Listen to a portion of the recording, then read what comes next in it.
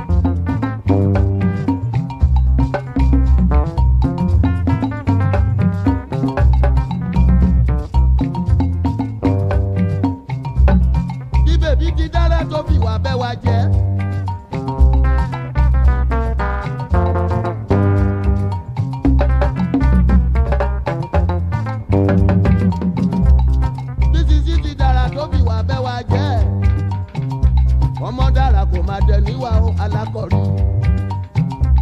ọmọ dára kò máa dẹ níwà abúnibí ẹni láyìn. èdè wẹ́pẹ́ yìí ó kò máa yẹ mi tó. èdè wẹ́pẹ́ yìí ó kò máa yẹ mi tó. omi dán rárá olólùfẹ́ kò máa yẹ mi ó ọmọdé. èdè wẹ́pẹ́ yìí ó kò máa yẹ mi tó. omi dán iye ọ̀dọ́ kò máa yẹ mi ó. èdè wẹ́pẹ́ yìí ó kò máa yẹ mi tó. omi dán yẹ mi tó. kò máa yẹ mi tó. èdè wẹ́pẹ́ yìí ó kò máa yẹ mi tó. omi dán.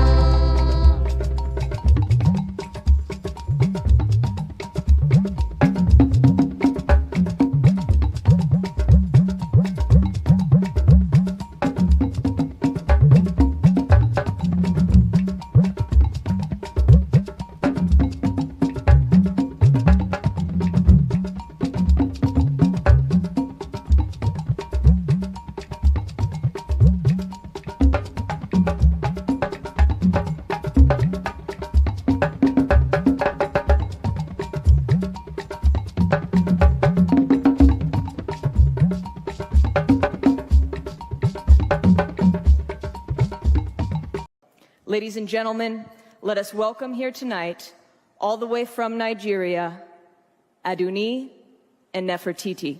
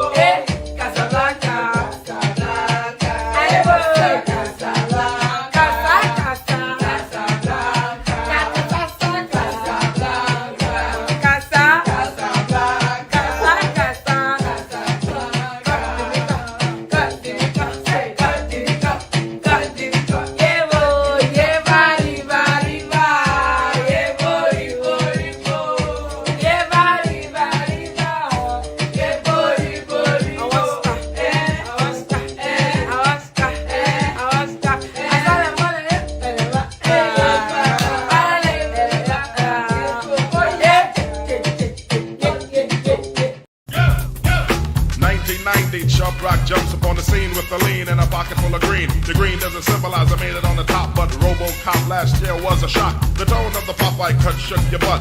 Kids are screaming, the media says what? Kind of music is this for you to dance to? The man with the plan and the band demands you. Leave the smack and the crack for the whack, throw the ball and the knock, keep a smile like that. Leave the knife and the gun in the store and ignore temptation set by the nation. Facial game cause his pain needs a new rep. In your heart and mind, never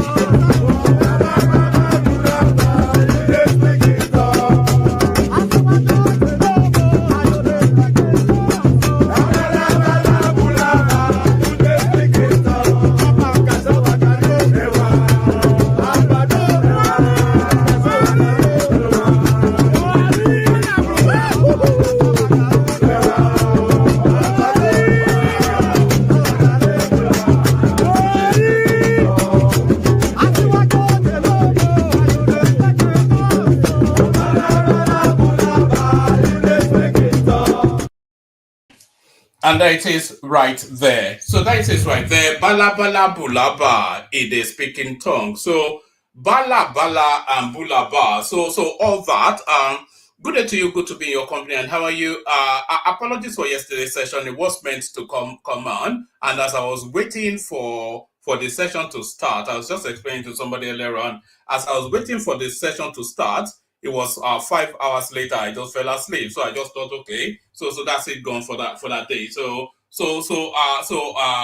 But we carry on today. So there it is. Do you guys even ever wonder how I do it sometimes? So this relentless grind, no appreciation of your man. But there it is. So we go again, of course, as we always do. So we go again as we always do, and we go tonight.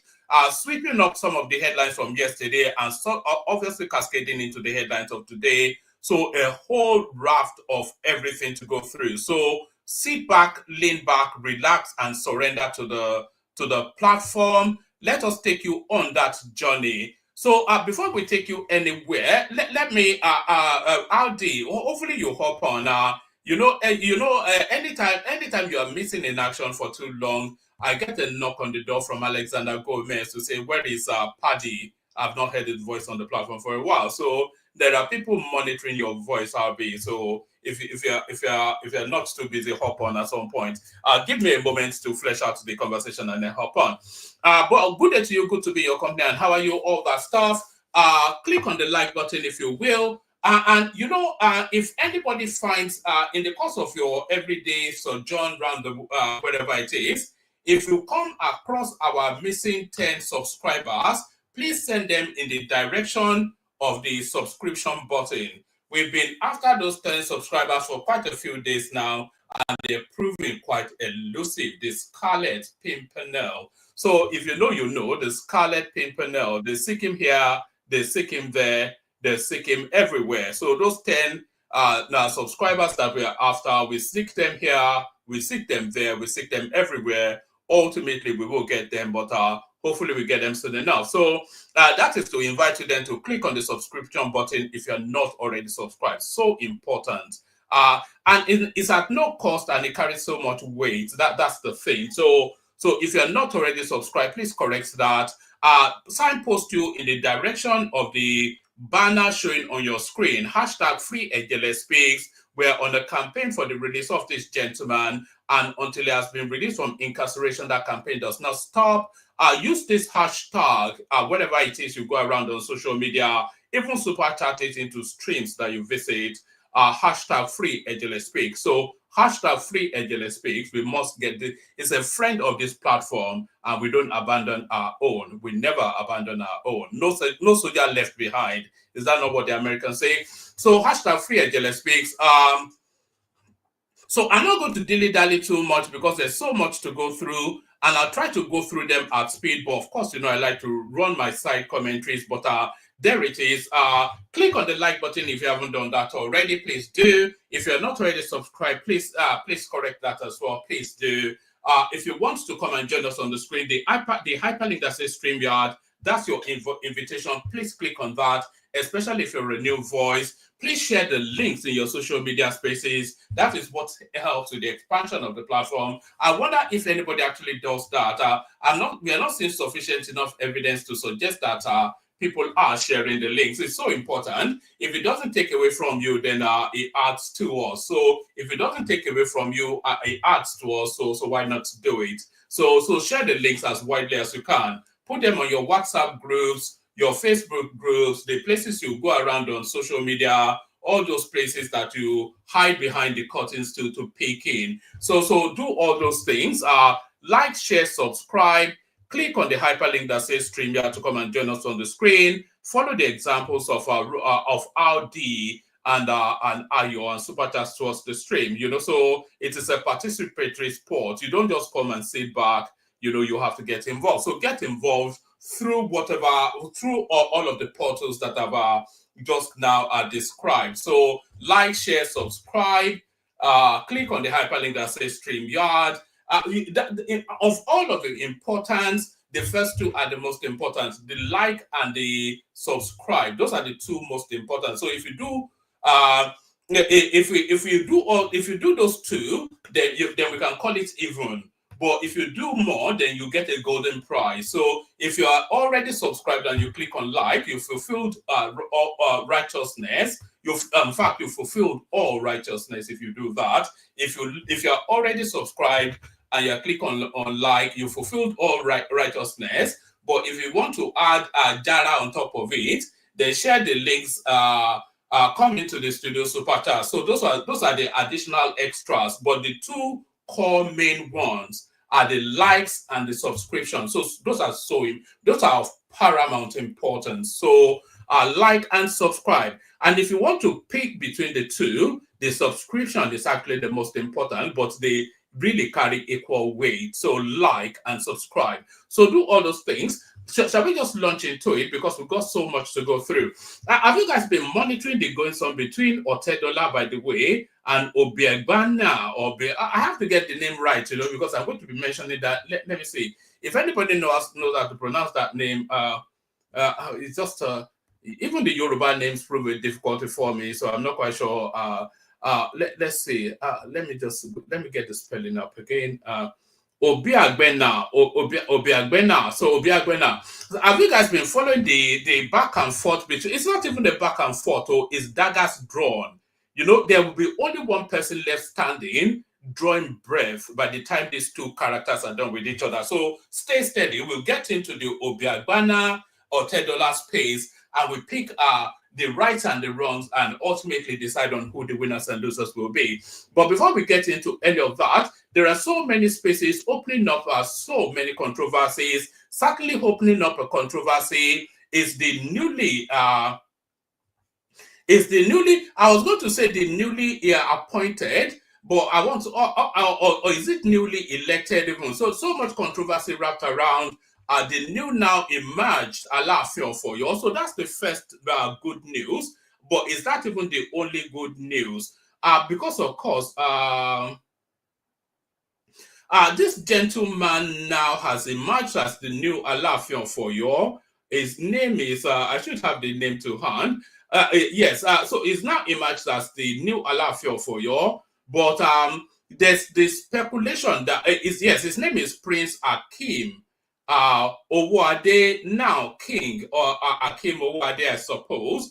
But there's another side character that has an equal claim to that stool, and matters are in court as we speak. So now this person now on your screen now, as it stands now, ultimately, is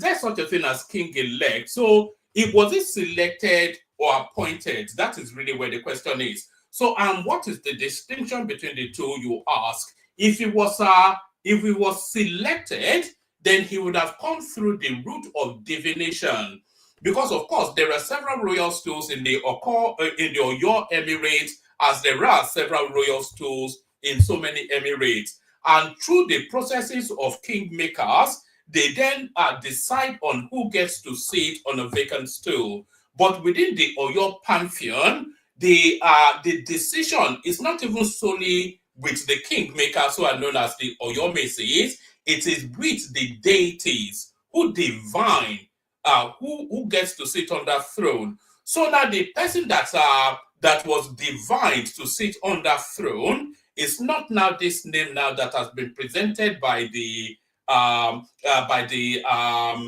governor of Oyo State, Seyi Makinde. So that is where the contention is. So there is a person of divination, and then there is a person of appointment. So who gets ultimately to sit on that stool matters in court, but where does it ultimately land? It will ultimately, if we go by tradition, it usually ultimately lands with the will of the authority. So as it stands now, this chap now that you're looking on your screen, you in a few weeks' time, you don't get to call him chap anymore. You call him His Royal Majesty. So there it is right there, somewhat of a divide within the Oyo Kingdom. Let's just give you a little let's give you a little flavor. Pardon me. I may not be reading all the articles all the way through. I'll only read to the point that whatever needs to be established has been established, because there's just so much to go through. In a viral video, Professor Wande Abimbola, a former Vice Chancellor of the University of Ife, now Obafemi Awolowo, and the Awishe of Yoruba land, head of all Ifa oracle diviners, threw a bombshell. In it, he affirmed that the Oyo State government contacted him on the divination process leading to the nomination of a new ALAAFIN of Oyo.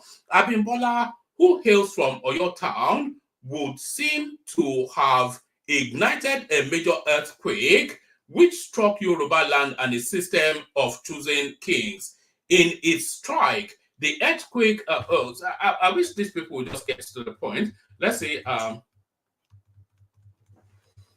Now it's going to make me read more than, because everybody wants to be Wole Soyinka when they are just meant to just write a simple article to present facts. They want to be all flowery and poetic. In a viral video, Professor Wande Abimbola, a former Vice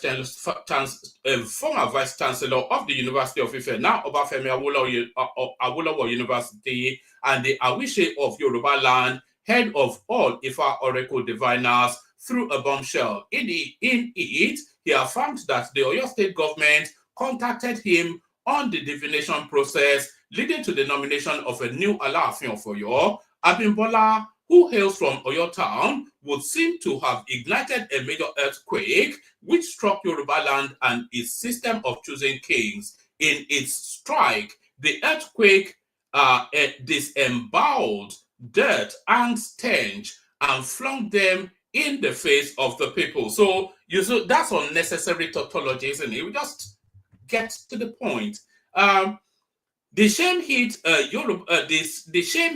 Yoruba people whose strength from ancient times had always been a reference of purity and incorruptibility in the traditional system. Abimbola then claims that the Oyo State governor put a call to him and asked him to preside over Ifa oracle choice of who would succeed ALAAFIN Lamidi Adeyemi, as it was done in Igba Awishe.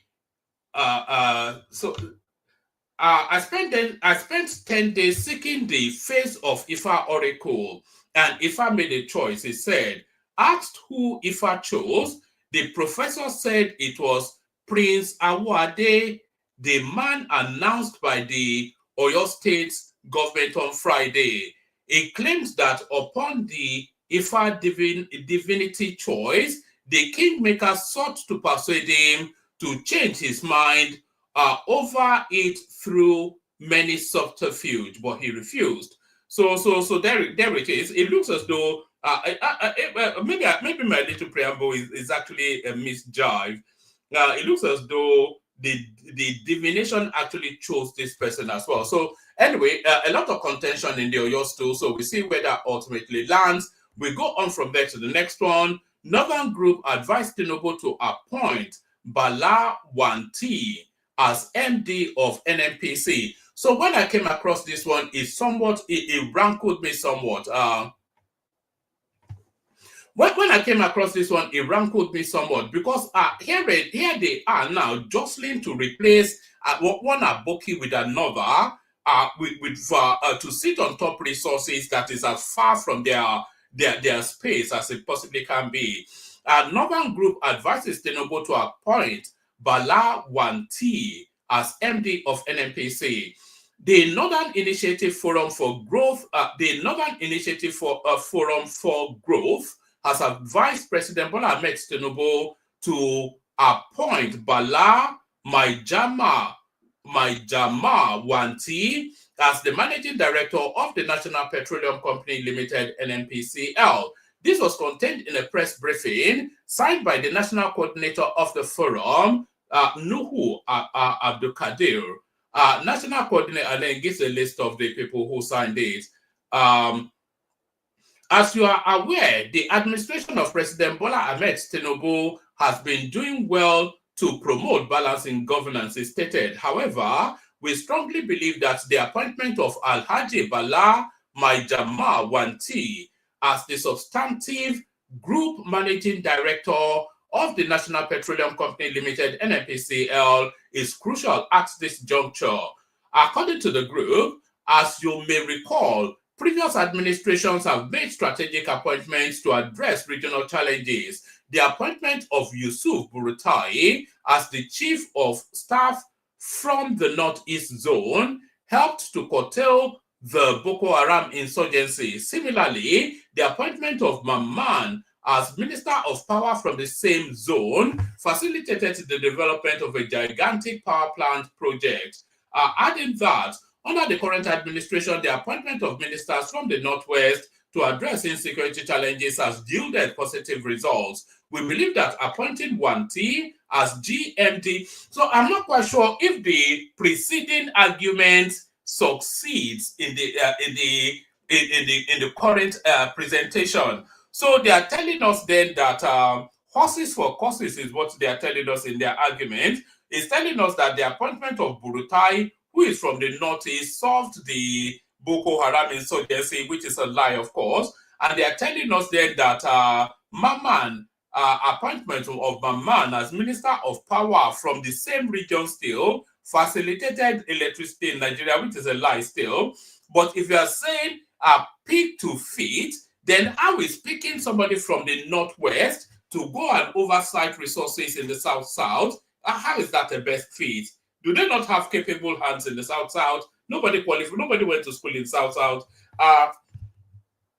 Adding that, under the current administration, the appointment of ministers from the Northwest has addressed insecurity challenges that has yielded positive results. We believe that appointing Wanti as GMD of NNPC will be a strategic move to promote regional balance and development.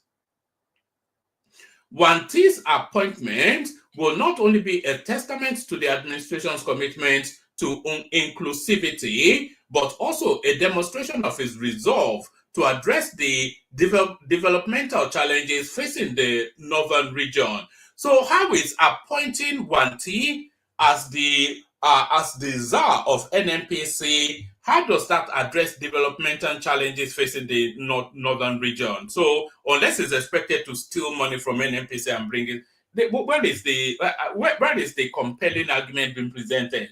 There's nothing compelling. Though. They're just saying, give us that zone or give us that parastatal, or there'll be hell to pay. We've been stealing there for so long, we don't know any other way to do any other thing. Wanti's appointment will not only be a testament to the administration's commitment to inclusivity, but also a demonstration of its resolve to address the developmental challenges facing the northern region. His impressive track record in oil and gas industry, spanning 3 decades, makes him an ideal candidate for the position. We urge the president to consider Wanti's appointment as a matter of regional balance, development, and the growth of the Nigerian oil. And furthermore, Wanti's appointment will be in line with the principles of federal character as enshrined in the 1999 Constitution. So whoever this Wanti is, you can bet your last penny that he's the one sponsoring this. According to the group, Section 14 sub 3 of the Constitution states that the composition of the government of the Federation or any of its agencies and conduct of its affairs shall be carried out in such a manner as to reflect the federal character.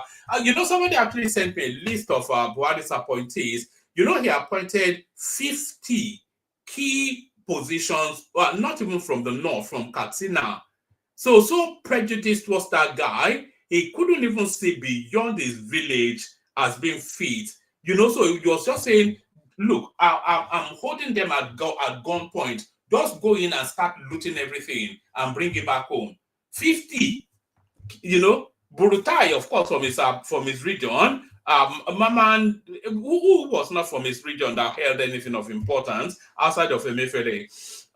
According to the group, Section 14 sub 3 of the Constitution states that the composition of the government of the Federation or any of its agencies and the conduct of its affairs shall be carried out in such a manner as to reflect the federal character of Nigeria and the need to promote national unity and also command national loyalty.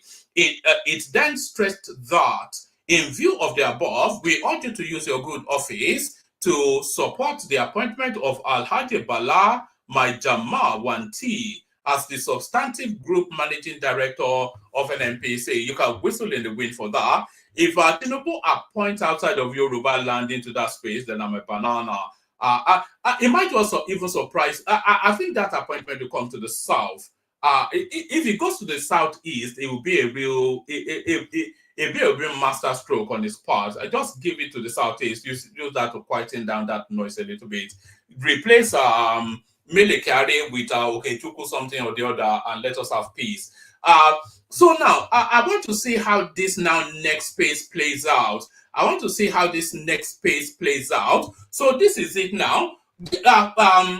Teleport yourself back in time to about 12 months ago, when Bobriski, for reasons of spraying Naira at a party, was frog marching to the Kirikiri pre-custodial facility, where the inmates there proceeded to ask him to pick up the soap and all that. So the same crime, but will we get the same judgment? Naira abuse. EFCC confirms invitation of Okoya'S sons for questioning. So not for questioning, they didn't even invite Bobriski for questioning. They just frog matched him. You see, this is the thing. Be careful of what precedents you set, because then once it's been set, then you cannot then amend it when it affects you, or you can't reverse it then when it affects you. Naira abuse. EFCC confirms invitation of Okoya'S sons for questioning, but we want to see the Bobriski treatment as well. That's just it. The Economic and Financial Crimes Commission, EFCC, has invited two children of billionaire businessman Chief Razak Okoya for questioning over alleged Naira abuse. EFCC spokesperson Dele Oyewale confirms this to the News Agency of Nigeria on Saturday in Abuja. Yes, they have been invited. The two children, Wahab and Rahim Okoya, are expected to report at the Commission's office in Lagos for questioning on Monday. They are to report to the head special operation team at the 15A Awolowo Road office of the Commission by 10 a.m. on Monday. So we'll see what happens. We'll see if they turn up, and then we'll see if they get to leave that office. News Agency of Nigeria reports that the two brothers were cited in a video flaunting and spraying bundles of 1,000 Naira notes in a promotional clip for Wahib's new song titled Credit Alert. So everybody wants to be Davido now. All the sons of billionaires now, they want to be hip-hop, whatnot. In the video, the duo, dressed in white traditional attires, danced whilst a mobile policeman held stacks of crisp Naira notes which they flung in the air. The act, perceived by many as disregard for the law, drew condemnation on social media, with some Nigerians expressing doubt about accountability due to their father's influential status. So, I mean, what's that saying? No proof, no crime. No proof, no crime. You'd have to prove that they were using real Naira notes, wouldn't you, really? So that's just it. But no, we want to see equal measure the treatment. We've gone from that to this one. 2027, ex-Kano Governor Shekarau leading northern elites, 2 top former heads of states named as supporters. So Operation Get Tinubu Out of Office are forever getting as it just mutates in so many directions. You know, there's the Jonathan narrative with Bala Mohammed. There is the Goodluck Jonathan narrative. No, there's the Atiku Abubakar narrative with Peter Obi. And then Kwakwanso has his own side betting. And then Shekarau is now waving in the air saying, look at me, look at. So it has so many mutations, Operation. Maybe the mutations will come together to form a wholesome whole. And then that will be their best shot at it. But the egos, I had to manage the egos in that menage a trois is the question. 2027, ex-Kano Governor Shekarau leading northern elites, 2 top former heads of state named as supporters. So Operation Get Tinubu Out of Office. Is this even worth the read? Let me just give you the bullet points of it, and then we move on. A new political party has oh no, it's actually worth the read. So let me give you the read because I think I read it a little bit of it earlier. Ibrahim Shekarau, former governor of Kano State, is leading the northern elite to woo southern bigwigs for an alliance ahead of the 2027 general election. Although the next presidential election is in 2 years, recent political developments are proving to be indications that President Bola Ahmed Tinubu may face a complex political battle. I think that that's a certainty. And it's the complexity of that political battle that will ultimately might well lead to his victory, because you can't see Kwakwanso gets very irritable when you mention him alongside Atiku Abubakar in any form of planning. Peter Obi is a bit rudderless. He knows he can't go alone, but he knows that his followers will not allow him to subordinate himself to Atiku. And then Ibrahim Shekarau here, he's jostling there to have a name mention. And then, of course, you have the satellite ones like Omoyele and Princess. So it's just a whole hot mess. So, let me just speed through it.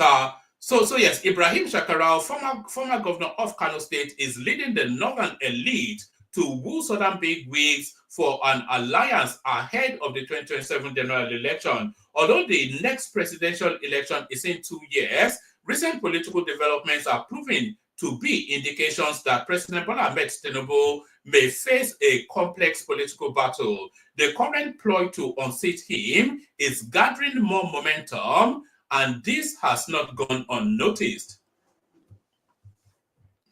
The road to Tinubu's re-election is fraught with challenges, particularly from northern factions seeking to regain the presidency. The alleged scheming by northern factions to work against Tinubu's re-election started with the realignment and meetings amongst notable northern politicians. As reported by correspondents on Sunday, January 12, 2025, sources disclosed that ex-head of state Yakubu Gowon and former /one-time military leader Olusegun Obasanjo are among supporters of Shekarau and other missions. So I think the potency of Obasanjo long way. We saw it how he was embarrassed twice.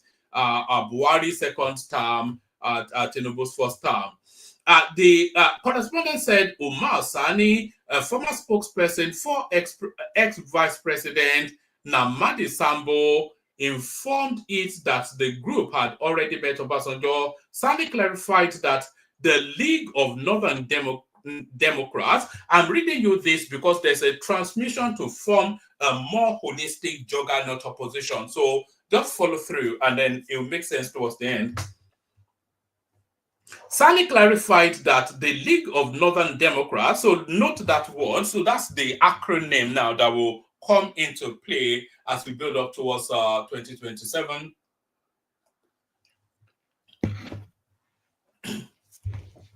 Sani clarified that the League of Northern Democrats had not yet been registered as a political party. The LND's move comes amidst political maneuvers by many leaders aiming to unseat President Bola Tinubu in the 2027 general election. In the same vein, Ladan Salihu, the spokesperson of the group, stated that discussions were ongoing with southern leaders, including former governors, ministers, and senators. He said, we have been contacted by notable politicians from the South, especially from the Southeast, who indicated plans to form the League of Southern Democrats. Similarly, respected politicians from the Southwest have shown interest in joining the LND if it becomes a national platform, or they may even form the League of Western Democrats.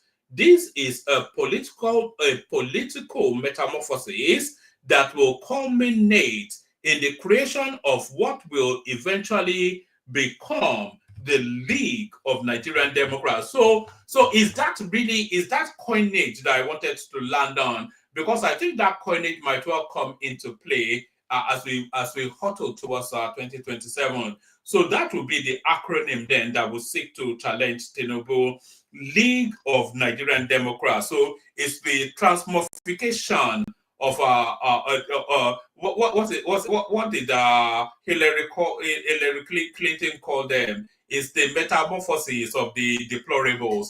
So the metamorphosis of the deplorable, the metamorphosis of the deplorables. Let's go from there to this. I'll only give you this as a headline because it's not speaking to politics, but it's speaking to society. The middle class is becoming more selfish, reducing fertility to unsustainable level. Former Aviation Minister Osita Chidoka encourages people to have more children and give reasons. So the posh people, you know what, that is what keeps them rich, you know, because they manage it. Okay, it's not actually a long one, so let me just give you it. Former Aviation Minister Osita Chidoka has encouraged young people to have more children. He shared a photo he took with his brother and proceeded to lament that people are becoming selfish by having less children. He added that siblings make life better and more children means more manpower. He wrote, I'm not going to attempt it. My brother's time. Young people should have more children. Siblings make is encouraging the middle class to have more children. Essentially, I'm not quite sure what's led him to land on that thought. But we go on from there to land on this one. First Bank. So this is the headline piece now. So we chart then the trajectory of the. This is Otedola now moving to take over Arise TV and Daily and This Day from Obiagbona. So we pick it up from here. First Bank gets injunction against This Day owner firm over $225 million debt. So hope that makes sense. I'll just read it through to the point that it makes sense because there are about 4 articles that speak to this page. So let's just try and tie them together. A federal high court sitting in Lagos has restrained First Bank and other commercial banks from dealing with General Hydrocarbons Limited and the publisher of This Day newspaper, Nduka Obiagbona, over a debt of $250 million. The court declared this in an order issued by the presiding judge on December the 30th, 2024, with the plaintiffs being First Bank of Nigeria Limited and First Bank of Nigeria Quest Trustees Limited. So I think we've actually gone through this story before.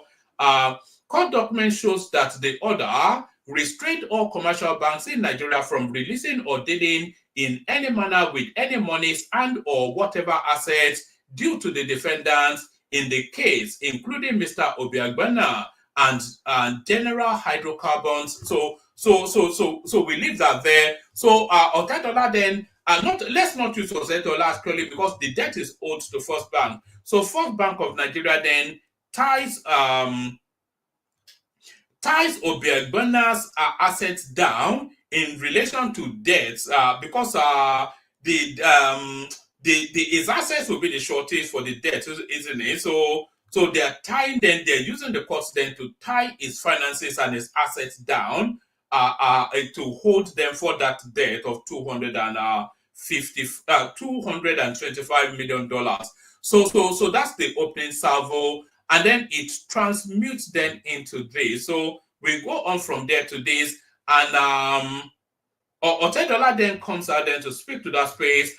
What Obiagbana did with the $230 million loan from First Bank. So this is Otedola now personalizing the narrative. The chairman of First Bank Holdings, Chief Femi Otedola, has revealed that the publisher of this state newspaper, Nduka Obiagbana, pardon me, give me 1 second.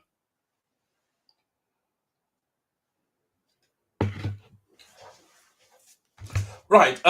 The chairman of First Bank Holding, Chief Femi Otedola, has revealed that the publisher of this day newspaper, Nduka Obiagbana, what that should say, one more time. The chairman of First Bank Holding, Chief Femi Otedola, has revealed what the publisher of this day newspaper, Nduka Obiagbana, did with the $230 million loan he obtained from First Bank Limited. Otedola, sources said, made the revelation after meeting with President Bola Tinubu, who has traveled to the United Arab Emirates. So it is quite significant to note that you see, so this meeting with Tinubu right there, it brings him into play with regards to this loan, because as much as it's a financial thing, there's a political element to it and there's a business element to it as well. Arise News and his sister outlet This Day newspaper vehemently opposed to the Tinubu administration, of course, seeing no good in that administration. But then, surprisingly, towards the end of last year, they suddenly declared that conglomerate declared then that Tinubu was the man of the year. And we are noticing a shift in tonality on Arise TV towards somewhat an understanding of the government's the way the government is administering the country. So there's that element, and then there's this element of Obiagbana owing heavily to the banks as well. And then the bank that Obiagbana owes heavily to is a bank that is oversighted by Tinubu acolyte. So now have that as the backdrop, and then we take this from the top again. So have that as a backdrop, because it's a complicated web of intrigue. The chairman of First Bank Holding, Chief Femi Otedola, has revealed what the publisher of This Day newspaper, Nduka Obiagbana, did with the $230 million loan he obtained from First Bank Limited. Otedola, sources said, made the revelation after meeting with President Bola Tinubu, who has traveled to the United Arab Emirates. So that meeting quite instructive. In a statement he issued on Sunday, he said Obiagbana used the $230 million to fund the presidential bid of the embattled former governor of Central Bank, Godwin Emefiele, and luxury travels, amongst others. So I think it was a gamble that went against him, isn't it? If he was backing Emefiele with money, then he's a fool. You know, there was never any permutation that landed Emefiele in Aso Rock. In a statement he issued on Sunday, he said Obiagbana used the $230 million to fund the presidential bid of embattled former governor of Central Bank of Nigeria, Godwin Emefiele, and luxury travels, amongst others. He said, "My attention has been drawn to articles published by this day on Thursday, January the 9th and Friday, January the 10th, 2025. I don't even know how I'm reading this. It doesn't even make sense to me. I wonder if it makes sense to you.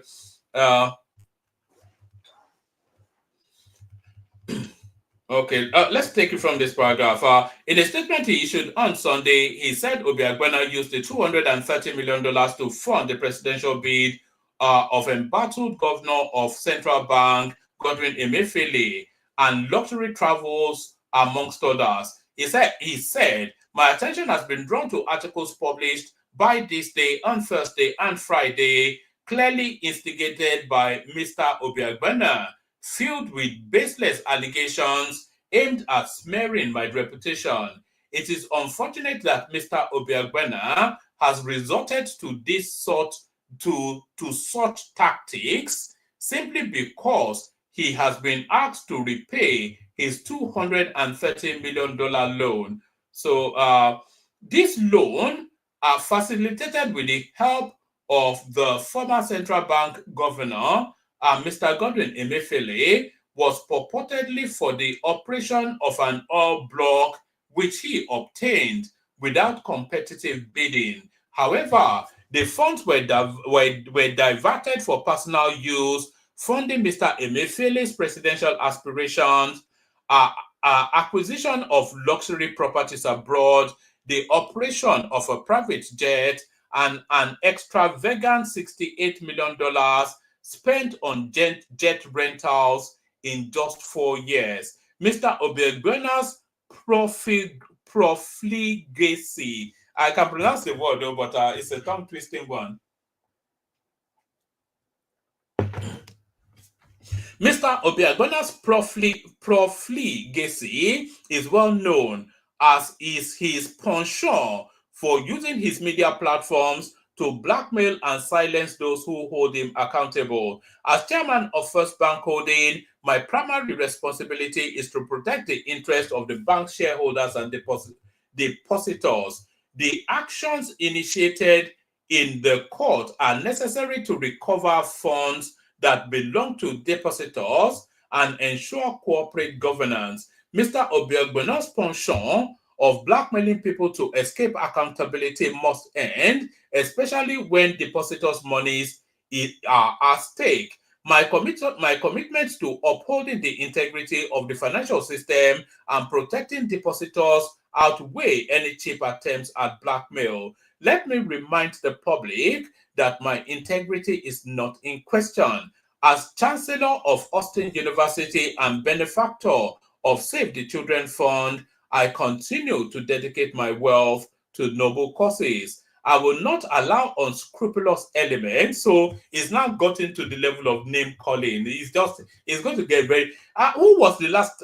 This guy. This is his second big fight. Actually, you remember he had a big fight with Tony Elumelu. This is Femi Otedola I'm talking about. This is there are big fights going on in the topmost echelons of society. There's Dangote and BUA, Rabiu, whatever his last name is, and there's Otedola. Then it was originally against Tony Elumelu, but now this one has come into play as well.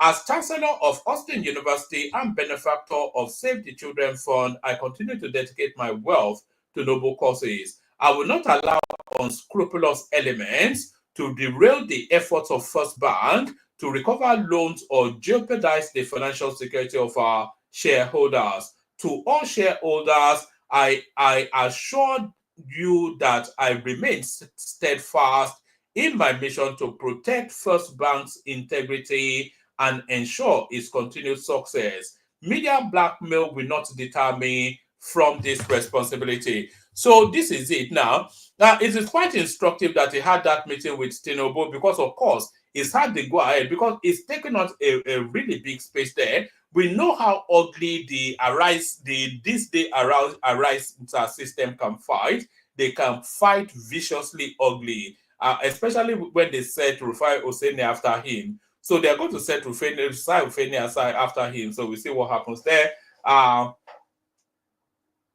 So it continues still $225 million debt. Otedola may take over Obiagbena's This Day newspaper and Arise TV. Billionaire businessman and chairman First Bank of Nigeria Limited, Femi Otedola, is reportedly set to take control of This Day newspapers, Arise TV, and other assets owned by Nduka Obiagbena due to an outstanding $225 million loan owed to First Bank Nigeria Limited. Since assuming leadership at First Bank, Otedola has spearheaded efforts to clean up the bank's books and recover debts in a bid to solidify its position as Nigeria's leading financial institution. This aggressive debt recovery drive has brought Obiagbena's financial dealings under scrutiny. According to sources, the debt originated from a $200 million loan facilitated by the Central Bank of Nigeria under the leadership of former Governor Godwin Emefiele. The CBN reportedly coerced the Asset Management Corporation of Nigeria into awarding oil assets, specifically OML 120 and /121, previously owned by Atlantic Energy, to General Hydrocarbon Limited, a company promoted by Obiagbena. The funds, which were meant for business investments, are alleged to have been diverted, with a portion allegedly used to finance opposition political parties during elections. Despite attempts to recover the loan, Obiagbena is accused of employing legal maneuvers to stall repayment. In a significant development, a federal high court in Lagos has issued a Merava injunction freezing all bank accounts and funds belonging to Obiagbena and his associated companies. This legal order could pave the way for Otedola to seize Obiagbena's assets, including the flagship This Day newspaper and Arise TV. Insiders revealed that Otedola's move is part of a broader strategy to protect First Bank's financial integrity and reclaim funds tied to unserviced loans. As the legal proceedings unfold, the potential takeover has sparked widespread speculations. As the legal proceedings unfold, the potential takeover has sparked widespread speculation about the future of Obiagbena's media empire, which has played a pivotal role in shaping Nigeria's media landscape. Neither Obiagbena nor representatives from This Day or Arise TV have commented on the development as of press time. So there it is right there. So there it is right there. I think we have one more installment. This is Obiagbena now fighting back. $220 million debt. Obiagbena to cancel 2025 This Day Arise TV award. So I read this earlier. This will tickle you. This is somewhat interesting. So barring last minute changes, Nduka Obiagbena is mulling barring last minute changes, Nduka Obiagbena is mulling the idea of cancelling the 2025 This Day /Arise award ceremony, which had named President Bola Tinubu as Man of the Year, due to a court order that froze all accounts linked to him and his several companies. So the award of Man of the Year to Tinubu was essentially a bribe, which has not paid off, and now he's taking the bribe back. That can be the only way to read it.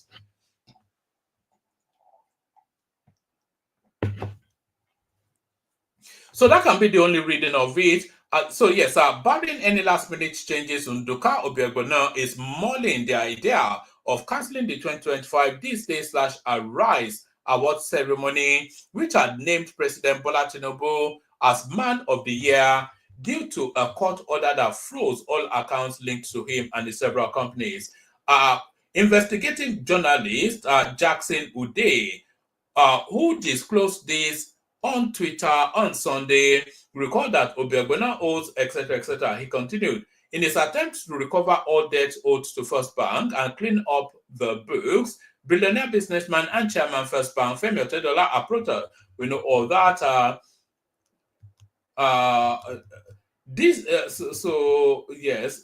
Okay. It says, this day award is scheduled for January the 22nd, 2025.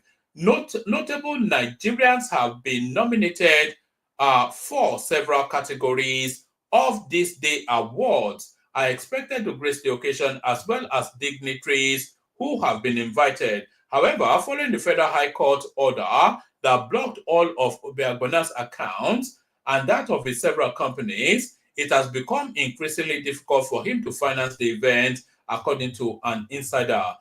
He wrote further, that corporate sponsors, dignitaries, and invited guests have also started to call Obiagbona pulling out from attending the ceremony, which has become a popular annual event. My boss has already called the organizers over our decision to pull out of the event. We and several others know it.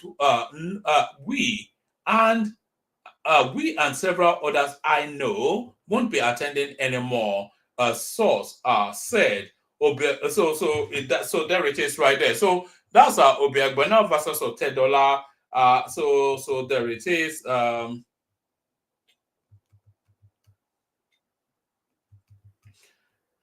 So that's Obiagbona versus Otedola right there. I think that's that should do for now. Yeah, that should do. Is there anything else that strikes? An operation Sheyi Tinubu for Sheyi Tinubu for governor is not going away. You know, for people who doubt it, you will see him soon in your state house. Sheyi Tinubu qualified to be governor. Tinubu's minister. So which minister said this? The Minister of Youth Development, Ayodele Olawande, has described Sheyi Tinubu, the son of President Bola Tinubu, as qualified to contest for the Lagos State governorship position. So outside of the presidency, that is probably the second most powerful political position in Nigeria outside of the presidency. I think we can comfortably say that. Outside of the presidency, the governorship of Lagos State is the second most powerful political position in Nigeria. Yes, I think we can say that. All right. Okay. So that's that. I think that's sufficient enough to be going. Let me play you the clips that we have. I'll send the links again. Anybody that wants to come in.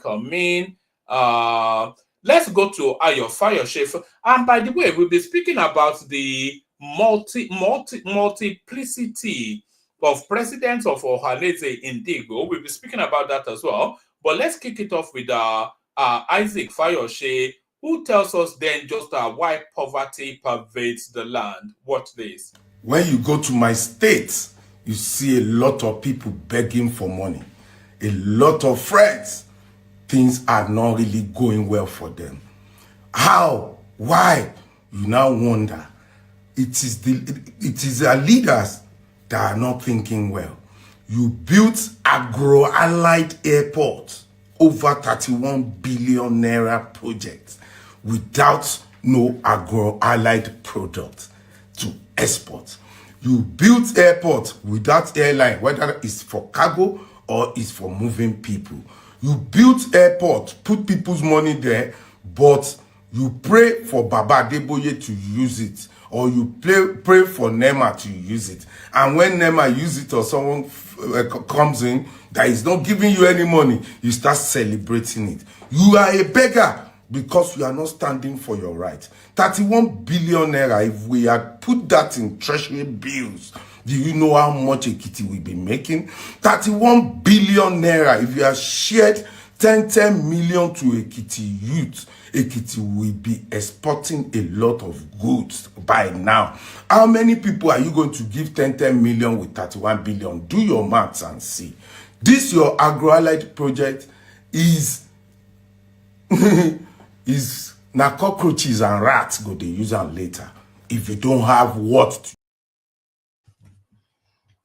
So there it is right there. a lot of what's led to poverty in that country, first, of course, corruption. So we take that as a given, but then it's also misplaced priorities. So a state that has no agro industry is building an agro-allied airport, cargo airport. What are they intending to cargo out of there? They're still doing subsistence farming, and they're building agro. You'll think that they were Israel or something that's perfected farming or something. So there it is right there, misplaced priority, one of the many things that afflicts that country. So misplaced priority. So now the controversy now going on in the East at the OHANAEZE space, a lot of people attributing Tinubu's hands in it somehow. But let me play you this clip first, and then we'll see what the Tinubu angle is. I don't know. Watch this. I don't know about any factional election because OHANAEZE has no factions. The responses that I've been getting have been commendable. People have been very happy because, one, they never thought that it would be possible for this transition to the river states to happen. And secondly, some of them said they thought that we were going to do everything to extend this tenure. So they're all excited, they're all happy, and they're all calling me and congratulating me for fidelity to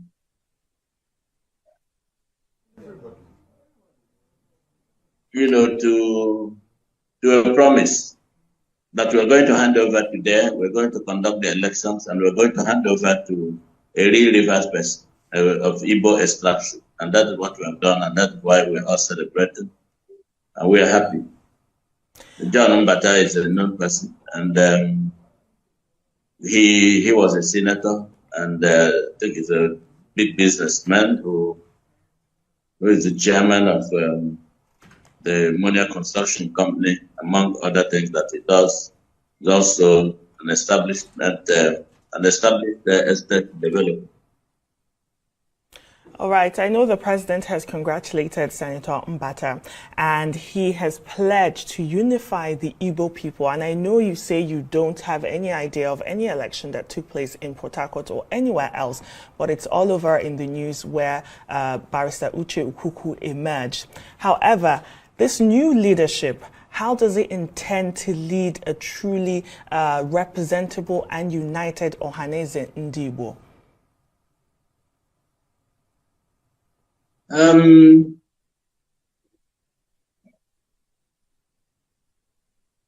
Mbata and Senator Mbata and his group from Rivers came in very large numbers, and he came with people with name recognition. He came with people that you can see that are serious and committed to the expansion and the development of the Igbo nation. There is no single person that we expected to come who did not come. So I don't know if anything happened in Port Harcourt. All the governors were here in Enugu. The senators were here. The House of Representatives, the legislators, the church, and the traditional rulers were here in Enugu. So I don't know whether anything happened elsewhere because every person we expected came. There's a list of members of the MOBI, and they were all there. Okay, if you can hear me. The executives who worked with me were all there. And every other person who was invited was around. So I don't know what it meant by whatever happened in Port Harcourt is by the way.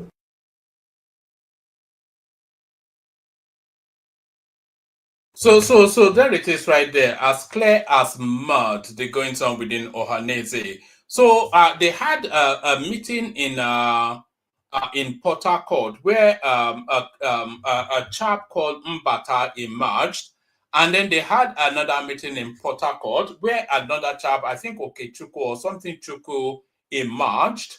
So now we have two presidents of OHANAEZE and Igbo. So that is, if that's confusing enough, don't be too confused yet, because that's the simplest part of it.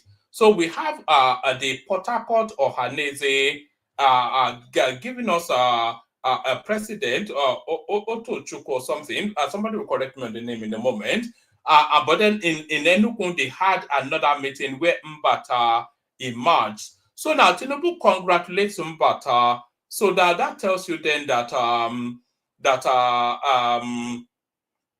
that has the backing of the presidency. But it doesn't end there. So now Mbata, there is something striking about him. A lot of people within that southeastern space, they will actually argue that he's not even fit for that purpose, because he's not even a full-fledged Igbo man. Because this Mbata guy, that is now the leader of OHANAEZE in Igbo, correct me if I'm wrong, but he's actually an Ikwere man. And the Ikweres consider themselves not to be Igbo. It's a River State man who now oversights the 5 southeastern Igbo states. So it's just confusions galore, but then of course, that's always the expectations there. So we're talking about confusions galore in the southeast. That confusion also now spreads into the southwest. So now this guy now that you're about to see is a king in Yoruba land. But watch this very closely. Forget the audio, because it's being spoken in Yoruba. Look at the visuals, because there's something very striking about the visuals that you're about to see. So watch this very closely.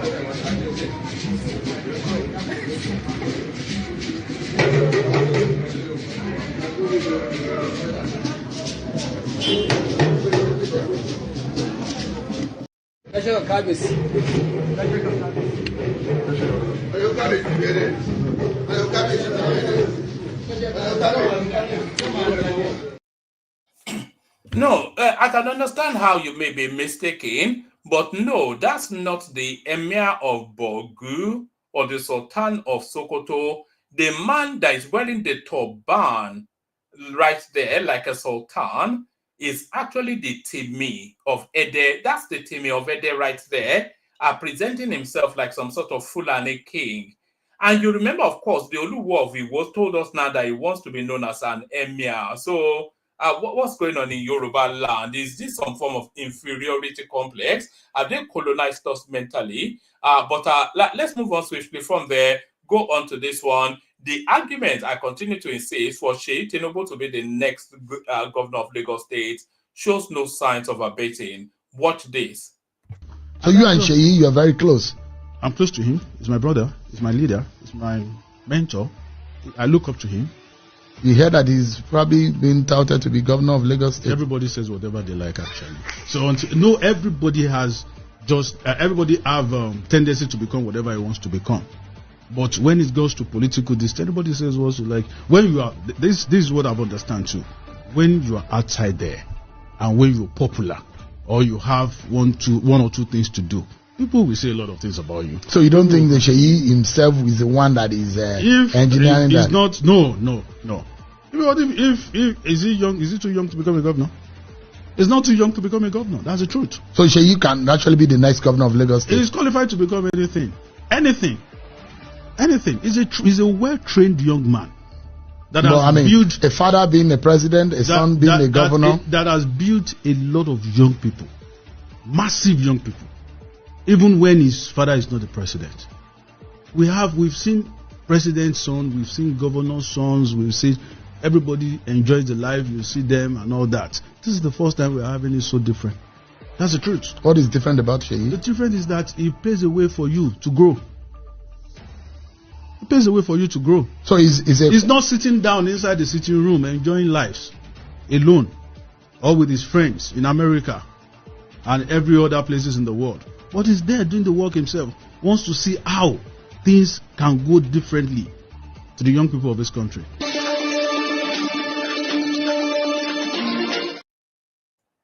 So Operation Get Straight Tinubu into the Lagos State governorship seats. It shows no signs of abating. I keep telling people that that guy is going to be the next governor of Lagos State, but they laugh at me. I wonder who gets the last laugh. But who gets the last laugh? Certainly not Obasanjo, who is being slammed from pillar to post. Watch this. Was not be qualified to contest. Yeah, he wanted the heads of state to ask him to continue. Unfortunately for him, he never knew we had planned a coup under him with bringing the president of Tanzania, with President Thabo Mbeki and President John Kufuor. They said no, they will not allow third term with those presidents, with Americans. They planned it and said no, we will not allow this to happen. And that was exactly what happened. It's quite so he went to bring President Bush. President Bush told him, as long as you don't exceed Nigerian constitution.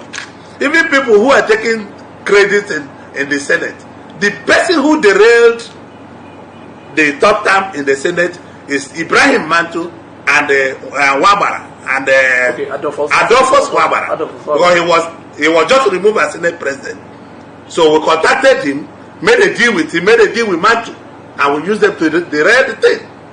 I will not come in details how we derailed it, but it was a full Marshall plan to derail it that day and kill it.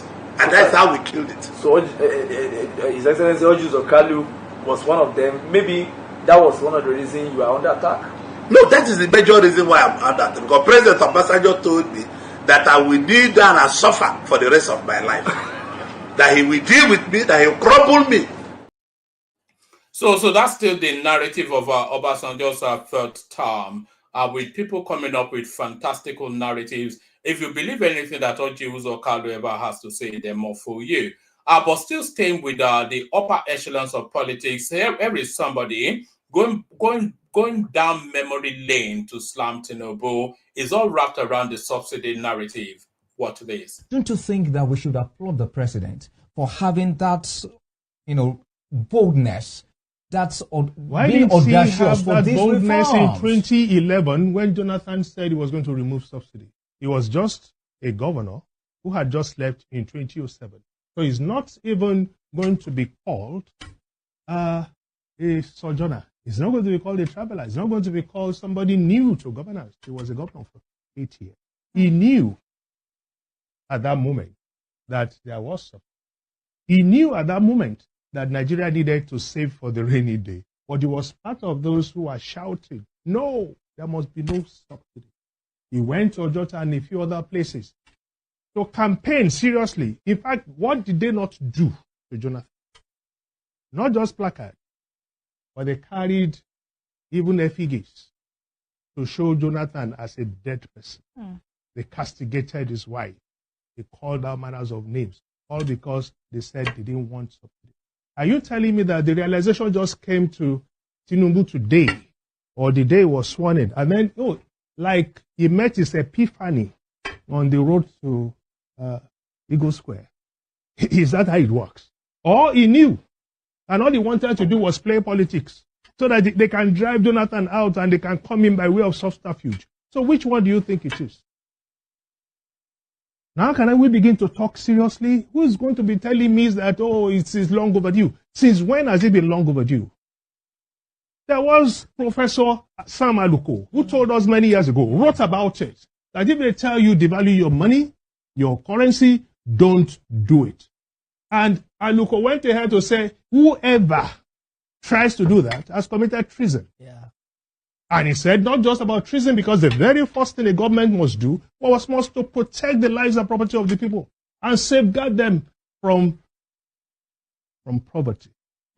And then you are embarking on a policy. Do you know what a policy is? I'll tell you what a policy is. A policy is not a statement you make on the day you are sworn in. A policy is a process. You go into it with all manners of seriousness. You call the experts. You debate it. You work on it. You begin to look at how that policy if you want to call it a reform, whatever you will, is going to lead to productivity. So tell us, what was done? Where was the panel set up? Which people looked at it and said, oh, if we go into all of this, in 10 years, we are going to be out. So it will now take a World Bank to tell us it will take 15 years for what the World Bank crafted or what became a flippant declaration by one person, and you want to call it a policy. Is that the way policy is done? So please, let us face facts in this country. All right. Is the opponents of the Tinubu administration, what always strikes me is they always sound so pained whenever they are making the point. But I don't think that gentleman actually gets the point. It was taking us then down memory lane how Tinubu opposed so vehement, you know the word I'm trying to say, vehemently. Is that how it is? Yes, if so fervently he opposed the removal of our fuel subsidy under the Goodluck Jonathan administration. And the guy was then pointing out the inherent hypocrisy that was the first strike as soon as Tinubu took the mic as our president. But I think he may well be missing the point. Tinubu was politicking to get Jonathan out of office. It wasn't politicking to the merit or lack thereof of subsidy, but Jonathan did not have the testicular fortitude to hold his ground and stick to his guns. So now, Tinubu now gets into that space, makes that decision, then wait upon from life. Do you think Goodluck Jonathan could have survived the avalanche of pressure that Tinubu that's been weighted on Tinubu off the back of that policy stance? Jonathan would cave now. It couldn't even make the decision to follow through. And that was exactly the point. So the overarching point being made at that point was that Jonathan did not have the accoutrements. He didn't have the equipment to be the leader of the country. And him caving to pressure on that policy was proof positive then of that assertion that it was not fit for purpose. So this guy now removes it and he says, if the country burns, let it burn. This is my decision, and we're going to follow it through. So work with me, let's follow it through. So that's the distinction right there. So it wasn't that Tinubu was supposed to do it under Goodluck Jonathan and is now carrying it out in his own administration. That's completely missing the mark. Completely missing the mark. Destiny, how old are you? 30. So now this last clip is a cautionary tale to that to the waywardness of the excesses that we're seeing on social media now. You know that there's a real crackdown on that space now, and quite a few people will have to go to prison before that area is sanitized. Certainly, this now next example is almost certain to go to prison. Watch this. Destiny, how old are you? 30. Which town are you from? Which town? One day local government of Edo State. Since when have you started creating content? Last 2 years. How much have you made so far from all this? On TikTok or Facebook? So what is your mission by creating this content and spreading falsehood without verifying? Because we have seen the content you have made. For instance, you said the Deputy Commissioner of Police was giving arms to bandits. And you deliberately released this video after the Nigerian Police Force officially made a statement to debunk it. What is your rationale? What's the rationale behind it and what's your mission? At first, I don't really know, especially this particular one. I don't know that it was an old news. But you're on social media. Yes, I didn't know. You've been on social media for the past two years. No, this is not the first time police will be debunking this particular case. I'm not just there full time. At times I do it. At times sometimes. So you don't monitor social media, but you live fat on social media. Yes, I don't. Honestly, I didn't know that this particular one was a fake. I just saw it. Okay. You analyze the budget for the office of the Vice President and the President. That they said you are spending 9-point-something billion for refreshment. Have you seen the proposed budget yourself? I have not seen it. Have you done the analysis of the budget allocation? No, sir. So why did you come on here to say They said, according to information. Have you verified the information? What is the source of the information? Then you came online to do analysis and attacking this proposal. It was from a Nigerian news blog. I saw the... Did you verify? No, sir. They said they should put nail for Mr. President. The president went to Enugu. Destiny. The president went to Enugu. You abuse the leaders in Enugu for receiving the president. That somebody, they should put nails on the chair for so that the president can die. If you want to call attention of the government to incidences and things you are not comfortable with, is it to call for the death of Mr. President? No, I didn't call for the death. So somebody sits on nails. What's the meaning? Let's assume it is a dramatic expression. What's the meaning for somebody to sit on the nail? I was not referring to President Tinubu. Who's president of Ghana? No, I was just making my church content. Can they play it so that I can see it? Yes, I was the one that did it. I know the video, sir. So who are you What type referring of to? names were you referring to? No, who are you referring to that visited Enugu State? Who are you? Is not Mr. President. And who? Enugu is just a time in my church. In your church? No, in my community side. Enugu? Yes. In your community side? But you put a picture of the governor of Enugu State and also Nnamdi Kanu and the president. And Nnamdi Kanu. Then who are you now referring to? Is it Nnamdi Kanu? Is it Mr. President? Is it governor? I just did the video. You are not making What sense. motivated you that your video? That particular one. Who asked you to? Who asked you to say that? You are saying you are not referring to You saw it online. From where? Can you quote your source? Then you have said again that. Twitter. Okay. Can you tell us again why you have decided to do the video to tell that the IGP has directed that they should be arresting everybody who criticizes the government? Have you done that? Why did you do the video? Because I saw you displayed my tweets in your video. I made a tweet that to rain curses on somebody is a criminal offense. To rain curses on somebody is different from criticizing me or calling my attention to something wrong. If you say, your policemen are collecting money, so please, oh, you guys should go and arrest them. We don't want nonsense. We want better police criticism. But not that because your policemen are collecting money on Jota, your child should die. Your children should die. Everything you have should destroy. It's not criticism. So you did the cuts of the tweets, you now pasted it, and you are saying the IGP has given instructions in order to policemen that every person criticizing the government be arrested. Did IG say so? No. So why did you do the video? I didn't, honestly. What's the meaning of honesty? Do you know the meaning of honesty? Explain yourself. I just thought that it was the IG. You thought? Yes, I just thought it was the why sleeping or why am I? Even if I spoken on behalf of the IG, was that what I tweeted? No. You get what I'm saying? If you are saying okay, Destiny, let's assume. Wait, excuse me. Let's assume I have made a statement on behalf of the IG. I speak for the IG. I speak for the police. I've made a statement. What you did was it in consonance with the statement I made? I just read my own. Are you a journalist? No, I'm a content creator. So what is your intention? Your content is creator. What has been your drive? What has been your drive in this content creator? I just need you to government. At least. You what? A better government.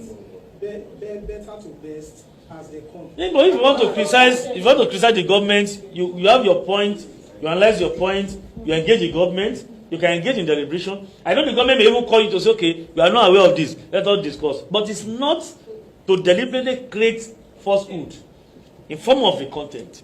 And you'll be sharing all your platforms. You have more than 5 or 10 handles. Even on Facebook alone, you have almost, how many pages? 5 pages on Facebook alone. What's your name on? What's your name? No. What's your name? What's the social media name you use? Your handle? On Twitter. What do you do on Twitter? I don't have Twitter. What of Instagram? I don't have Instagram. TikTok? TikTok. TikTok and Facebook. TikTok and Facebook. So what's the name you use? IG? Lion's Head. Lion's Head. Yes. Okay. What of YouTube? I don't have YouTube. No, Lion's Head is in Lion's house. So, gentlemen of the press, so what do you regret your actions? Yes. What have you learned from this thing now?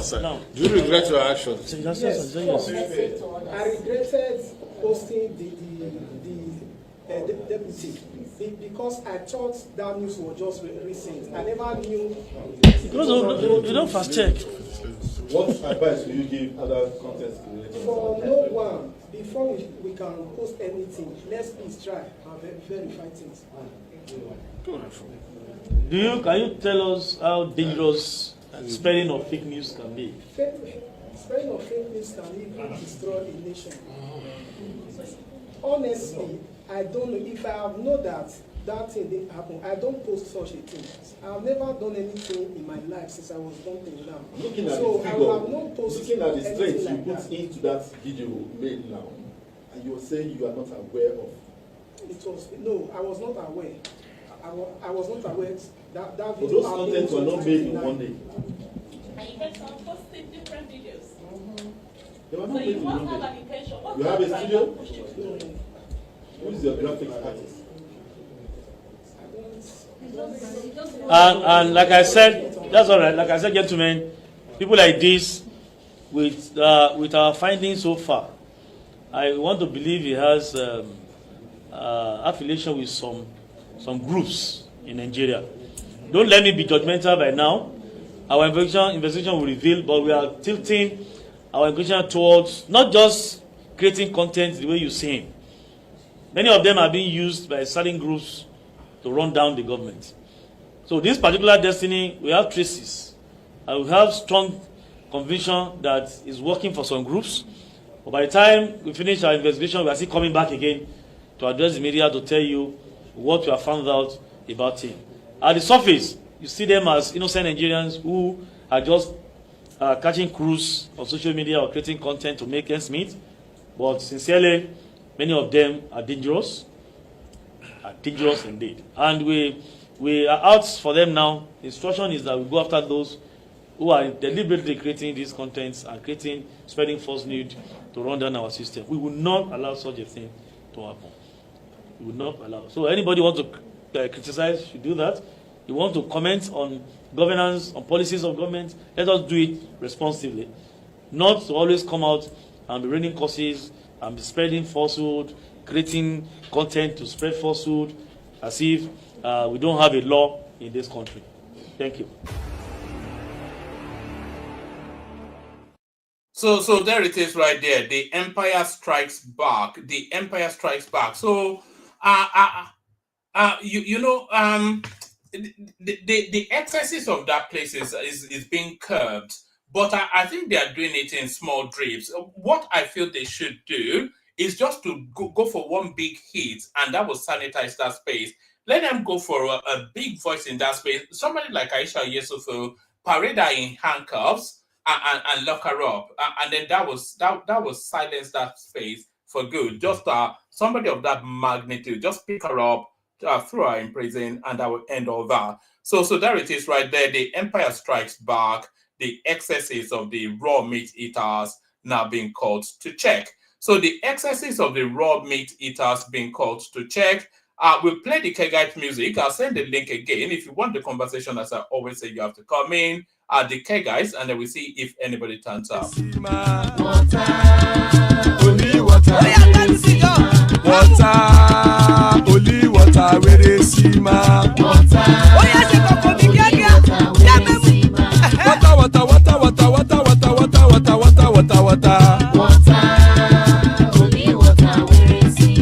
Hapa o naido. Hapa o naido.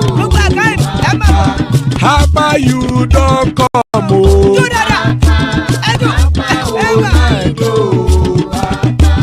Hapa o naido.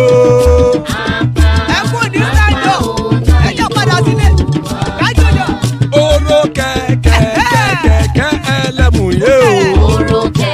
Ibe sodi akẹkẹrẹ ẹlẹ́mù rẹ o. kẹ̀kẹ́ rẹ̀ lẹ́mùrè o. Chifu Faila ti kẹ̀kẹ́ rẹ̀ lẹ́mùrè o. Eruku lẹ̀lẹ̀ ẹlẹ́mùdé. Eruku lẹ̀lẹ̀ ẹgbẹ́ ẹlẹ́mùdóde ojàre o. Eruku lẹ̀lẹ̀ Ghana ti dé ẹgbẹ́ bọ́ọ̀dì o. Ọmọ ẹlẹ́yẹ ẹ̀yẹ o ó dilé o. Odúyẹ̀lá ẹ̀yẹ o ó dilé o. Petro Sodana ẹ̀yẹ o ó dilé o. Petro Sodunke ẹ̀yẹ rẹ̀ ó dilé o. Ẹlẹ́kọ̀ ọ̀run mú ìní o.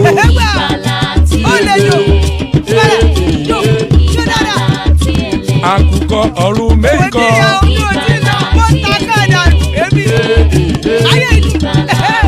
Ikú kò ní ríwà gbéṣe o.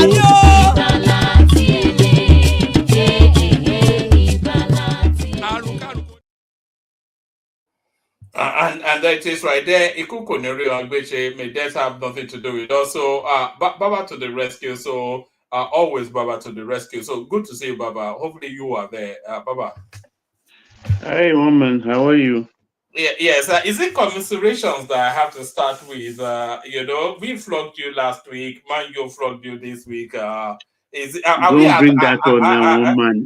You want to over during Miru. You don't want this session to go on smoothly. No. It will go on smoothly. But do you think that people keep saying, you know, it's 5 years in that post now? Do you think it's plateaued, that Teta? No. What happened this season? You get my point. Is because of FIFA's greed. FIFA's greed is causing these players, a lot of problem. Don't look at the salary they earn, because most of the salary, 1/3 of their salaries, even going to tax payment, and they suffer a lot. Look at how many competitions each federation has: the League Cup, FA Cup, and the Champions, the league itself. Every federation has that all over the world. Then now coming to, you have Champions League, you have a Conference League, you have Europa League. That is 6 competitions. Now you have a year where we have AFCON taking place, World Cup qualifiers going on.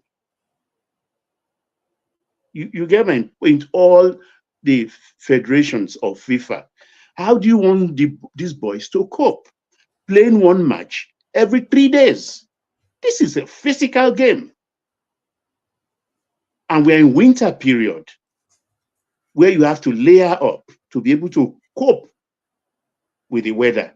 Baba, that's applicable to every single team in the Prem. So it's not. Yeah, that's what I mean. They're all suffering. Which team is not depleted? No, which team, except the lower teams that doesn't have enough internationals? Yeah, but what you said still makes it a level playing field. So why is Arsenal not progressing? And you know that guy is not one of the. Look, the thing is, everybody has their how do I put it? Point of pain level. The tackle they can give you, you can easily ride it in a match. They give another person that tackle, his chimbone will go broken. So it's the stress level that is telling on the player. Look at every team that have substantial numbers of international. They are all suffering. Even Liverpool, it will tell as we go into this into the last quarter of the season. I bet you. In the Premiership, at least the main league of every federation, let's watch what will happen. Let's watch what will happen. So no wahala there. So let's go to we'll go to the politics, but let me tell you an idea that I've been having. Then maybe you tell me. I've been thinking that maybe we'll be having like a Saturday football session for the. That would be nice. Yes. You can come I've been thinking about it for a while, but I don't know if I can anchor it. If somebody can, if anybody that knows football wants to anchor that, then we're happy. I think man of prestige. can do that. I'm always good in participating rather than head it, because there are no guarantees with my time when I will be available. That is just a problem. Yeah, one man. Let's go. I think let me start with the or your throne. Okay. Because there is a lesson there for every man and woman listening tonight. A lot of people don't look at, but I always go to the real heart of the matter. Look, this is the Atiba dynasty of the Oyo Empire. Just like we have the Windsor dynasty now ruling the throne of England. That's how the Atiba one. The Atiba, with the children of the Atiba, we have the Adeyemi ruling house. We have the Agunloye ruling house. The Adeyemi one is very, very smooth. But the one of Agunloye, Oba Agunloye married two wives, ALAAFIN, two wives he has. And one is Owode, and the other one, I think, Badegeshi also. The favorite of their father, of their ALAAFIN, is Owode. But when it got to their turn after the exit of Agunloye, Owode, being the younger one and favorite one, gave up the throne for the older brother.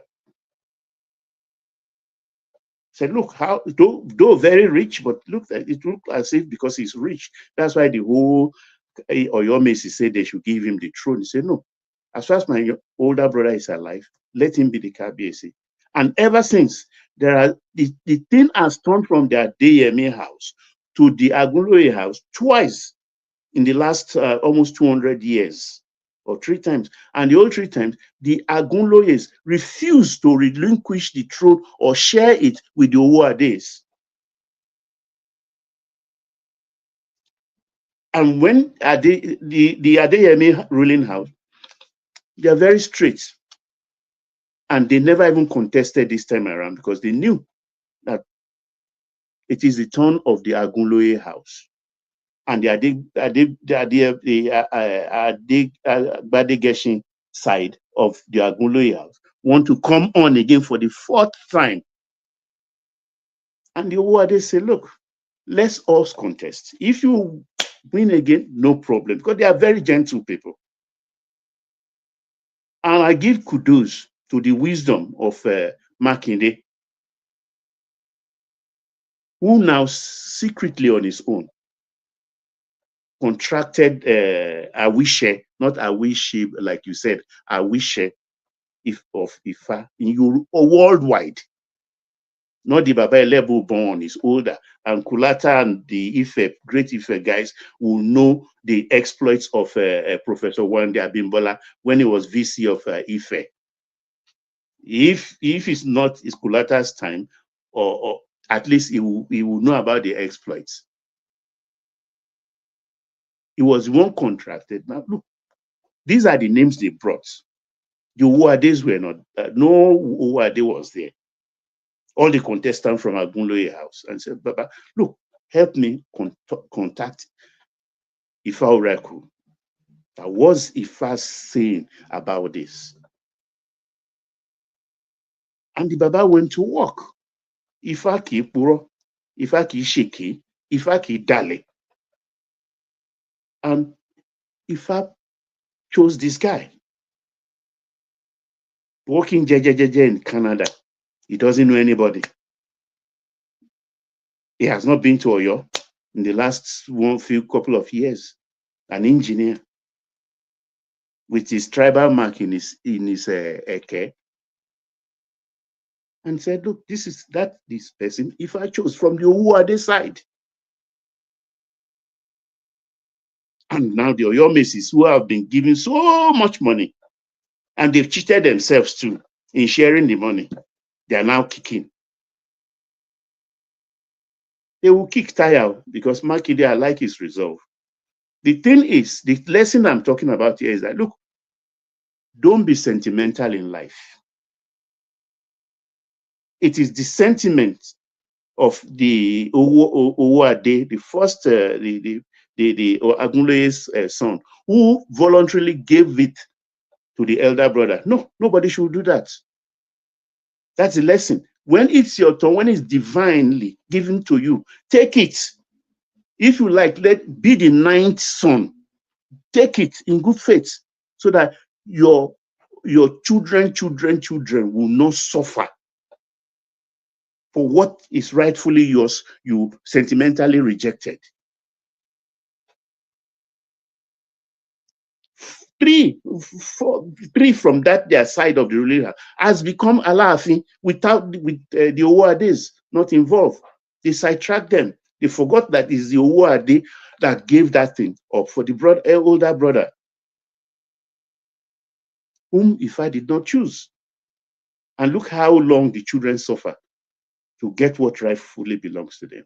Are you saying Ifa did not choose Oba Aderemi? Which Oba Aderemi? The one that just recently deceased. Adeyemi. That's from Adeyemi house. Oh, right. What about the other protagonists? Because it looks as though there's a battle going on between the Oyomesis and the State House. This gentleman here, he doesn't seem to be the choice of the Oyomesis, but he seems to be the choice of the governor. Because the guy is not fighting anybody. He stays in Canada. He works. He's not struggling, but they put his name down. Those that are struggling they are half brothers. They are Badigeshins. They are steeping it. They are on the ground. They've been spending a lot of money, and according to sources, they gave out a lot of money to the Bashoru. And let's say, for the sake of just this discussion, I'm not mentioning, I don't know the figure, but let's say 10 million was put down for them to share. He cornered for himself half of it and shared only 5. At the end of the day, the secret leaked. They carried themselves to Makide's office to report themselves. And yet now they are still fighting. They better go and return the money back. Every penny they've collected. Makide has told them that if they cause any wahala, he will call EFCC on them. And they will seize the generators, the cars, the things they bought for them, the renovation. They will seize everything and still put them in trouble. But also, are you suggesting that the right choice has been made? Is he? Bontin, so muni faki dale, ifaki sheke, ifaki puro. Professor Wande Abimbola is not in, he stays in America. Professor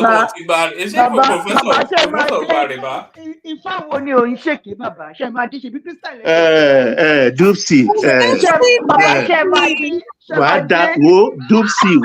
Dupsy wa dagba, wa dogbo, wa darugbo. Lagbara edumare. When you get to that point, wa mo nkan tin so ifaki dale. Bàbá ẹ má máa sọ̀rọ̀ bẹ́ẹ̀ yẹn sá. Ọlákù. Ayé ó máa yẹ tó bá yá. Bàbá. Wọ́n máa pè ọ̀pọ̀ ní ọ̀rákù. Bọ́lá Tinubu ni ó jẹ́ ọ̀rákù. Bọ́lá Tinubu ni Ifá Yorùbá. Òun ni ọ̀rákù. Èyí tó ń pè ní ọ̀rákù Yorùbá. Bọ́lá Tinubu ni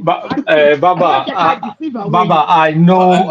Hold on, Dupsy phone. Yeah. Baba, I know Wande personally. I still saw him before COVID in 2019.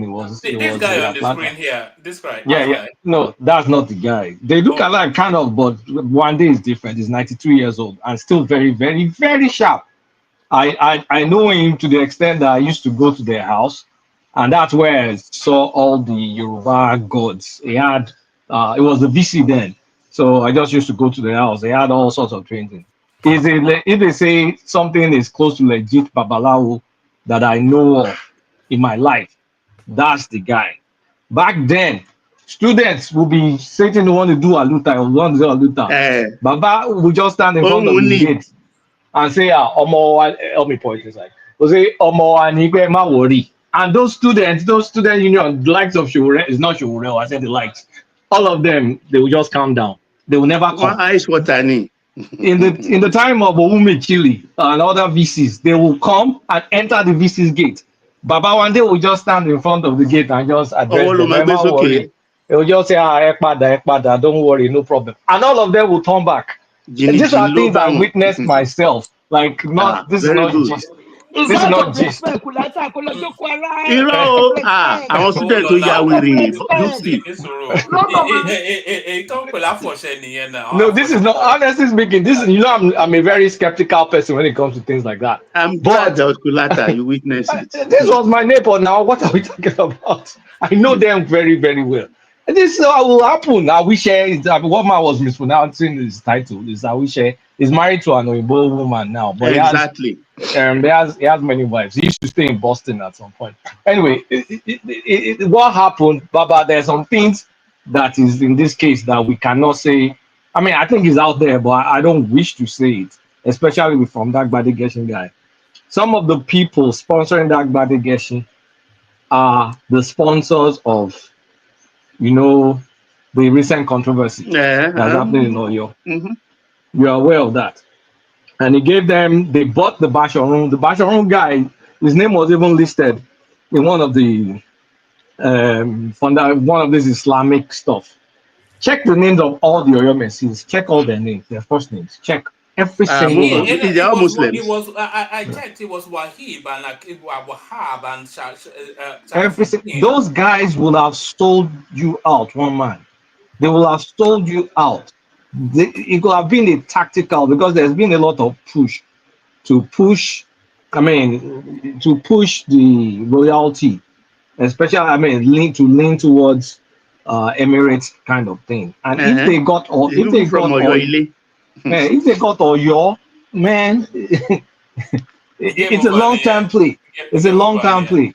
So there are many things that cannot be said, but we dodged the bullet is all I'm going to say.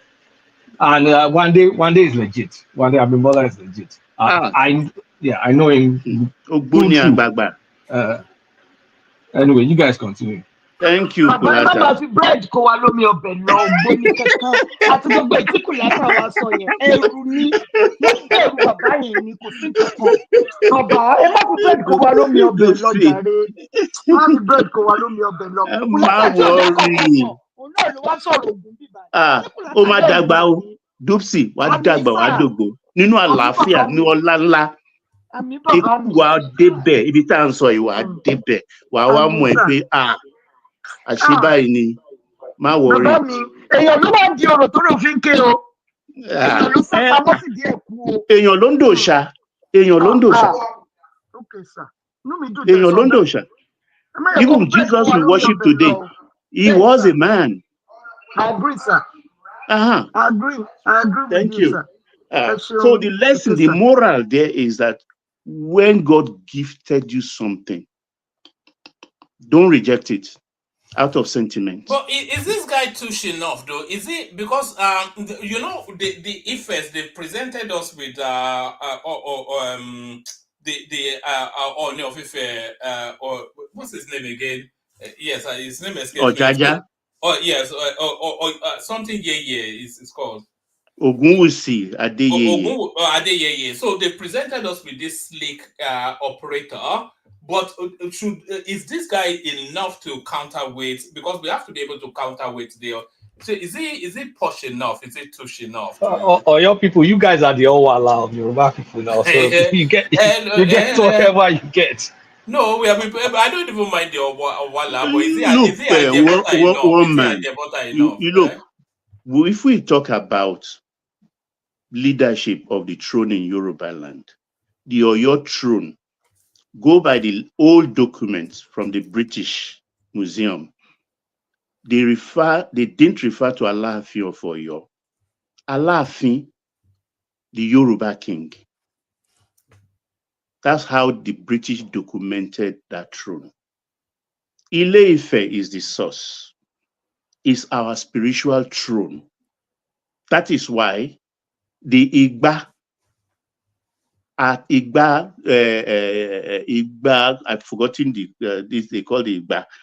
When it's in the lady in the coven for 3 months before it becomes ALAAFIN, The Igba is from Ife. They have to take it to him. One contains wealth.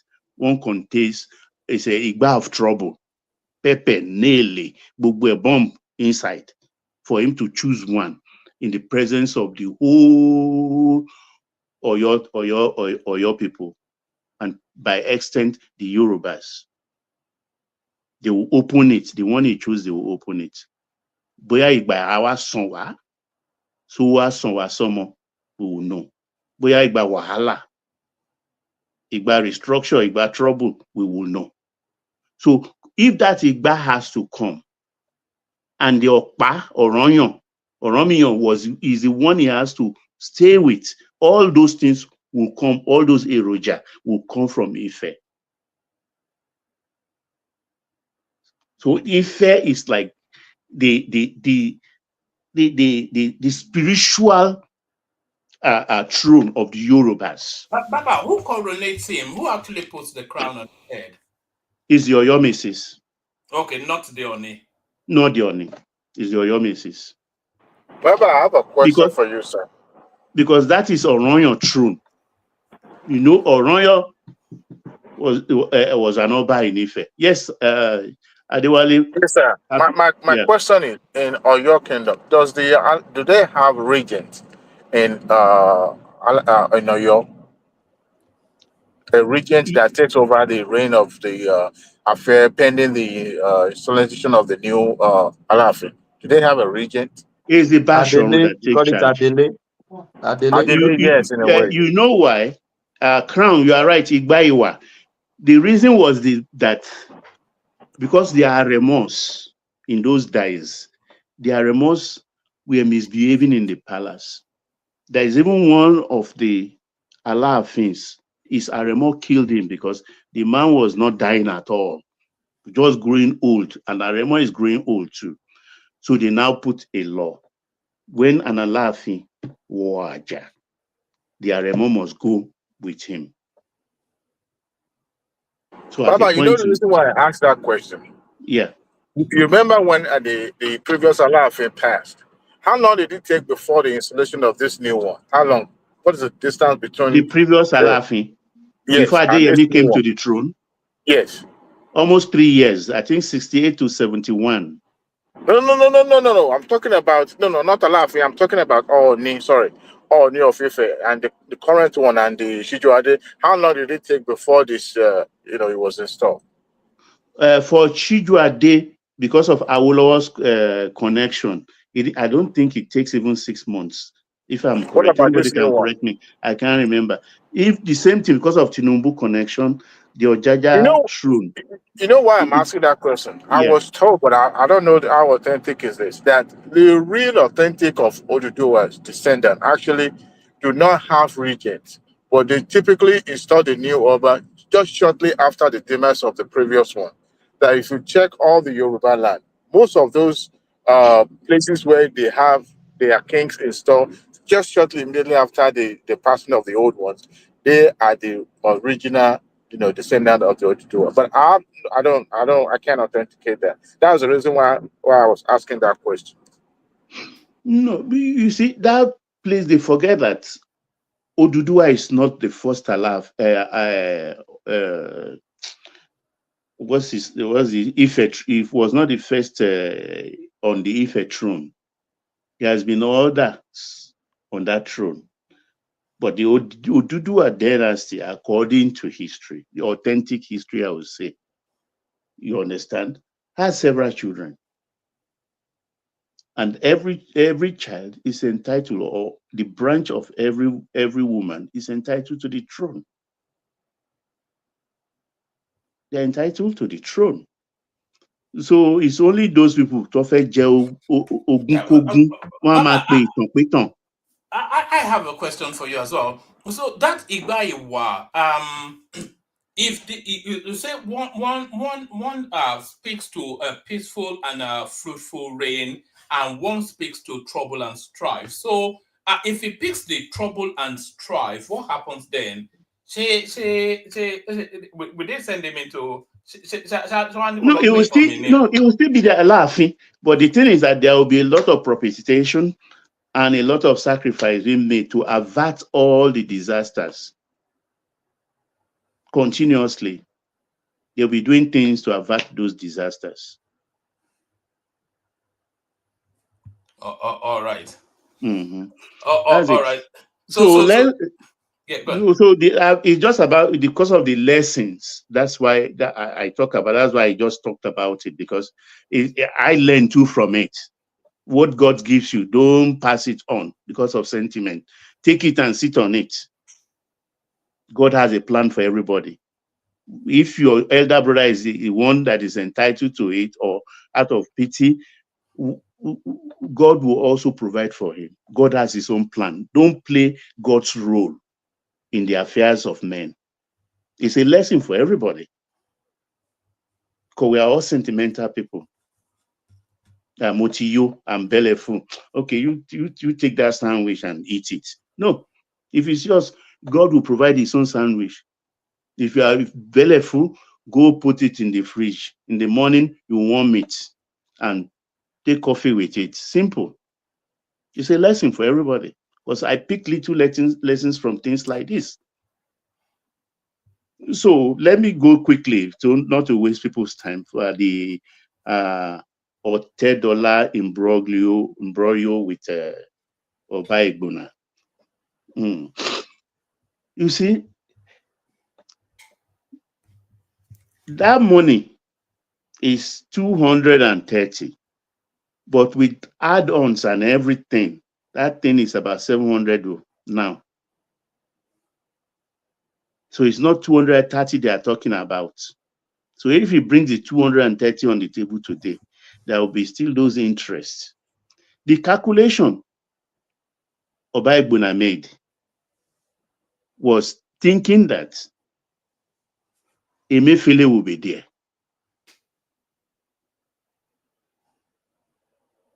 But he didn't reckon that Emefiele will not there, so that he can use whatever is remaining, whether it's 50 million cash, to do round tripping to cover it.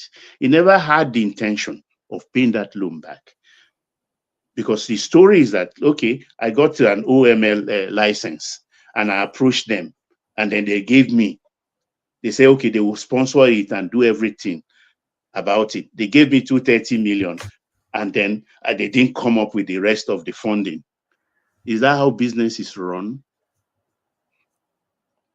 Is that how business is run? The 230, even that, if what you are saying is true, the 230 they gave you, what did you do with it? With whom, with which oil conglomerate, the explorers, did you plan with? Contracts signed? What equipment have been brought?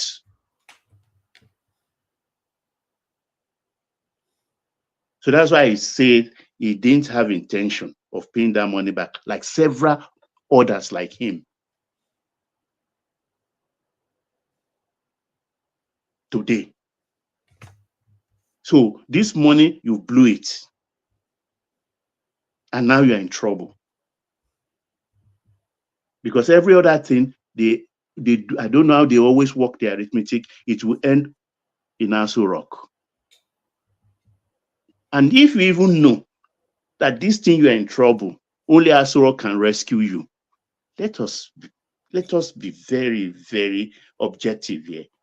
Then the man you are pursuing to worry you is the same person your workers will sit with microphone and call him a thief, a drug peddler.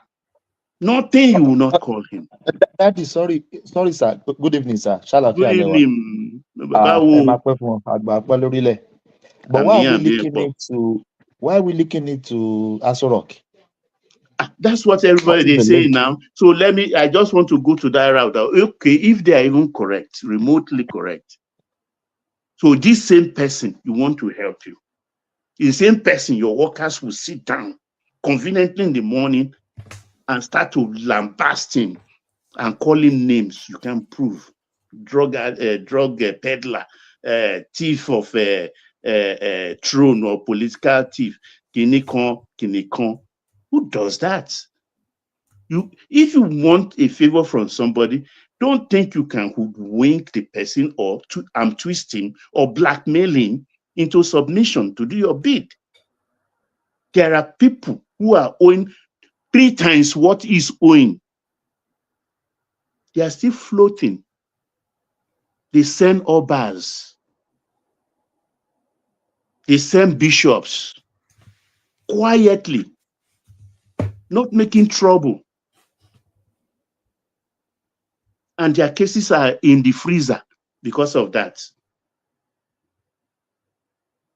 But you are coming.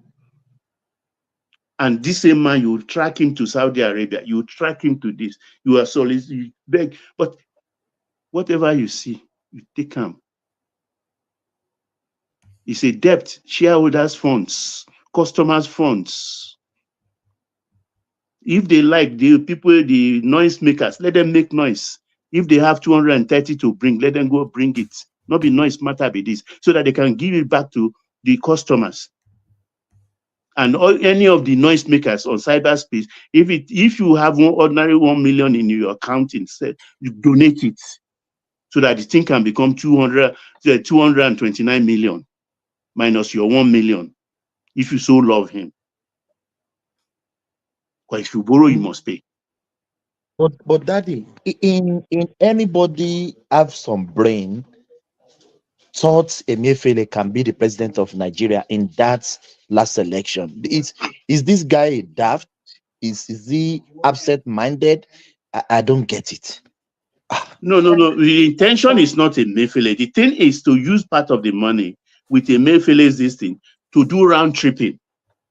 Because with $50 million then, that $50 million of today, then you understand, if you do round tripping consistently, maybe 4 times in a year, that thing will turn into 200 million for you. 200 million conveniently. That is a calculation he made and he failed in it. Because the principal man that can make that happen for him out of favor. They thought Emefiele would continue. Because the way he transited from Jonathan's administration to Buhari's 8 years. He's one of the longest serving central bank's governor. 10 years he spent on that thing. 10 good years Emefiele was there. What are the chances of Obiagbena losing Arise TV? And they say he's starting to cancel events now because he cannot, because obviously there's a freeze on his finances. Well, and they say he's not been paying salaries as well. Not today, with that one. It was chased out of London because of that salary thing. So it's not today, with that one. I say make we not come and feel or come and share, you know. This is an international, it's an open space. It's an open space. If you watch, I don't want to see this thing. Anytime Abati is talking about this matter, watch his body language. It will tell you all the story. Okay? Just watch his body language. I yield one man for others. All right, brilliant. Thank you for kicking it off, Baba. So that's Baba, of course. So thank you, Baba. We do a quick whiz round. We do 5 minutes just to get to people quicker. Kick it off with Choma, Dupsi, Kulata, and then Dewale.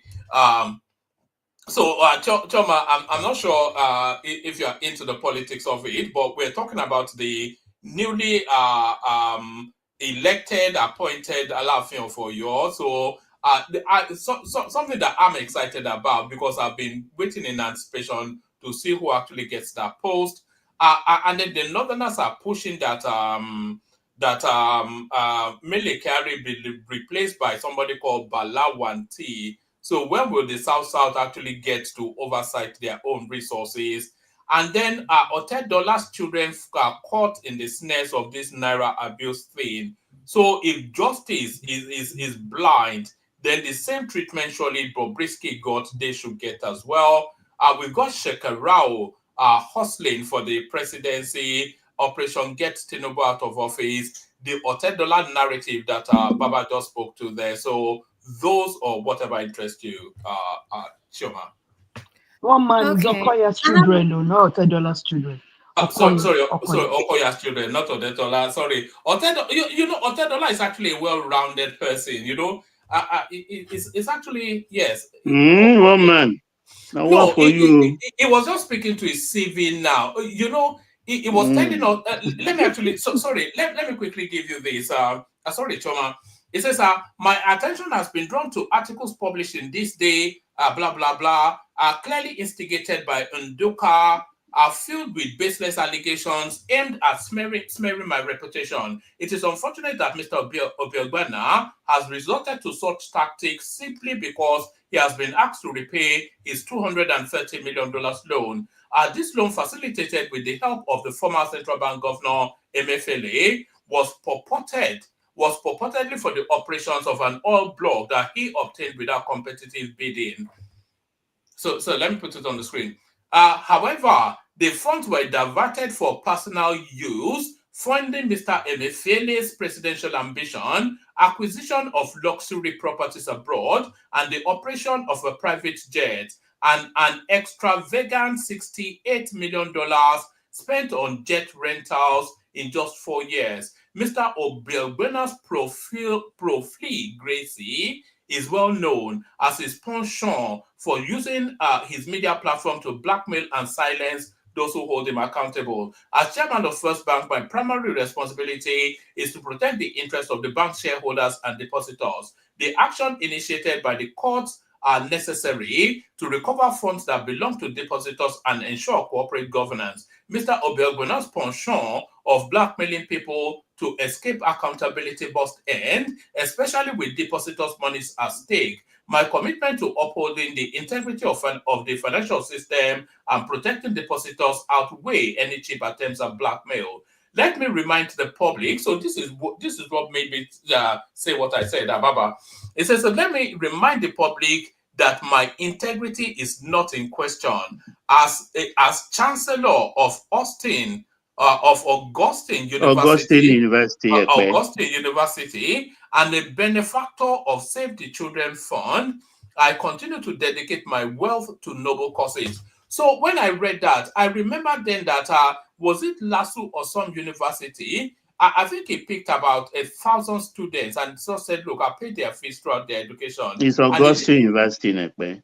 Yeah, and he did that quietly, you know, and he does a lot of philanthropic stuff. One man. The only extravagance Wait, you see is when one question you can ask him the day you see him, or if you counter him on X, ask him what cost himself and Aliko Dangote to physically set blue for themselves on custom streets in Lagos.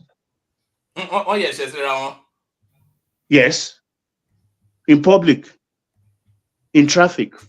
Those who know custom street, where our stock exchange is. Baba ṣe Fẹ́mi àti Aliko lè sọ. Fẹ́mi àti Aliko. Driver wọn ló làjà, driver wọn méjèèjì ló ń là wọn. Ṣé mo kọjọ́ mu gbó pọ̀? Torí mi ò mọ̀ bọ́ ṣe lè jà. Or what causes fight with Kim Bello and Elumelu? Nigeria. And a babe now, you go be babe now, don't be babe. Babe, kilo kan pẹ̀lú babe. Kunkushi là ń sọ yìí, kunkushi. Abanla owó tó ń já owó láyà. Have you wondered where a duplex bank swallowed a skyscraper bank? How Standard Trust swallowed UBA? That's for you to ponder. You remember Standard Trust owned by Lumelu and UBA run by Ayora, what's the woman's name now? The chairman of BIWA, Kiloruko Birin. Huh? Standard Trust, Duplex Bank, swallowed multinational storage building bank UBA. Ponder that, one man. nǹkan tí ń ṣe wá Nàìjíríà ó ti pẹ́. Carry on, please. It's Choma's turn, I guess. All right, Chairman, you're up next. You don't set your ear to hear. Be one man. You know go hear from my mouth. Don't worry, I will phone you later. I was here. Now you've opened it up. I have to know.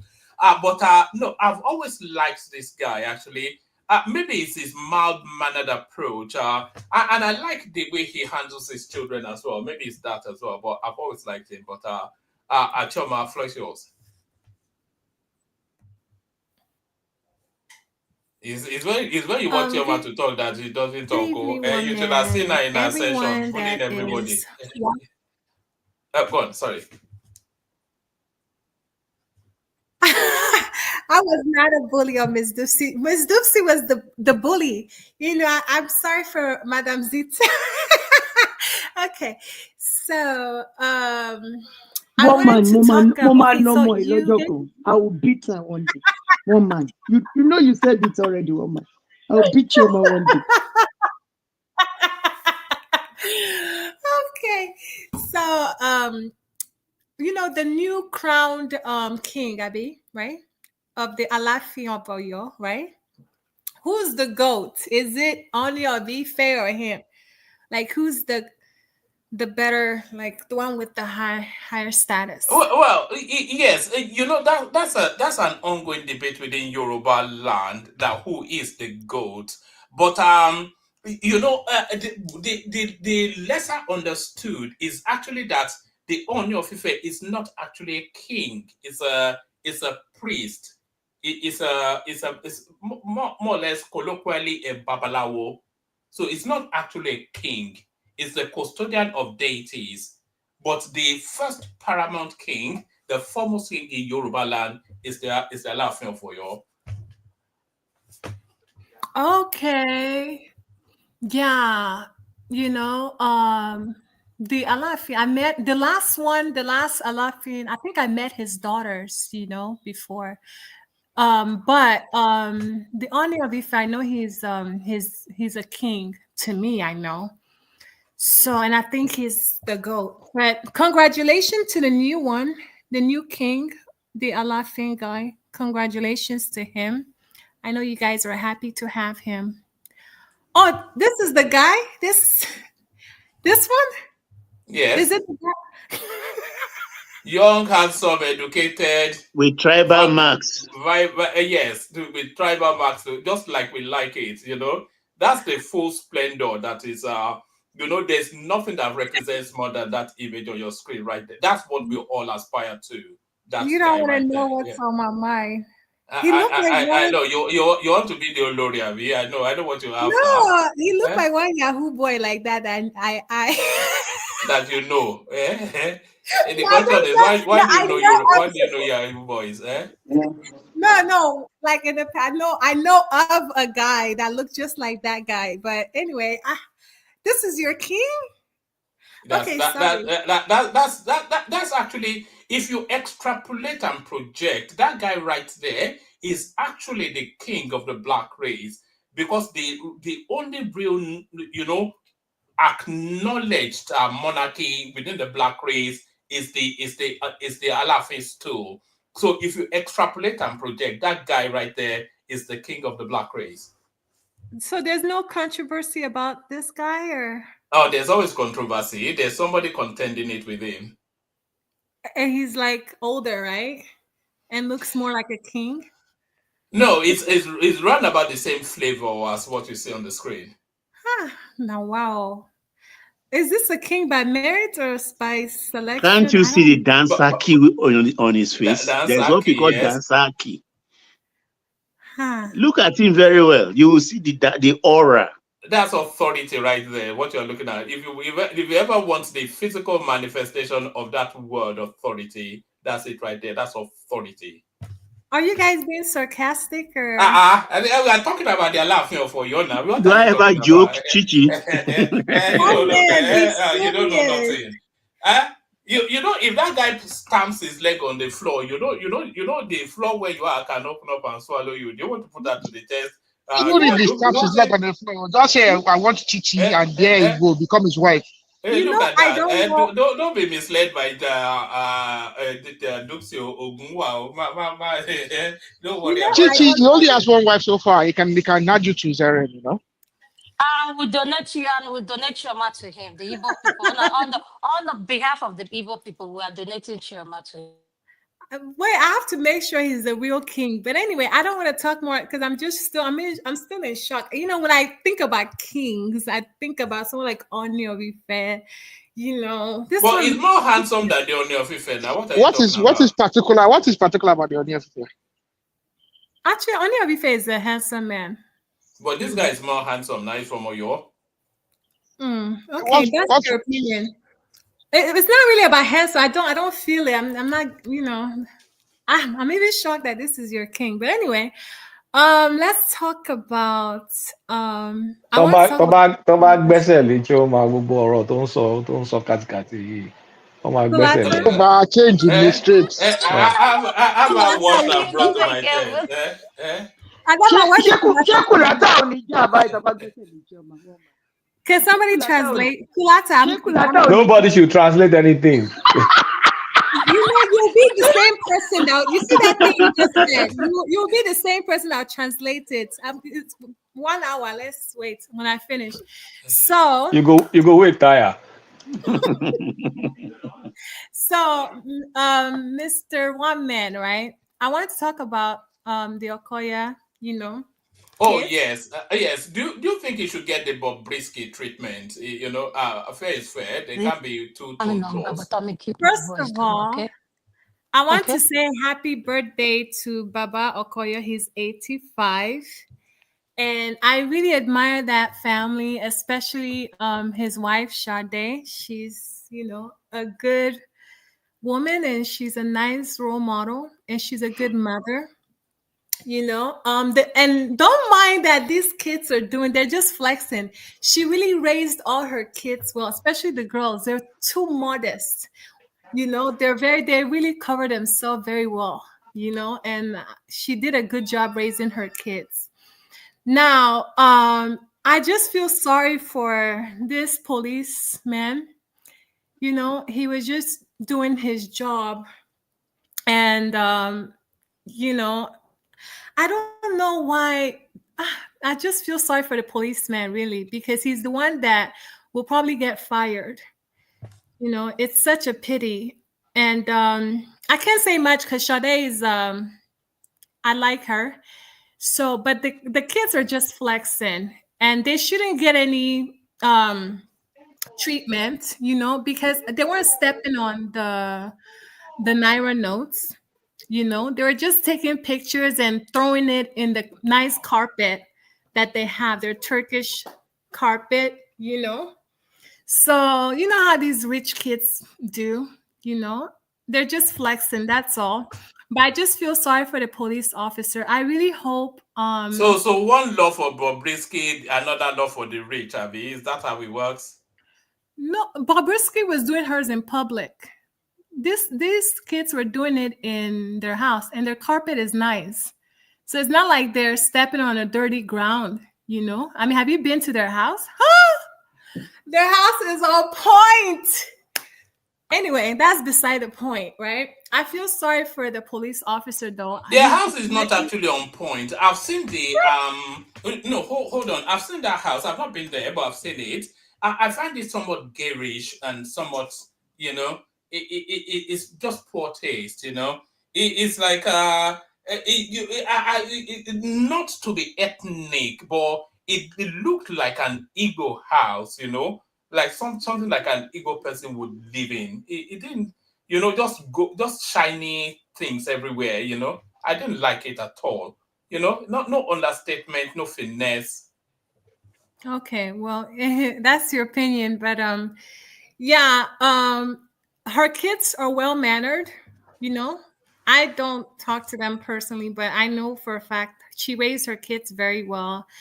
They know the law, and of course, their dad's birthday is coming up, so I guess they're trying to flex. Actually, their dad's birthday is today, you know, and no one is even talking about this really. But I just feel sorry for the police officer. He's going to be reprimanded, And this is a man that's trying to feed his family. I really hope Sade, I don't like calling her Sade in public like that, but I really hope that she can compensate the police officer for whatever loss. No, two of us, please add me to that. I'll beat her too. No, she's a nice Shoma, lady. may I just interject for like 30 seconds? Yes, sir. Look, these are the last two children of Are Okoya. Wahab, they are just, I don't think even Wahab is up to 18.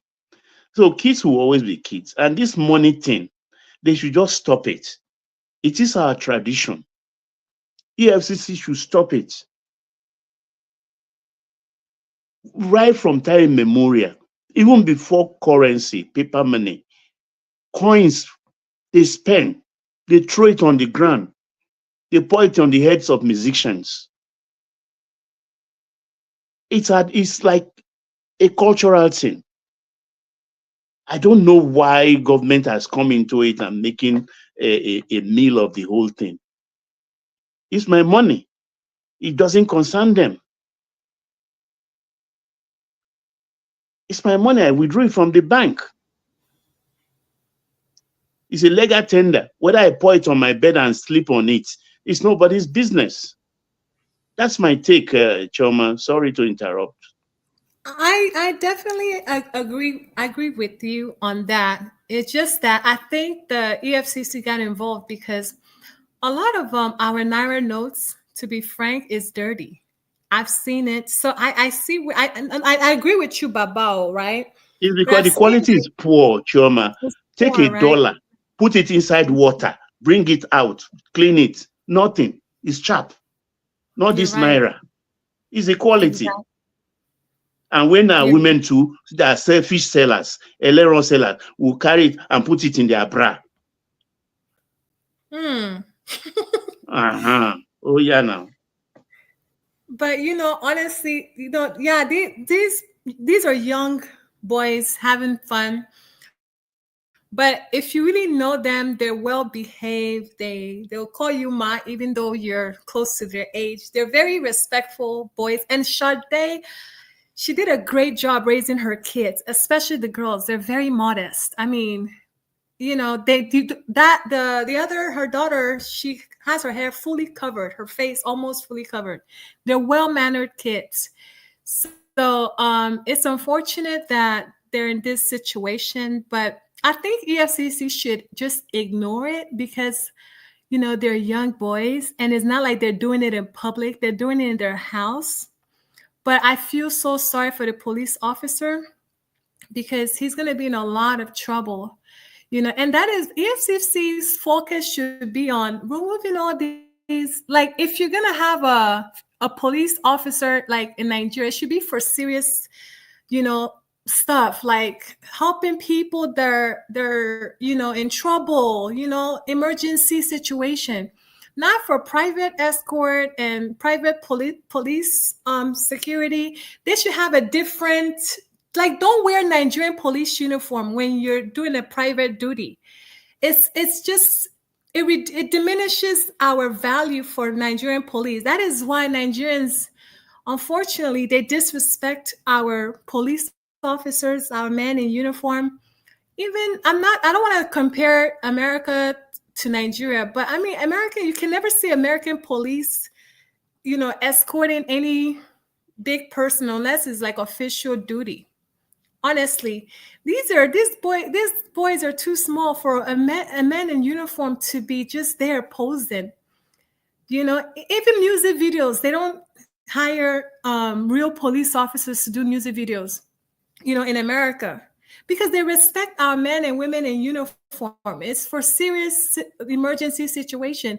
This man could be saving a life somewhere. Choma, sorry, for the sake of clarity, apart from the armed policemen, almost all officers you see guiding private people that are not armed are what we call supernumerary policemen.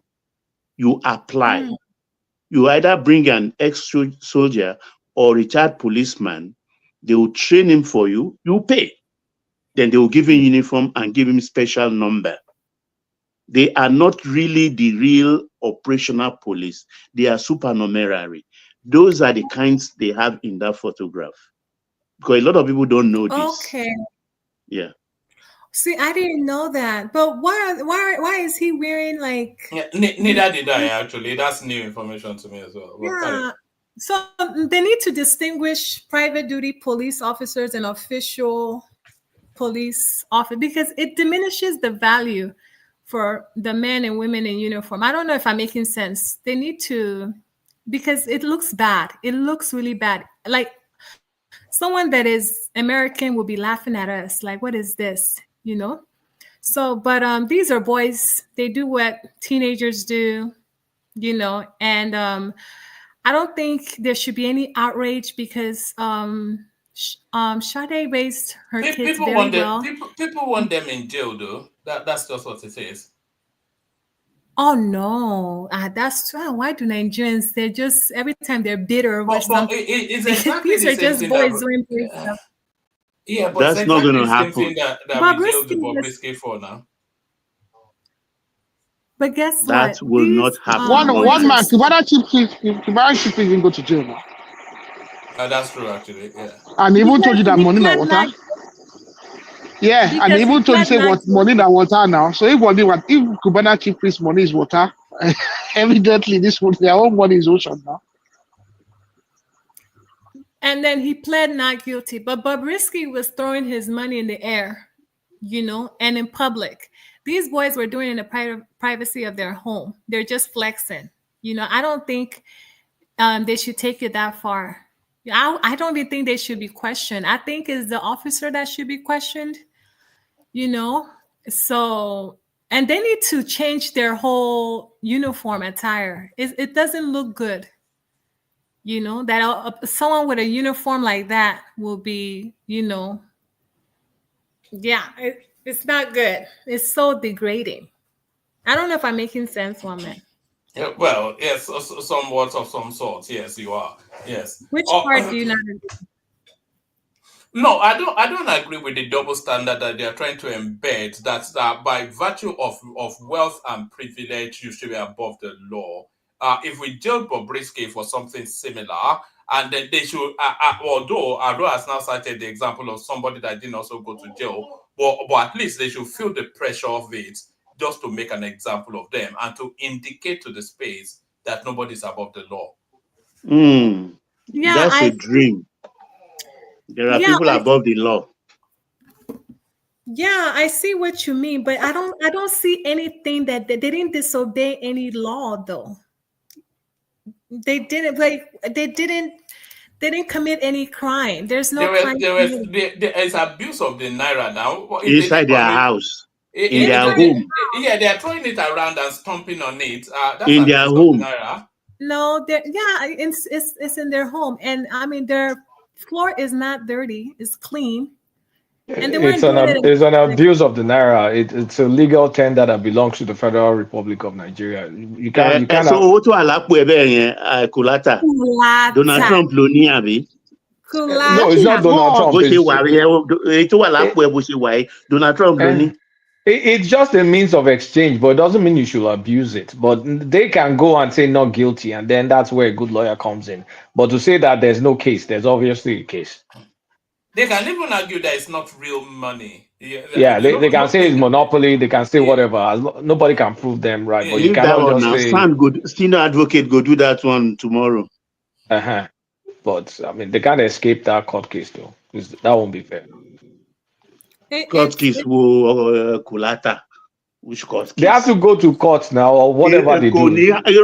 But Baba, some courts are in kind of like in office environment. Not all courts is to go to wear kota shipa. Some courts is just, it's fine boy courts that they'll go to. Kulata, I don't think they did anything wrong. If they spread Naira, it's against our laws. What was your own?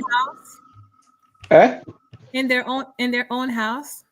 You even do it in your bathroom. Immaterial now. The venue is You immaterial. know what, Kulata? At this point, I just think you just want to argue with me because you know No, better. this is not about you. No, this is nothing to do with you. If they abuse the Naira, they abuse the Naira at the period. Did you see them step on it? No. They were This throwing is it first around. That's sufficient enough. this is the first time I'm actually hearing about it, so I don't care Did for you any of see it it. on the floor? Did you see it on the floor? Whatever one man said is what I heard, and if that's the case, it's illegal. Okay. Sorry, this Ogori Magogo and Mozid, you can't gaslight me. Forget it. Fact check me anyhow. Okay? I won't be baited. Carry on, Chioma. Sorry to disturb you. No problem, sir. So yeah, I mean, I don't think EFCC has a case, you know, but of course, it's that police officer or whatever he is that they need to, you know, reprimand. And I really hope, you know, that Sade would compensate that man because he's just doing a job, you know. So that's all I have to say on that. You know, the kids are good kids. All right, we move around, take it to Dupsy. Dupsy, I'm not sure if anything interests you in the headlines. Dupsy, you're up next. Dupsy. Miss Dupsy's camera is on too. I'm not sure if she intends that. Maybe I'll set her to the back. Dupsy, are you there? Yeah, I'm here. All right. No, I think she wanted to unmute and then she was on camera instead.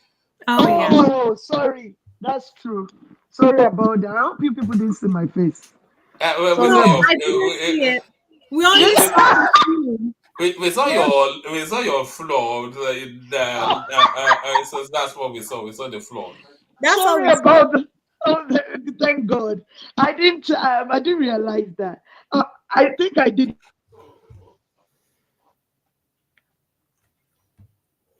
Are you there?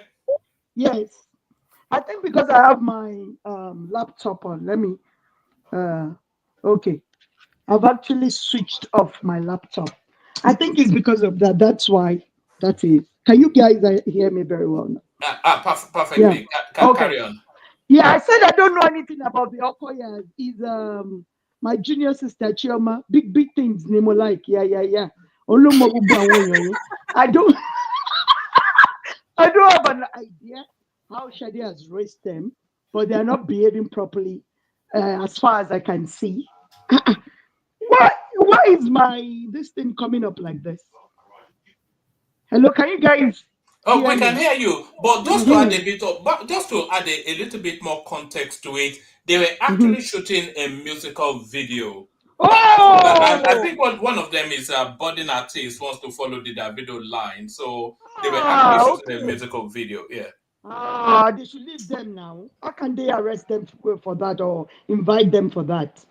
But that's legal though. I don't think that's right for them to invite them if they're choosing a musical video. I didn't realize that's what happened. But Ms. Dupsy, it was in their house. No matter what, they said we should stop abusing the Naira. Is that not what they said? So you shouldn't abusing. Is it a baby? Is it child abuse? The Naira is a child, actually. The Naira is a child. So we should not abuse. So Shade didn't raise them up well as far as we can see. We don't know Shade. It's people like Chairman that knows Shade personally that can talk about how Shade raised them. With the exchange rate. What we are seeing now, we can't see any kind of home training. But what man said is musical video, so we forgive them. If that's what they're doing, we are not interested in them. They should go and keep quiet and they make sure they make their own money. That's when we will know. That's when the results will come out. The report card will come out for Shade. It's not a word of mouth, but is that actually a thing that the children of dollar billionaires should go and make their own money? It is important. What money are they making to? Hold on. To what end? What money are they making to what end? They should be more responsible, though. They should make money too. What for? What for? If they try to be tó bá spending it débì like kan this, tó bá débì kan ká kan máa ná lóko. ó máa tọ́wọ́ máa nínú No, eléyìí owó ń tán o billions. ó máa tọ́wọ́ máa tọ́wọ́ bá ṣiṣẹ́ sí wọ́n gbọ́dọ̀ ṣiṣẹ́ kún. So if Shade raise them well, we see the report card soon. It's sooner than later. So we should just hold on and see. They speak for themselves. They're good kids. But you know, Ms. So these are boys, right? You know what they do at that young age. It's not like they're I don't know what they do. I don't know what they do. But They're let's just wait and see what's going to happen. Let's just wait. If Shade raised them well, Shade's cousin and Shade's sisters, we will see when the time comes. Those boys should focus. They should focus on being serious, you know, because Okoya has older children. He has older children that are waiting around the corner for them. He has older kids that are waiting around the corner for them for when that man dies. Shade is number 5 wife. So if they think that like they're living it, if they think they're living it up well, it's the reality check is around the corner for them. Like it really is. Okay, the reality is she is the CEO of Eleganza. Just so you know. Okay, it's my turn. Let me finish with my submission. Let me finish, Shoma. Can you just mute yourself so that I can talk? Yes, ma'am. Thank you. So Shade should do better with these boys because the way I'm seeing them now, I want you to so Shade should do better, raise them properly. They should stop flaunting for the money they have not worked for. But if it's a musical video, as one man claimed, good for them. They are doing what they like. So they should continue and be like Davido and Wizkid in the nearest future. We are waiting for them. So that's that about Shade. But about ALAAFIN of Oyo, they said is because Baba is talking now, because Baba will come and claim on my show or after midnight hours that we talk with Baba sometime. That is a Christian, is waiting to go to heaven someday. But it's still the one that will come and tell us about how Ifa actually chose you banning me. I will not deny my heritage. Baba.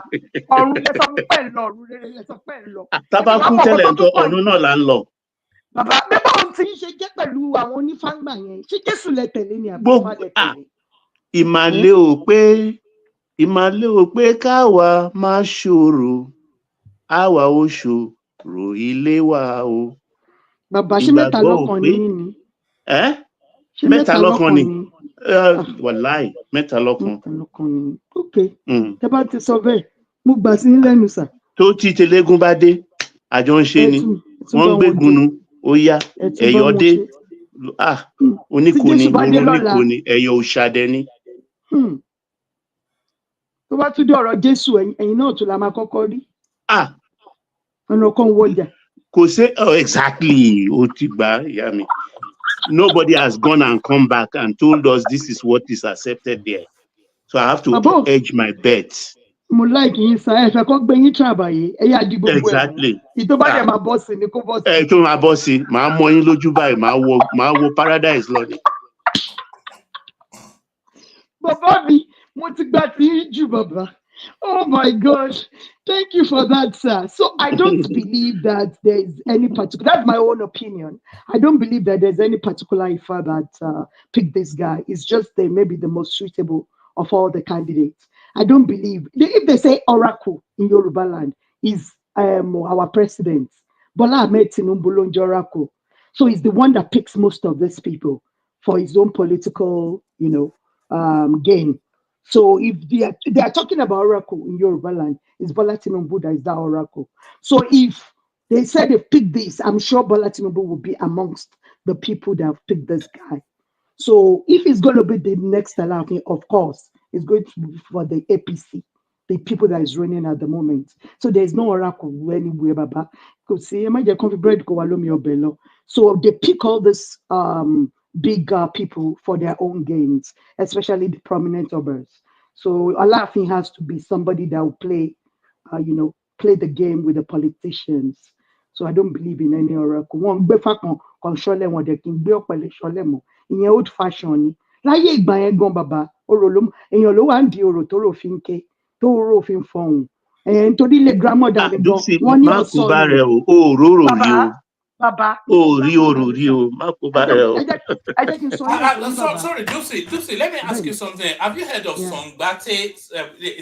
I hope I'm pronouncing it right. Songbeto.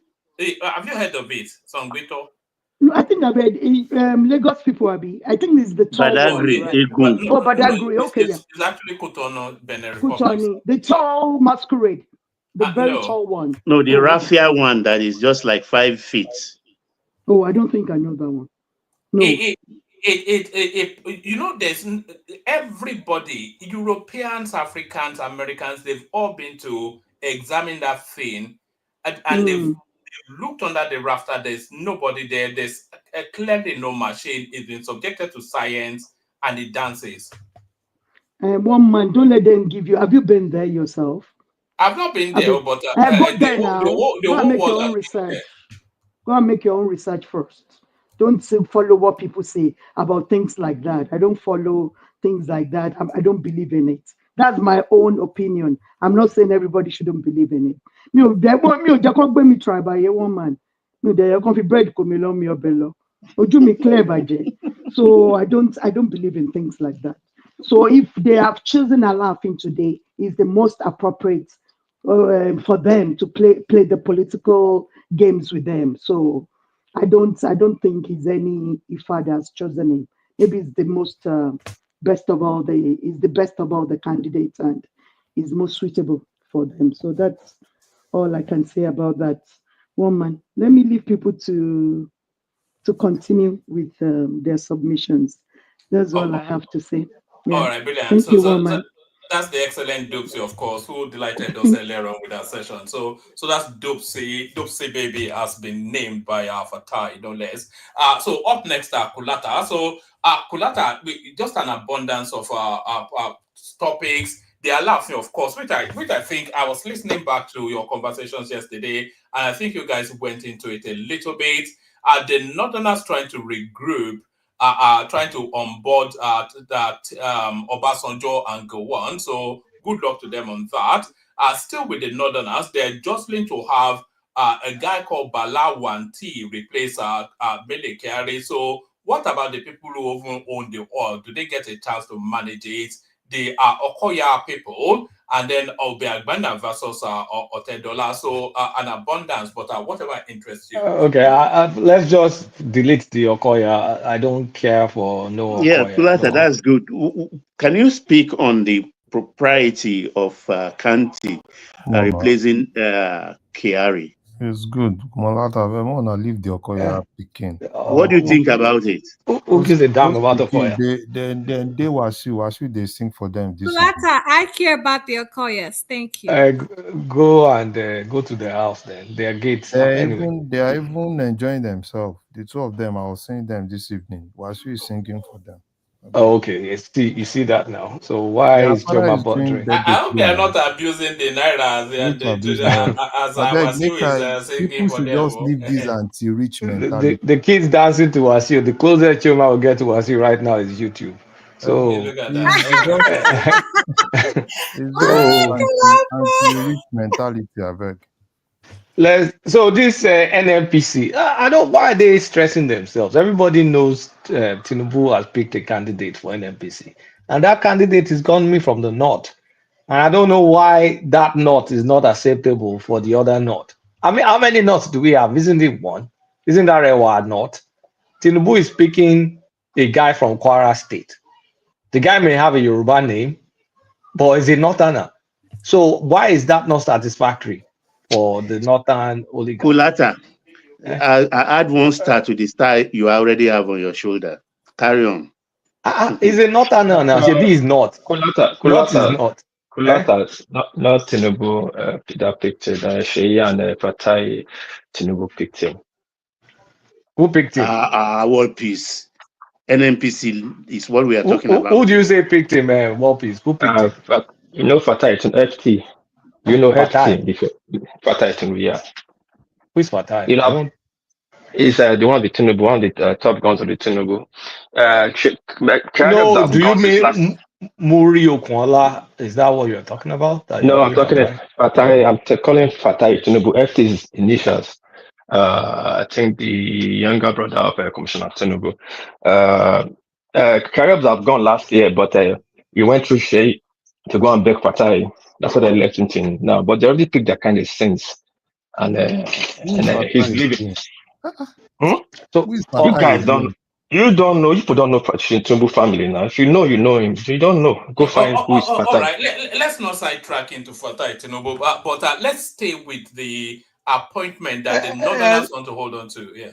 So I don't know all this Northerners fighting. Like, I mean, how is how is picking an NNPC person? The person they are pitching, where does that person come from? Is it from the northeast or from the northwest or from north central? Do you know? I think he said in the article, but I cannot recall. I just read it. What's the dude's name? He has one of these heavy hitting names. His name is Bala something, and then one. It's not some heavy hitting. You're not helping, though, because I was trying to search for the name. Anyway, his name. Hold on. Alhaji Bala Maijana Wanti. Bala Maijana MAIJAMA''A then one T WUNTI. So it doesn't even sound. It sounds something more. But Dr. Bala Maijama wanted is WUNTI. Yes, WUNTI. Yes. Oh yeah. Okay. I mean, it looks like it's a general manager somewhere in NNPC. I mean, suited up guy. But no, we have Northerner that we're giving it to, and it's coming from Kwara. So you cannot pick and choose the North that suits you. North is not Shebi, and we pick North Central, and we pick Kwara State. Forget about the guy's name, whether it's a Yoruba name or not. It doesn't matter. We're picking based on geopolitical regions, and it is going to the north. So you can't keep shouting north when it's only going to favor northwest, and then you give the chicken change to the northeast. No, everybody is now wiser. So they should forget this wanty of a guy. Do you know what is going to happen? Do you know that the blocks for sale? Do you know there are many licenses going to come out? And then they will give some wanty guy. Kolishele, one man. It's not possible. Tinubu has his guy that they're giving, and everybody will need to stock it up. And one thing, there's still going to be a lot of crying from the north because there's this NNPC on. There's also going to be census. You know, census too will come. Yes, that's coming, isn't it? I wonder why Buhari let it go. He could have done it, but he tried. It's not for lack of trying. He ran out of time. He tried. And they're going to try and frustrate that census because that's going to be the next fight. And that census, if you do the census right, and it kind of like, it gives us the numbers many people suspect. The North will, honestly speaking, when Tinubu is done, I really don't think a Yoruba person will become president of Nigeria anymore. Because the way Tinubu is going, they will never, ever give a Yoruba person. So that means the way Tinubu is going, do you think I have the concern that they may yamu to him, you know? I think it's not stupid. I'm sure he will have made arrangements for his protection, for his personal They are protection. changing all the military formation now.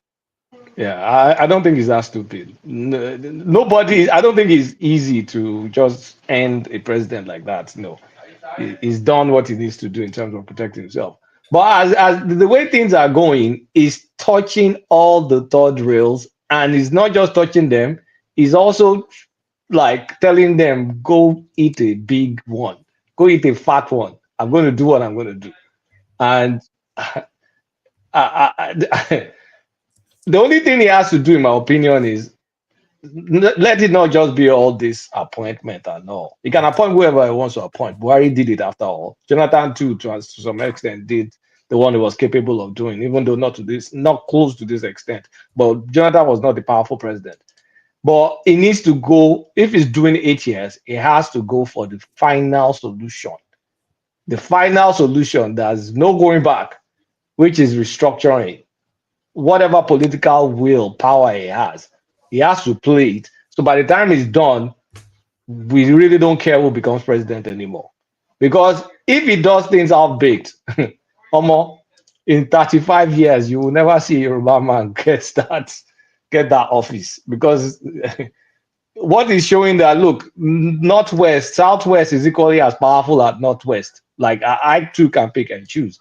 And if you remember 2003, Obasanjo too had this part with them. That's when they used Sharia and all that stuff to almost destroy him. And Obasanjo won with the North Central Southern coalition. And I think Tinubu is going to try something like that, even though it doesn't have that popularity to carry Southeast and a ton of the South-South. But his own is going to be more blended, but essentially the same thing. So whoever Wanti is not going to be NMPC MD. We can forget about it. It's that guy from Kwara that's going to be the NMPC. Do you think this campaign is actually being sponsored by Wanti himself? I suspect it may well be. I really don't know, and I don't care. I just know what is going to happen. As far as I'm concerned, whoever is sponsoring it is wasting his time.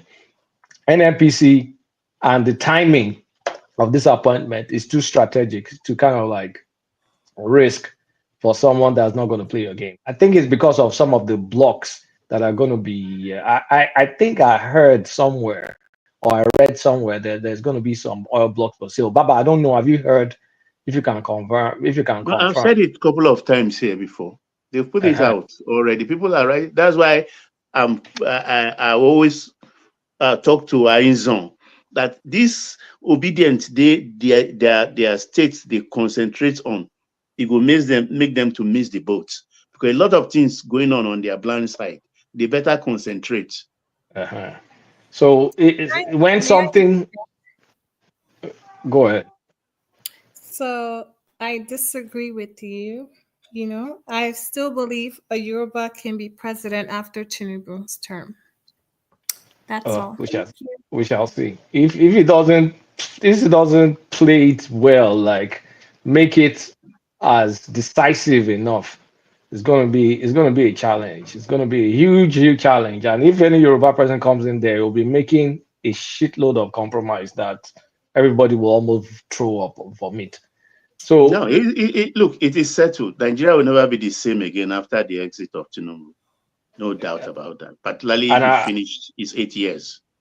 I want to believe that's his plan too, because he has to do everything that needs to be done to the point where it no longer matters who gets in there. So one man, I don't think Wanti is going to make it. What's the next topic? I think on your one, we talked about it 2 days ago. Yes, there's the Otedola versus Obiagwana one, but there's one that I didn't flash up. But there seems to be somewhat a raging against Peter Obi on Twitter off the back. Peter Obi. Peter Obi is like a boil in the ass. It's turning Do you know why they're riding against him, though? He posted fake news. Yes, it's especially around the collapse of the national grid, which is national grid did not collapse. Yes. It did not collapse, and he was so antsy. He jumped on the bad news and he started posting. The guy is like the minister of misery, always shopping around for bad news, always ignoring any bad news coming from the southeast, always like. Poke nosing everywhere, just trying to be a big Debbie Downer. And the thing is, it's not effective. Like, a lot of things right now, his own folks are even turning away from him, because right now, rather than focus on building some structure or holding some sort of structure, the best he has right now, based on what I'm hearing, which are kind of from the rumor mills, is negotiating for vice president with Atiku. We're talking about someone that came a close third to the runner-up. You're now just wasting your time on Twitter rather than building a platform. You don't control Labour Party. Alex Otti is most likely going to jump. Delta State governor most likely is going to APC. Things are falling on your back. Some Wiki, from what I heard, has a hand in this OHANAEZE Igbo thing. I don't know that space very well, but I heard there's some Wiki hands in the whole thing. For people that understand it, It's one of the things I actually came to listen to. For anybody that understands it, it's not my area, so I really don't know. But you are seeing all that stuff happening around you. Your own concern is just sitting in front. You mean? Sorry, Clotter. You're saying that Wiki was one that pulled all this on ALAAFIN stuff I heard, for them to. and I need someone to confirm it. No, that's wrong. I heard that he has a candidate in one of these. I mean, I think they elected two of them. Ambata is outlined in the River State. So it is not like yes. So I heard that. It was Fubara. Fubara did it for going in for his return. He will use that. He's causing a lot of chaos now. Fubara did it. At the end of the day, Wiki's camp, not Fubara. From what I heard, you don't understand. Saying this stuff was done by Fubara. Have you not heard the declaration he made now? He has signed to build that Ikure is Igbo. You guys don't even know what's going on. There's serious chaos. What I'm hearing. Let me tell you. Structure. Hold on. Let me see what I'm hearing. I'm hearing there are two people elected, and I'm hearing one of them is a Wiki guy, and I'm wearing the foremost Ikure society saying is a travesty or something like that, and I'm also hearing some Port Harcourt chieftaincy something also pushing back. So that's all I know. So anybody that knows more than that, who is that? There's a noise in the background. Yes. Now, sorry, if people are not talking, please make sure you're muted just for the. So anybody that knows more than that, I'm willing to. There's so many layers to it. Like you said, we have to proceed with caution because even I don't think Chioma knows anything about OHANAEZE, and she's the only Southeastern person. Chioma is an Okoya she's a Lagos Igbo. I do know. Lagos Igbo. Diet Coke Igbo. You will probably know more about it than she does. But it's quite a curious thing. The Mbata guy is from Cross Rivers, so which is already. Is it Cross Rivers? No, Rivers State. It's from Rivers, not Cross Rivers. I beg your pardon. It's from Rivers, which is already a thing because that's outside of the core Igbo states, and I'm not even sure if it's of Ikure stock. No, what happened is this, one man. I think there are about 23 local government areas in Rivers State, and 4 of them are Igbo speaking. That is Ikure's. That is Obiakpo. Ikure. Babati, stop that. Please rephrase. Ikure are not Igbos. Ikure don't speak Igbo. Wait, they can finish now. No, that was very wrong information. No, Babati, you are too old for this. No, it's not Babati. One piece, chill. Don't keep sidetracking. One piece, wait now, make her finish. No, one man is not about causing rancor or trying to. It's a very wrong information. Wait, Ikure are not Igbos. Don't say that in the platform now. But hold on, you are not Ikure now. It's not about it's not about Ikure. Please. Wait, you guys let Baba land. Let Baba make her land now. You understand? There are 4 local governments there occupied by Ikure's. Ikure say they are not Igbos. The Igbo people say they are. The Ikure's in that 4 local governments are Igbos. And it was Baba OBJ that pointed the Southeast to that direction.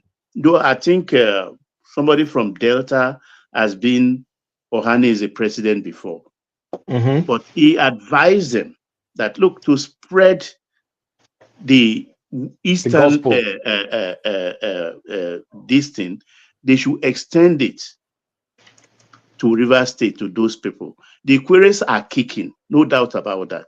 But for them to accept to run, Ukweku, the lawyer, backed by IPOB, and this Mbata, backed by the establishment, to even ever contest, and one of them won. As far as I'm concerned, they are Igbos. If they say they are not, why are they contesting a pan-Igbo organization's presidency? But Baba, It's like you can't. a North Central person now coming to contest the presidency of Afenifere. Baba, if I interject now, you think I'm trying to Yeah, tackle you. no. I'm done with it. So you can put in your Listen, Baba. Kulata that has a space. I know, Okay. Baba.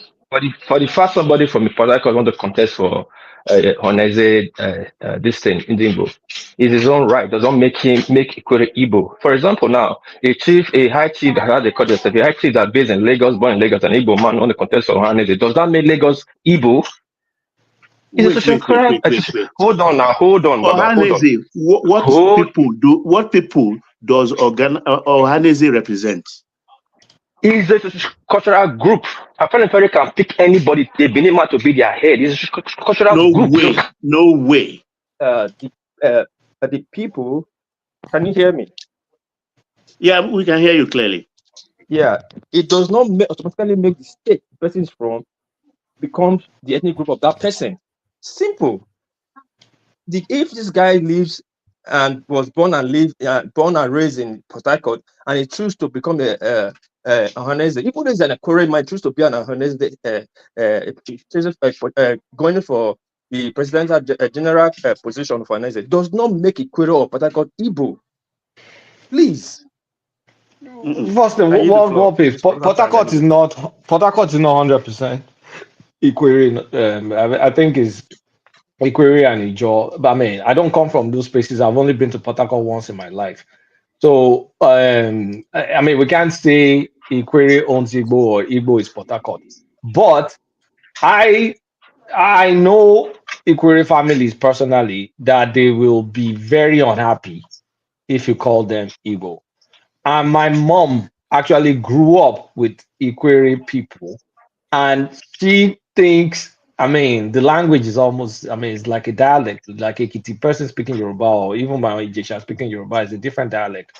That it's a matter of dialect difference. And then, given all these smaller areas, there's some people that are Ikwere that claim they come from Benin. Some claim they come from somewhere around Imo State. Some say they are indigenous to that land. So you have all these different stories.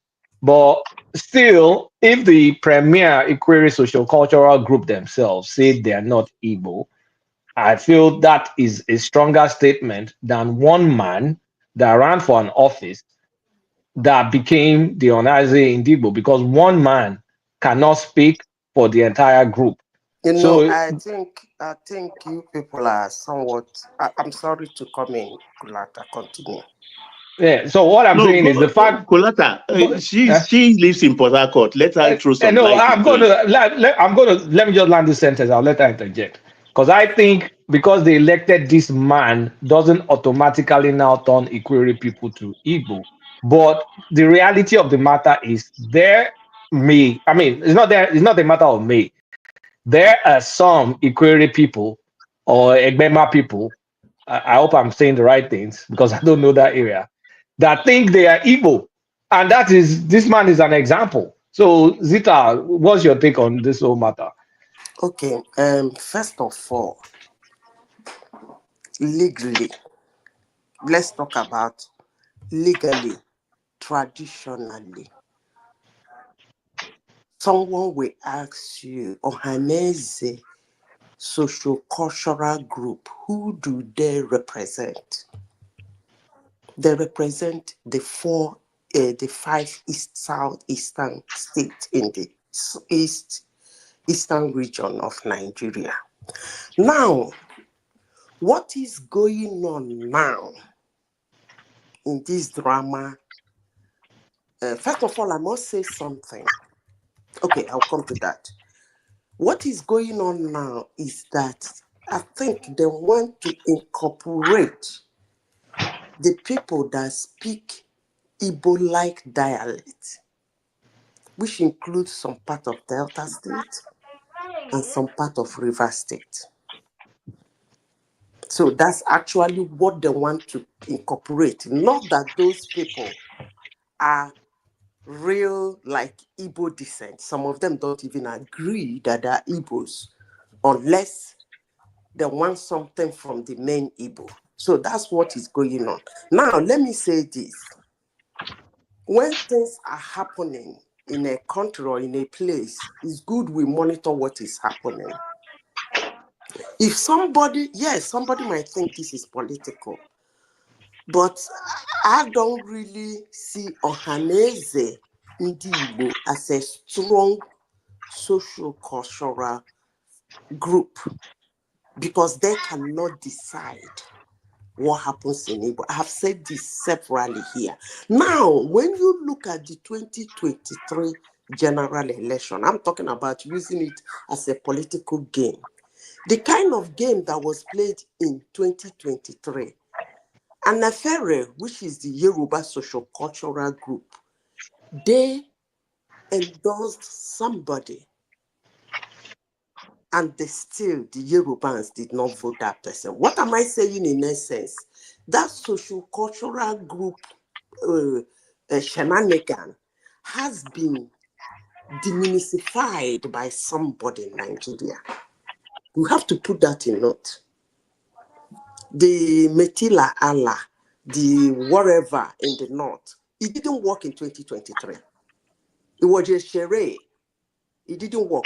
But if they think they can bring them back together and use them for political gain, let's see how that works. But for right, I can tell anybody, OHANAEZE Ndi Igbo is not a socio-cultural group. I will sit down here to begin to discuss because they don't decide whatever happens. I don't even know what they are doing or what they're meant for. I don't know what that is anyway, but I keep hearing them. Thank you. Madazita, let me add to what you just said. Sorry, Kulata. It's not only even as you said, Igbo is a similar speaking language. They have taken far to Igbanka in Benin, Abudu. People don't even know what's going on.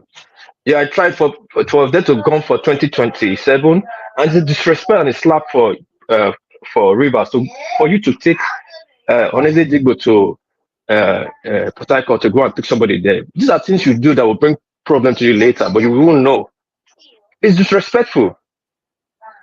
We should be careful. Call political gain or political whatever, or some people pushing you. You should think above think out of the box. This thing they are doing is wrong.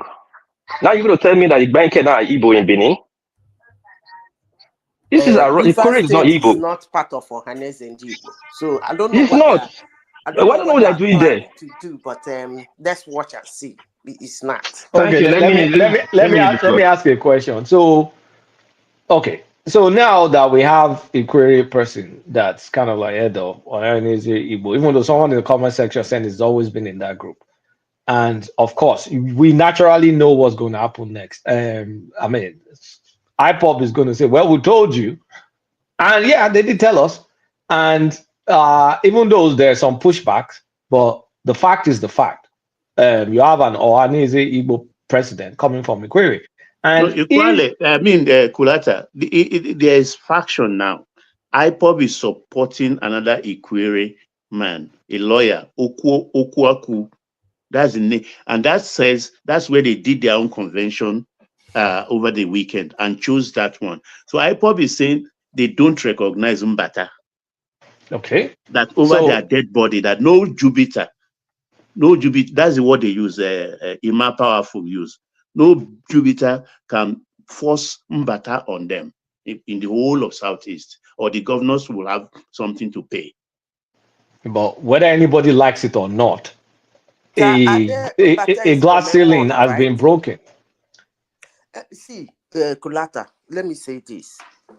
Do you know why that thing is not making so much noise and nobody is disproving it? As I said before, it is not a strong social cultural group. If it's something like an affair or whatever, or Metila Allah, you would have seen something like everywhere going mad, and maybe probably it wouldn't have happened. But because these ones are, I don't really know.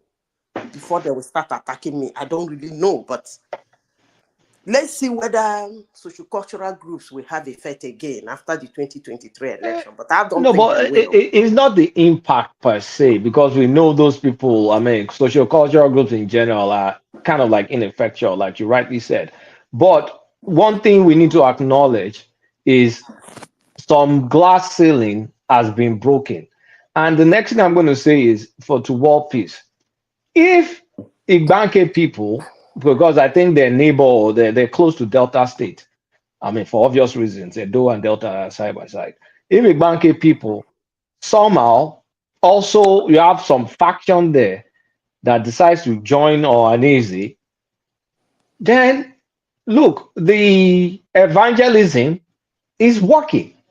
If you call it evangelism or people kind of like deciding to realign, then we have to acknowledge it that it is what it is. People are deciding to represent themselves in alternative forms that may not be something you like, but it's the reality, is the fact. Because in my opinion, right now, it's not a question of what you like. I see it as a calculated move. It is. Giving it to the queries is a calculated move. Thank you. And a master stroke politics as well. It's good politics. Is for let me put it this way. I hope people that are of Igbo descent won't be unhappy with me, but it's some form of Igbo expansion, and it's working because it's created. Not working. Let's see whether it will work in 2027. In my opinion, thank you, Madam Zeta. Thank you, Madam. It's not working. It's not working.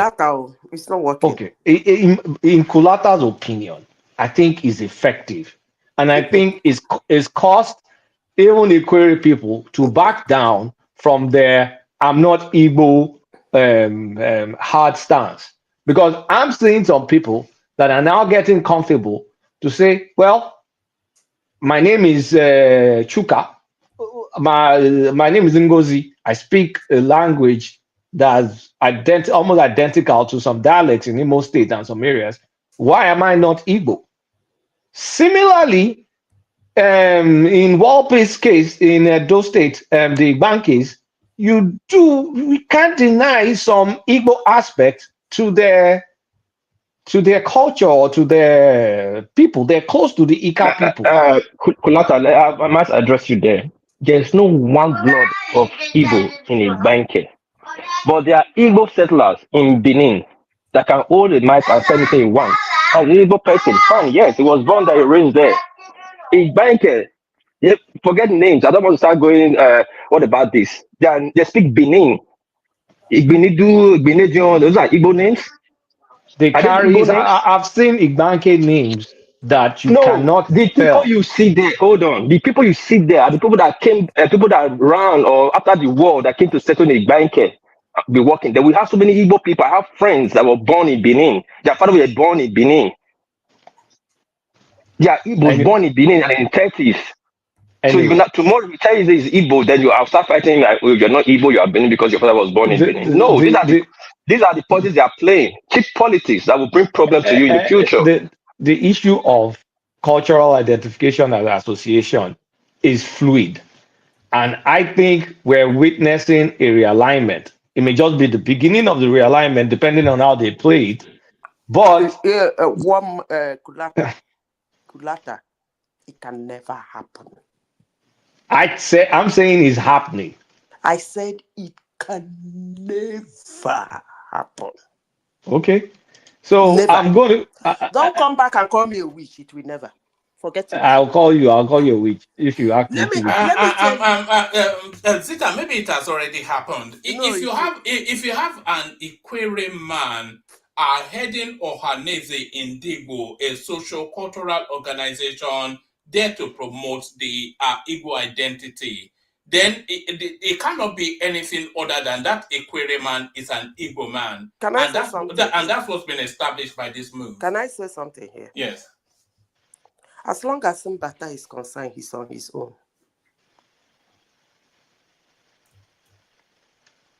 He's not carrying. Let me make myself clearer. He's not carrying Ikwere into that OHANAEZE. He's on his own. I rest my case. Okay, I think it's a successful Igbo expansion that is to me, Okay, just me, is undeniable. And I Oh, think War Peace, Kulata, don't be have you? surprised. Sorry, and I wait said to now. you, Mbata is on his own. He's not Oh, carrying the Kulata, Equerries with him into Kulata, Ohanese. I rest Kulata, my case. this is not 1+1 2. You just talk your opinion. Did you watch 2 days It's ago? my opinion now. Hold on now. I didn't say was Hold on now. anything Hold other on. than my opinion. Hold on.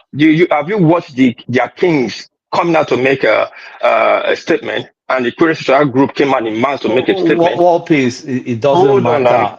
It's No. it's an Hold on. incursion that is Wait, successful. hold on.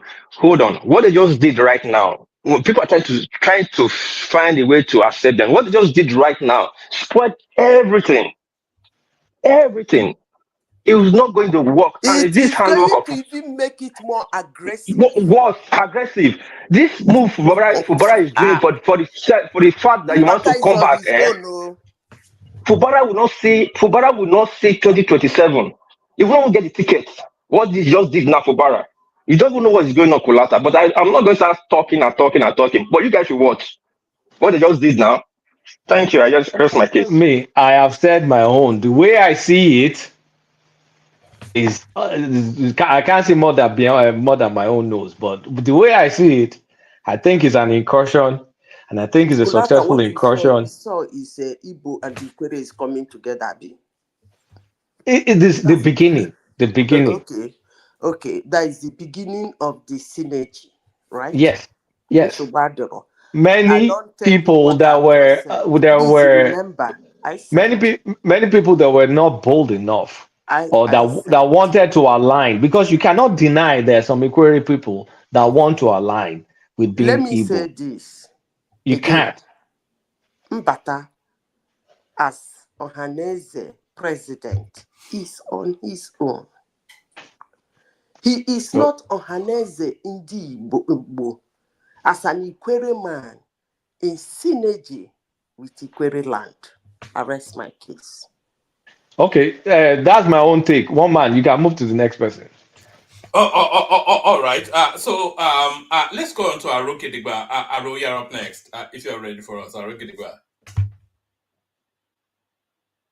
He may not be. Let's go to Dewale. Dewale, are you there? One man, yeah, I'm not available right now. You're not. All right. Did you say you are? No, I think he said it's not. And I don't think Dewale is either. So let's go to Larry. Larry, you're up next. All right. Let's go to Zeta. Hello. There you are, Larry. Yes. Speak to us, Larry. Yeah, good evening, woman. Good evening to you. Baba, Happy New Year, Baba. Hey, Larry, Bawo, Odun Ayabo, Adura Agbao. Amen. How are you, sir? I'm very well. Thank God. Bless him. Okay, great. Woman, so what exactly do you have today? As in, We were talking about OHANAEZE, as we just heard.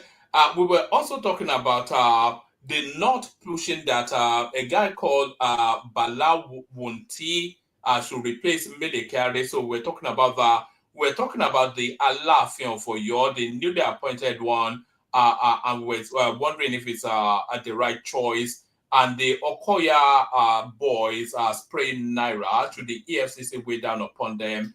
But then the headline piece was the budding fight between Femi Otedola and Undoka Obiagbena. So we're talking about those, or anything else you're looking to Sorry, Larry, before you forget, sorry, one man, I wanted to mention one thing.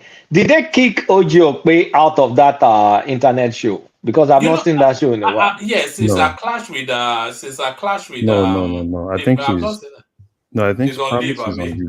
He's on leave, I think, with Rufai. They are both on leave. Yeah, of course, they're on leave. Okay. Leave. We know that kind of leave now, but yes, Larry. Okay, woman, let me start from the softer one. Let me start from the Okoya'S. You see, I think there is this anti-rich in Nigeria. I don't really understand this issue God of bless you. Okoya, they did this, they did that. See, I think people need to understand that you can't, you see, this feeling that, some people kind of like have against anybody that is rich, as if they are their enemies. I think they need to just stop it. And I'm beginning to see that trend, and it's like, this and that. I think they should just stop it. And for me, even EFCC inviting them, I think EFCC is not serious. EFCC is not serious. They always want to follow, they want to play to the gallery and all those things. It's just, that is not how to run an institution. Because I was looking at it, what exactly did they do? Okay, they carry bail. Okay, you can say probably because they gave the policeman money. And I'm not sure they even forced the policeman, right? He could just reject it. So, but this issue of, they should arrest them. Arrest them for what? What have they done? Have they committed any offense? No. They said they mutilated Naira. How? In their house. It's their money. Nobody's money is missing. People just need to learn to live by the reality of you don't decide for people, right? Because I don't even see what they've done. I've seen a lot of videos of people that, throw money around, even at parties and everywhere. Nobody's talking about that one. All they need to do is to look for one, this person is rich and everything. They are not the problem of Nigeria now. Those ones are not the problem of Nigeria. They are just kids, just playing in their house. And it's not even the fact that they are not even outside anywhere. They're in their house. Okay, because they put it online. Yes, it's their space. They can put anything online now. People just need to understand that fact. You can't just keep looking for any rich person and as if the rich people are actually the problem of Nigeria. They are not. They've worked their father, fine. They can spend their father's money anyhow because their father worked for it. And I was just laughing this evening when I saw, because most times when I saw those kids this evening with Wasiu playing good music, they were dancing with their mother and their father, which I say, people are like, we want to see them in EFCC. They have to prosecute them. I'm like, are you guys, what is happening? Prosecute them for what? Wouldn't it be interesting if the EFCC attended that party and walked them out in handcuffs? For what? For what have they done? For abusing and mutilating the Naira. How did they mutilate? How did they mutilate Naira? How? They were throwing it in the air and stomping on it. How? In their own home. No, you guys with this that own argument is false. If the rule says don't abuse the Naira, don't abuse the Naira. Can I ask you a question? Don't abuse it. Kolata, wait. You see, if I take and claim my bomb, Uncle, wait, if I pull, you should go to jail. Man that put it in what is the definition of Kolata? What did you people do to him? Kolata? What's the definition of? What's the definition I'm asking you, Kolata. The man Kolata. that put it in his heart. What is the definition like of abuse of a Naira? heart and cover it with his heart. He should be jailed. He should be jailed. What did you people do to him? What's me people? Am I police? Am I Olopa? Why are you saying you people? Kolata, you said they abused Naira. How did they abuse Naira? What's your own definition of abuse of Naira? One man described them throwing the money anyhow, stomping on it. The video? How were they I didn't watch any video. I told you guys I'm not interested in Okoya. But they described. It's not just okay, what did they do? What did they do? Isn't all these things you are saying carrying bundles of money and are they throwing it in the air and just doing anyhow? No. It's just all these things now, putting some in their hands. It's not just all those things. Okay, did they throw it? Did they throw it like you spray money? Did you watch the video? I didn't watch now. I've just told you how many times I did not watch it. Okay, somebody said they're just dancing with bundles of unpacked, unopened Naira. It's not abuse now. You can dance. No, wait. So, okay, what did they do to the Naira? This is what they do. They were dancing with bundles of Naira. So is that a problem? Did they throw it? How? They didn't throw anything. No, sorry, Larry. People are just taking it far. Actually, what the police frowned at, it was the policeman that was holding the money. They frowned at. That was the statement I saw. The headline that they are summoning the policeman. Why is EFCC inviting to question them? Why they did spray like maybe a couple of Naira. But it That's wasn't the illegal. whole bundle. So That's yes, they did. illegal. That's illegal. Spray- If they spray money, it's illegal. Nothing is illegal. All these EFCC just need to focus on things that are real, not others. They can't even do all those things because every day there are videos. That means EFCC has to go through all those videos every day. They should just be serious and focus on things that are real, not all those issues. You focus. There are a lot of things that EFCC can focus. This is not their core mandate. They should focus on their core mandate and stop all the shenanigans. So if anybody just called the EFCC come now, they'll come. But was it their core mandate when they jailed Bobriski and everybody was chilling? Exactly. No. Yeah. Bobriski has Korea, several other things. Right? No. Bobriski has several other things. And Bobriski pleaded guilty because ordinarily, for me, I don't even know why he or she actually pleaded guilty. Right? Is it she? She or he. The she or he itself, there's something I even want to say. On a lighter mode, this is something I've been noticing for like 3 months now. It's a he. Okay. Every American film I've watched, there is always this element of Gabriel. Is it now a new trend in every American film? Not today. No, this is just me and my wife were still saying this. Every American film I've watched in the last 3 months, there is always one thing there. I'm like, yeah. So for me, one man, this is a no-brainer. People should just go and calm down, make good money. Wait, Larry. So are you advocating that we should not enforce our laws because they caught a bunch of rich kids? Because they caught a bunch of rich kids breaking the law, then we should ignore the law. Now, with your law. The law of mutilating the Naira and spraying it, that's abuse. Which law of mutilating Naira? So if EFC let me tell you something. You see, the problem I have with this issue of, we want to catch mutilation. EFCC should then put their men outside all Nigeria every weekend and catch everybody. Because you can't even define this issue of abuse of Naira. Because abuse of Naira, if you want to talk about abuse of Naira, it's a whole lot of things. So they should, EFCC, they are being paid to work. They should focus on things that are bothering Nigerians. Focus on real corruption, not all this unnecessary, you mutilate Naira. That is not even their core mandate. Their core mandate is to fight corruption. And this is not even their core mandate. They can't be giving EFCC billions of allocation every year from the federation account. And all they do is to start looking for some boys or some people that are spraying Naira. When they have core things that they are supposed to do, they won't do that. All you see is just, because so everybody will know. Either EFCC, you hear today, they go to one school, boggle some boys with laptops and say they are catching Yahoo boys. Or probably you see them somewhere staying all over and looking for one person with laptops.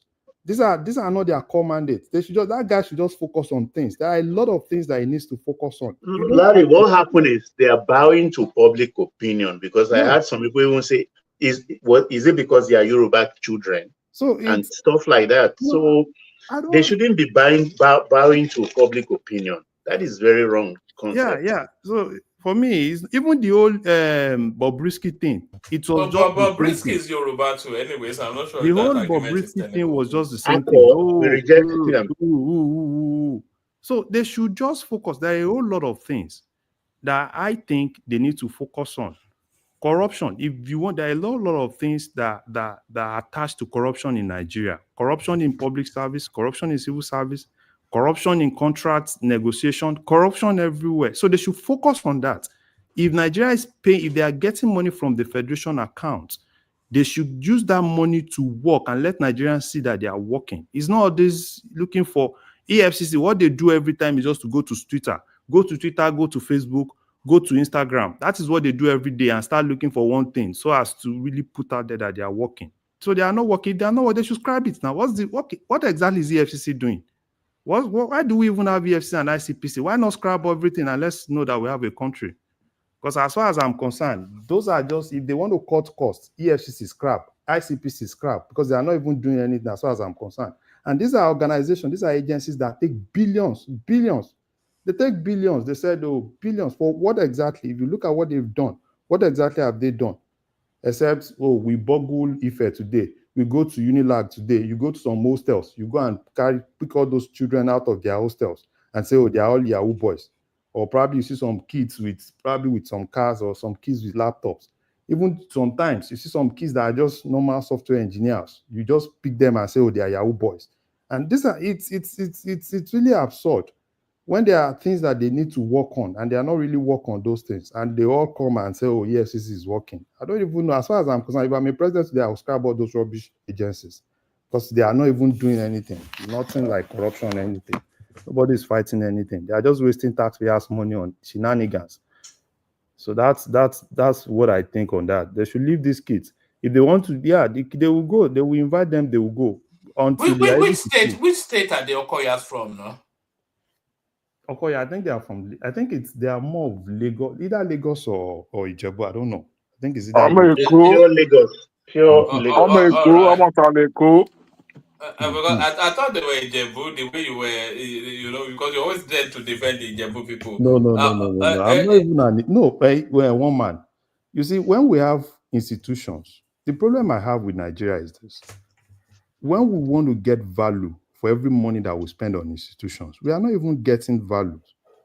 And if you look at how much some of all these agencies take from the federation accounts, they take a lot from the federation account. And at the end of the day, we are not even getting any value. I'm telling you, they should scrap all of them and put them under police. Police should do the whole thing. There are agencies in Nigeria that, if you ask me, we don't even need them. Scrap all of them. Put them Larry is using Bobriski to defend illegality. Those boys need to go to court, and then they can say they're not guilty. I don't even have a problem about them going to court. It shouldn't be an issue. That's what I'm telling you.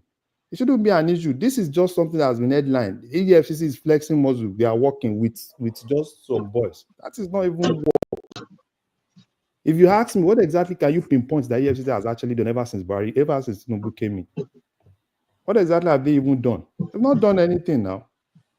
The pastor guy has just been there. All he does is either complain, I will resign if this is not happening. Is that okay? Even aside that, even ICPC, can you even pinpoint one thing that you can say we have an agency? You don't even need anointing. How can you sack 27 officers, suspended 10, without publishing their names? Because these people will still go out and present themselves as officials still. But if you publish their names, we will know in case they knock on your door and say, no, you are a sacked officer. So it's a whole lot. Let us not deceive ourselves. EFCC, if you ask me what exactly ICPC in Nigeria, can you pinpoint one thing the ICPC has done? They've done ever since probably Tinubu came. Nothing now. All of them, they are living fat. All they just do is just go and tell them, okay, I have somebody that is owing me money. I will give you something. Just go and tell them that EFCC, or probably I have somebody somewhere, and that is all what they do now. So why do we keep deceiving ourselves? These are agencies. If you ask me, these are agencies that, if I'm a president, what is your value? If you don't give me value, let's put you as a department. You don't even need to be an agency. You can always be a department under police. That is what I see. They should focus on things. Yes, they can invite them. The boys will go there with their lawyers, right? So it's just for EFCC to prove. All right. Let's move it on to. Do you want to speak on the Femi Otedola versus the ARISE TV owner? Are you monitoring that space? Yeah, you see, the ARISE TV thing is just a normal thing now. It's not just only him, right? There are a lot of them like that, billionaires that are owing a lot, and even Femi Otedola himself. I think that he has one or two issues with the shareholders, the minority shareholders in First Bank. They want to sack him. Is that not what they are saying? They want him to step down. Yeah, they want to sack him, but I don't really see that, because I saw him today I think he visited Tinubu, though he's gonna be all right. But I think most of those bankers, they don't really like him because he's been insisting more on corporate governance, and most of the problem we have in Nigeria is this issue of, corporate governance is not really a thing with some of those bankers. There is a lot of extravagant spending, and nobody that goes unchecked. I think it's just trying to make them a little bit prudent with how they spend money. But for Obiagbona will pay now, and if he doesn't pay, his case is just going to be something like what happened to AIT that time. Though people will shout, "Oh, it's government, it's government, it's government." Oh, they are trying to do something to ARISE TV, but it's not like that now. You owe. Once you owe, you need to pay, and if you don't pay, then probably if you have one or two collaterals that can actually go into it, the collaterals to go into it. It's not a big deal now. Arise TV is a corporate entity, and if taking over Arise TV is part of what is Larry, is the interest charge not the bone of contention between them? What do you say? Is the interest charge not the problem between them? No, I don't really think it's the interest. It's a whole lot, right? It's a whole lot. I think it's just be more of paddy thing. You know, First Bank has a lot of all these loans, a lot of paddy loan. Even the one with this other guy, this their former chairman, Otudeko. So First Bank has a lot. I think First Bank has almost the highest of all these loans that are just one way or the other in hands of some of all these guys. And the problem is, most of all these guys that you see, because they know that at the end of the day, if they are not forthcoming, they will write it off as bad debt. You understand? That's why most of them do all sorts of things. So I think it's got to a point where we need to just hold them. A lot of them are billionaires, but they are sitting on a lot of some of all this money. You take money from the bank, you're not even paying, your interest is accruing, you are not even servicing it. And at the end of the day, you just believe that nothing is going to happen, probably because you have one or two relationships with the board, or probably you have one or two relationships with the chairman. So for me, I think it's not really a big deal. If Arise TV is the collateral, if maximum they take over the management of Arise TV can still keep functioning while they take Obiagbena out. So it shouldn't be a big deal. He owns this day too. Yeah, it's not Arise TV they're taking from it. I think it's Cabo something company he has the seats for. Some of all this Arise TV might actually be under a group. So it depends on how you structure the company. Yeah, but what they listed that they see is this Cabo something hydro plant. So shouldn't the oil block that they gave him, shouldn't that be collateral? Shouldn't that be collateral? I didn't hear you, but what did you say? He used the hydrocarbon, Nigerian hydrocarbon something limited to get an OML and use the license to borrow money. Yeah, so that one they are seizing now for the $2-something million. It's not just the hydrocarbon; they are seizing all his assets. So they should. Well, it's good for him. He's a guy man. He's a guy man who doesn't know about United. They are all thieves. He should go and pay. And if they need to declare him bankrupt, they should declare him bankrupt. But what they will do, they are saying all of them. What they will do, they will not check the actual amount to borrow that time, restructure it, and pay some money and let the rest go. That's what they will do. I don't know. For me, if I'm probably part of the board, they should just check him and look for a way to declare him bankrupt if he's not forthcoming and take over everything. That's me if I'm part of that board, because I think that's what this guy is trying to do. Some of all those banks that we have in Nigeria are sitting on gunpowder, because some of them are not really, in terms of bank being a going concern. It's just so unfortunate that some of them have some of all these loans. So if you can't be a billionaire and you are everywhere when you are owing yours. So just do the right thing and use the legal framework. But Larry, I thought this was addressed in 2005 when Chukwuma Soludo was the CBN governor. I thought there was a bill sent to the National Assembly then to address, awarding of a loan like this. I'm not so sure. I think that was banking. Yeah, that was when they had those scandal of this other intercontinental guy and intercontinental guy, this other Hebrew in Oceanic, and so many uncollateralized loans and so many of all these things. So I think that intercontinental guy, he stole like $1 billion. Yeah, that guy Ogbegbola. What's that guy's name? So that pastor. I mean, what's his Akinbola? Orasto Otegbola. No.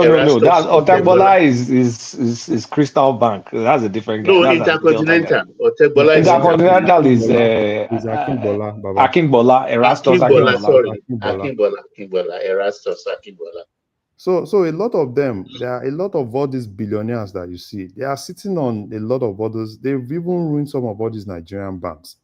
What they can even not do outside Nigeria, because outside Nigeria, you can't be claiming to be billionaires when you have a lot of all this loan. Some of these banks you can't even hold salary. So they should just some of these banks should just look for a way, declare them bankrupt, take over the assets, and because you can't just be be doing things like that. And some of all these banks, they There have are some of all many. this. They are even in the Senate today. Yeah, that is Nigeria for you now. And those are things that, for me, when I was talking about EFCC, those are things that they need to do. Work in collaboration with NFIU. They should do all sorts of things. These are real deal, not all these shenanigans that they are doing. Because you are holding money for people in trust. Because if you are a bank, corporate governance is something that is key, right? And you are just holding that money for people, and at the end of the day, some of all these banks do whatsoever they do. They do a lot of loans that are not really structured. They do a lot of all sorts of things. There are a lot of shenanigans. Even when they have a lot more money, they spend it extravagantly. The MDs, the CEOs, they do all sorts of things. So those are things that I think that, because if you're talking about a country that is not working, these are the basics. Because if the financial architecture of the country is wrong, then I don't see how that country will move forward. When we have some of all these guys that are holding a lot of money, probably because they are closer to this person, so they can't be prosecuted. They will look for a way, pay one of the judges, and the judges will try to let them go. So those are things that, me, as far as I'm concerned, right? If they need to look for a way to sanitize a country, those are things that they need to look for. If there are judges that they pay, they should look for a way to sweep out some of all those judges. Except that, I don't see how a country can move forward with a bunch of people like this. So thank you, Woman. All right, brilliant. Was there anything else that caught your attention in the news today? Did we miss out anything? No, I didn't miss out, except that they said we are importing rice to Nigeria. So rice is coming. So all the rice. What took them so long? If they import that rice, it would be a real admission of, because if that was in the plans, then why wasn't it done earlier? No, I think they were kind of like, he was still believing on some of all these farmers that told him that they were going to make sure they are going to meet up. And I think the farmers now they've seen the reality, right? They said they want to export. So they don't even care about because government is giving you all sorts of things, giving you everything. At the end of the day, you have your bumper harvest, and now you are more interested in selling, exporting to neighboring countries because you believe you're going to get more. So I think government is doing the right thing. Import as much as possible, crash the market and let everybody be all right. It'd be a real shame if they start to import rice after all that's been said. When have we been saying it on this platform that they should import? They came up with this idea when the government just came to power that they should at least import for at least for 6 months just to stabilize the economy. If they didn't do it, they were going to give farmers loans and fertilizer that pass through the back door and pass through the border and go to the next place. Now they are using the excuse that, we want to export to outside and sell. Does that make sense to any sane human being? And yet, the police have not invited them for that statement. This country is a lawless country. That's to show they didn't meet up to the rights, or they didn't even plant. They just ate the money, and the government is going back now to go and start importing rice. They will still be on that deal again on that rice importation. No regulation, no checkmating and all that. They will still flood the country with unnecessary rice. That will start on that problem again. I beg, I yield the floor. I beg, make them open border, make them pull rice center, make people chop, make people do all yes. If Tinubu is ever going to survive, it needs to get rid of that being power narrative, because for all of the successes that is reporting in the financial books, if people are starving, it means nothing now. It means absolutely nothing. People are starving and you're telling us food inflation and the overall inflation with this is going down. If you live in Lagos, you can cry about power, but if you live in Osun, Ekiti, Ondo, you have no excuse to shout about power. You have vast land to plant something. Why would you cry on social media about power? If you live in all those cities, I can understand. At least you have limited land or no land at all to plant. But you live in Kulata's village, why would you really bring power? That's not the problem. Insecurity doesn't make people go to farm. They have not tackled that. By now, I expected them to have implement a law that allows state government to bring back a forest guard. It's something like that. there's some level of security in the western part of the country. They were saying that they're not able enough to feed themselves. No, no, their forest has really mattered by the bandit. Look, see, from Kogi stroke No, onward to I think Ekiti, no, the I think robbers the are. problem. I think the problem is not really the bandits. Is the flood. So that flood actually affected a lot of spaces, but there are some spaces that had bumper harvest. Places like Sokoto, Jigawa, they have bumper harvest, even times 3 of what they were expecting. But unfortunately, those guys they are adamant. They said they want to export. So while some other spaces like Kogi, Benue, they're kind of like affected by that flood. They lost a lot. Even Niger was affected by that flood. So they were Like, not what they were expecting. So those places that were affected by that flood, they lost things. But the places that has bumper harvest, they categorically said they want to export. So that's how for Larry, me. I just think government should just don't look at them. Forget about local. Oh, you are killing local. Put for 6 months, pump everywhere, stabilize everywhere. They should keep state governments, if they need to have different silos, keep food at least so as to stabilize, use that to stabilize inflation for 1 year. Larry, you know the new practice now. Those local farmers in those rural places, they're not selling to their local people no more. They are bringing it to Lagos, Abuja, and all those cities so that they can maximize their profit. And those people back home will be suffering. I Yeah, think yeah. it's a human dimension to this is more profound in a way. I agree with your solution that government should flood it so that at least those people will understand that look, you can't monopolize this to your own advantage. But at the same time, I blame government because government should have foreseen this happening, before now. Anyway, it's not Nigeria. We always find circumvent everything we do and just for our own greedy purpose anyway. Is it my turn, one man? Or Larry, you still have the floor? No, I you can called go, you. sir. I called you earlier, but you were not. You were not. I called you. And I was listening. I must have been distracted for just a Yeah, few yeah. I minutes. called you. I called you, and then I called. I called Aro, and then he said he was busy, and then I Oh, called Larry. okay. Okay. So you take the floor. Then you know what we're speaking to. But what Oh, I'm going to do is, Is Larry still? I think it just yielded the floor to No, you you. can go on, sir. Okay. All right. So you know what we're speaking to, Dewale.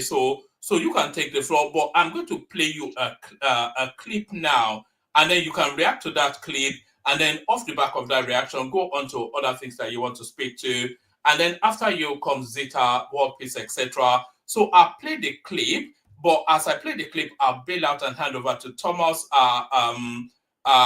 Choma is there as well for backup if Thomas needs one. Acknowledging the super chatters Ayo and RB. So that's it. Was that it really? Ayo and RB. So that's it.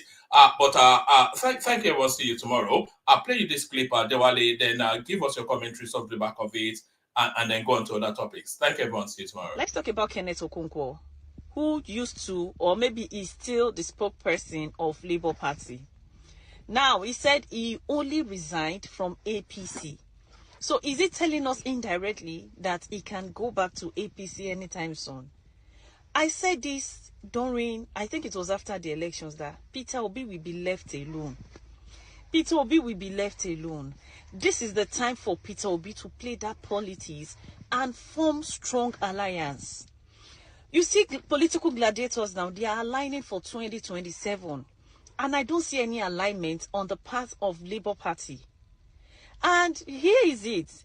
People have been clamoring for, the bigger merger, which is, Labour Party, PDP, SDP, that let them come together and form that strong alliance. This is a good time for Peter Obi because some people now will sabi this game. They are running back to the winning team. Let Peter Obi not be left alone and Atiku. They all should bury their pride. This is the time to play politics at its peak. They need to just forget about, I'm this big, or I have my platform, Una no get structure. Best thing is for the two of you, all of una make una come together and form that strong alliance. Not be saying I go still win, but just form a strong opposition. People don't they come out like one now, they come out from PDP, they come out from Labour Party. They are all going to APC. I want to believe these ladies are obedient. But the thing is that they're just waking up to find out. They've left them. People have left them alone. It's not it's not that they're realizing that their savior, their political savior is no longer having a command. Listen, the people like Kenneth Okonkwo have been in the game for some times now. And look, everyone in politics is about two things: personal interest, sometimes sometimes greediness. It's about power, acquiring power. Everybody wants to associate with power. And I want to believe that this lady is, saying this from or observing this from a genuine part of heart. That look, Peter Obi need to wake up. And I wonder what is he going to wake up to?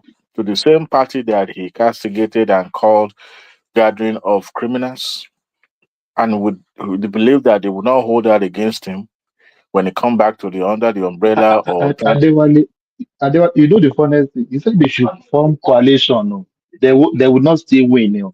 even let's even assume that is, that's a good call. I mean, I expect any serious politician to do that, especially in this part of the world. Look, when you are forming a coalition, with like minds. Now, tell me who is going to join hand with the likes of Obi now? Who is trying to, profess that they live above board? Oh, I'm not criminal. I'm this. I'm that. I don't want to involve in this. Look, I think it's high time his followers understand something. That look, this man is not serious. Okay, it's just like, okay, let's do this. Maybe my name is going to be written in the history that, oh, yes, I was one of those people that fought and for this race. But I don't even see who is going to align with now. By this time, he's not talking about any serious alliance with the PDP, denying that they are trying to form any formation with the PDP. He can't come to APC. It's not possible. Tell me which party is more stronger? Is the SDP? There's nothing there. I don't think it's going to align with NNPPs.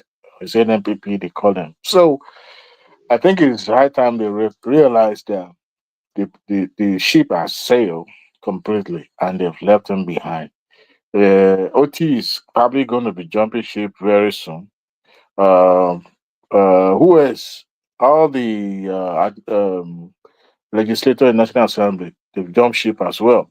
So he doesn't have any other governor. He doesn't have any other. Okay, I think our auntie from Abuja is going to stay the course, but then he's still a lone voice in the National Assembly. For I think by now she's supposed to recognize that. So if she's going to come back to the House, to the APC, maybe that will work in our favor. But you see, I don't know. It looks like 2027 is about to. Adewale, don't you think only chance Peter Obi got is the last election? Even that one, he ain't got no chance. It's just about let's just try this. No, It's no, like I'm just saying that like a narrow that was chance. he didn't even have no Just a chance now. narrow. There was no narrow chance for him. It was a complete done deal. As a matter of fact, that avenue was not even in existence when he contested in 2023. Politician knows that even if they're going to lose election, they would know. But you see, when you put your horse together, what are the horse? You are not grounded in the grassroots. You don't have the resources to match those at the national position.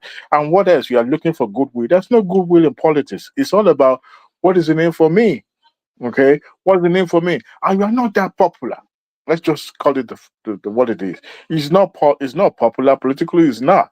It can be maybe training in some area, but when you look at some, hardcore local rural area, who knows you? You see, just people who have been on this game for a very long time. They've edged their names in the heart and mouth of every Nigerian. So even if it's for bad stuff, people still call their names. So how do you match up with the likes of Atiku? How do you match up? You look at the electability. He doesn't have it. He's zero. Zero. It might be a good person. Good person is different from a candidate that is appealing. In this case, he's not.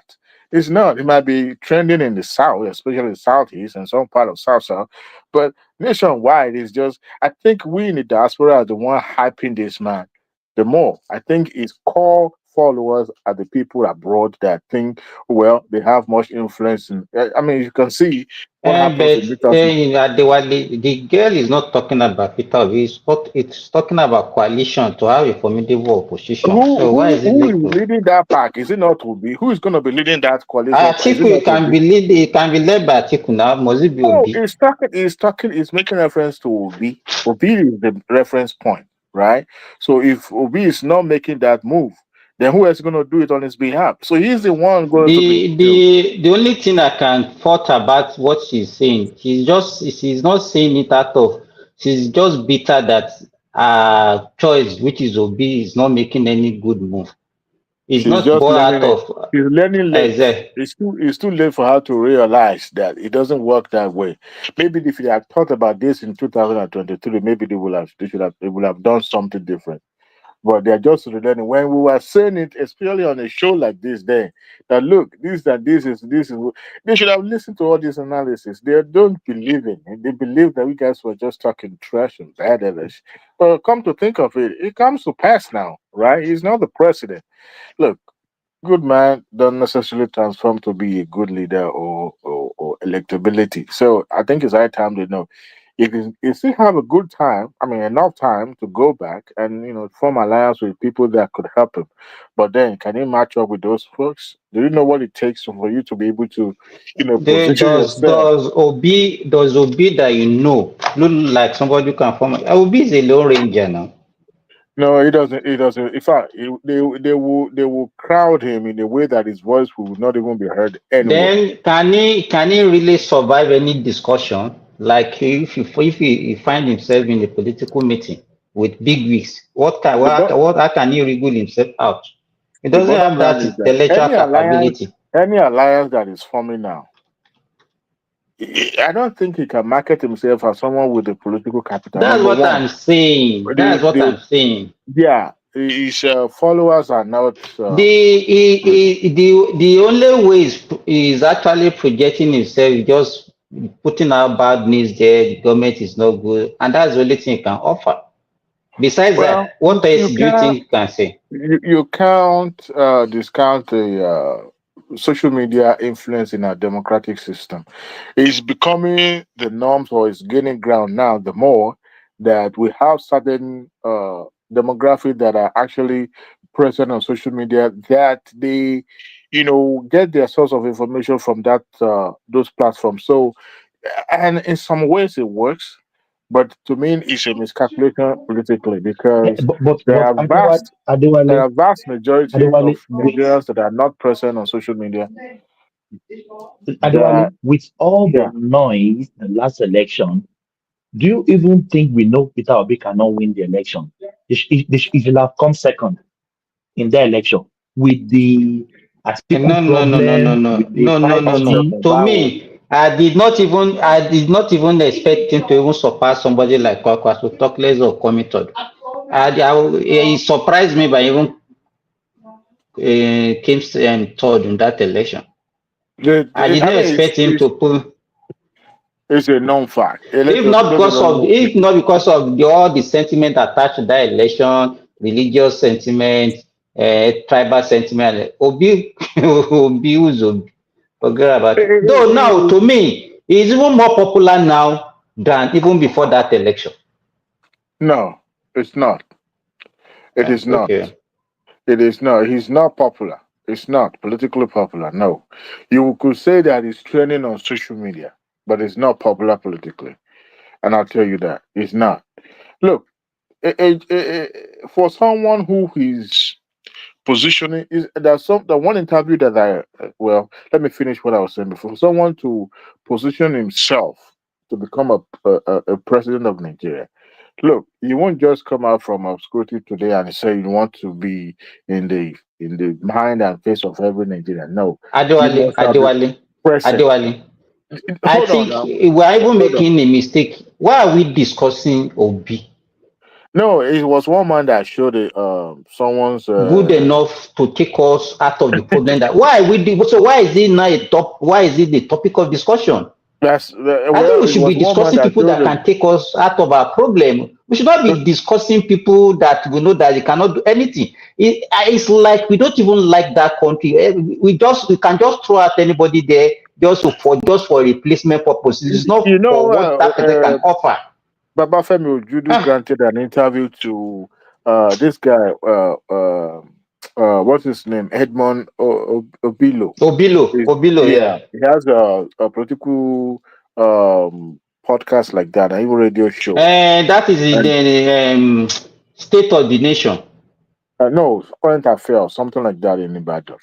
But you know, when Ojudu was granting that interview, he said M. Abiola wasn't part of the elite, especially those who reside in Ikoyi axis of Lagos, that they are connected to the source, they wield more influence, and they know who is who and who will become this. So when he was asking that, well, Abiola doesn't even live in Ikoyi, but you can also classify him as part of the elite. He said, no, Abiola wasn't an elite. That's why he chose to be among the poor people. And they already, when he spoke to, one this man, what's his name? Not, this Sharaki's father-in-law. What's his name? You know what? Anybody can remind me in the comment section. Ojora. Yes, and you know, you mentioned that. Look, they know who will become Nigeria president. You know, they know who became Nigeria president in the past and the present and the future. And MK Abiola wasn't one of them. And you know, that speaks volume. You know, these are the people that you hardly see in the court, even though you can't actually say, well, this is a political gladiator or a politician. But these are the people that are well versed when it comes to the affair of the country, and they do their things solo in a very quiet manner. So Obi, you can say that is not, despite his trending on social media, is not one of those people that the power or the power and authority to control the affair of the country is going to be vested in his hand. It's not. Anyway, because there are so many factors that is going to work in his favor for him to be. You can see that somebody who even has more political clout is having issue with the northerner. You see every day you see some cockroaches and rodent coming from every corner trying to challenge and make some noise in the newspaper just for them to say they are saying something. Look, they know who has power. Anyway, let me divert to Otedola and Obaigbena. You see, like Larry said something earlier when he was talking about the likes of NDDC and EFCC. We have all these agencies that they have more, they were empowered to carry out certain functions, but in a way, because of maybe party's thing, they look away. And the agency called NDIC, the National Deposit Insurance Corporation, or whatever their name is, kind of, they're like the bankers' insurance. Okay. And I want to believe, but I'm not so super sure for those who have been in the banking for years.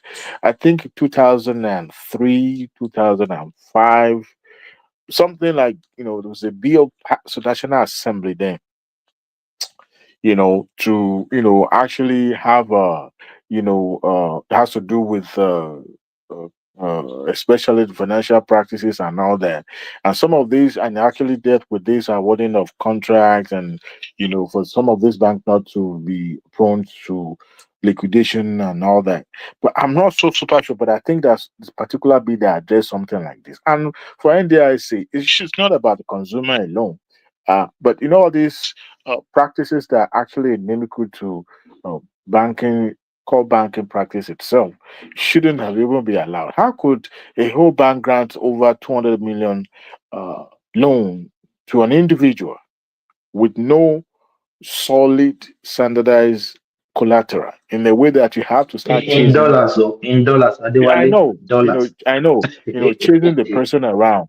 You see, to me, tells you, look, every day is full soldier on Arise News will be, you know, coming up and calling out politicians and people that they disagree with. They are corrupt, they are this and that. But the owner of the business itself has been known to have, for sharp practices. This guy was kicked out of London because of these practices when he failed to pay his employees. Okay, what would have been more sharp practice more than that?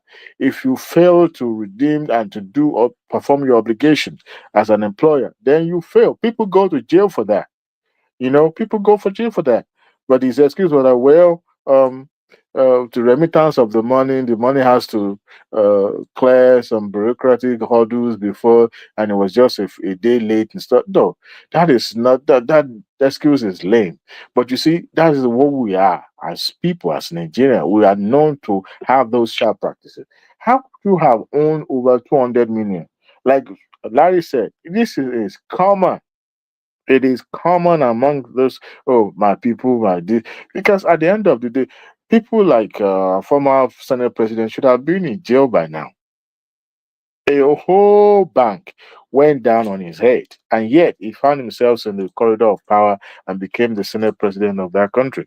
So what does that Three tell banks you? has gone down on his head now. 3 banks. So Three what does banks has that? gone down on his head. One person. So SBN, what does that tell us is Intercontinental that Bank, all Heritage the Bank. all these things are sharp practices that should have been, curtailed by the law of the land in a way that CBN Act will be able to have a guideline. I want to believe that every bank report to the CBN and some of these, you know, um, um, uh, loan contract. But you see, that actually speaks well on what happened. They do. What actually They do, happened during actually. Emefiele's tenure. You see, well, our brother from Kano, what's his name? The richest man actually benefited from I'm sorry, Emefiele's child practices. He benefited because he had unfettered access to dollars, to foreign currency every time. I want to believe the federal government actually gave him that leeway, but he was granted that access. So that tells you of what happens, especially when you are close to power. But I tell you this, I'll tell the lies and I'll show my low. That's just the way it is. He will get his money one way or the other. Even said, I'm just reading it now. I think Otedola has replied him. I don't know. Yeah. Did you read that? Did you read No, Otedola? no. I read a little bit of saying that about what he used the money for Emefiele to become president, this and that. But that would be stupid. And private jets. Yeah, if that is what he spent those money on. But how could a bank allow such to happen? When a bank grants you money, especially when it's not a You personal know loan, the but has to do problem. with, A lot they'll of things. teleguide you. A They lot of teleguide. things happened.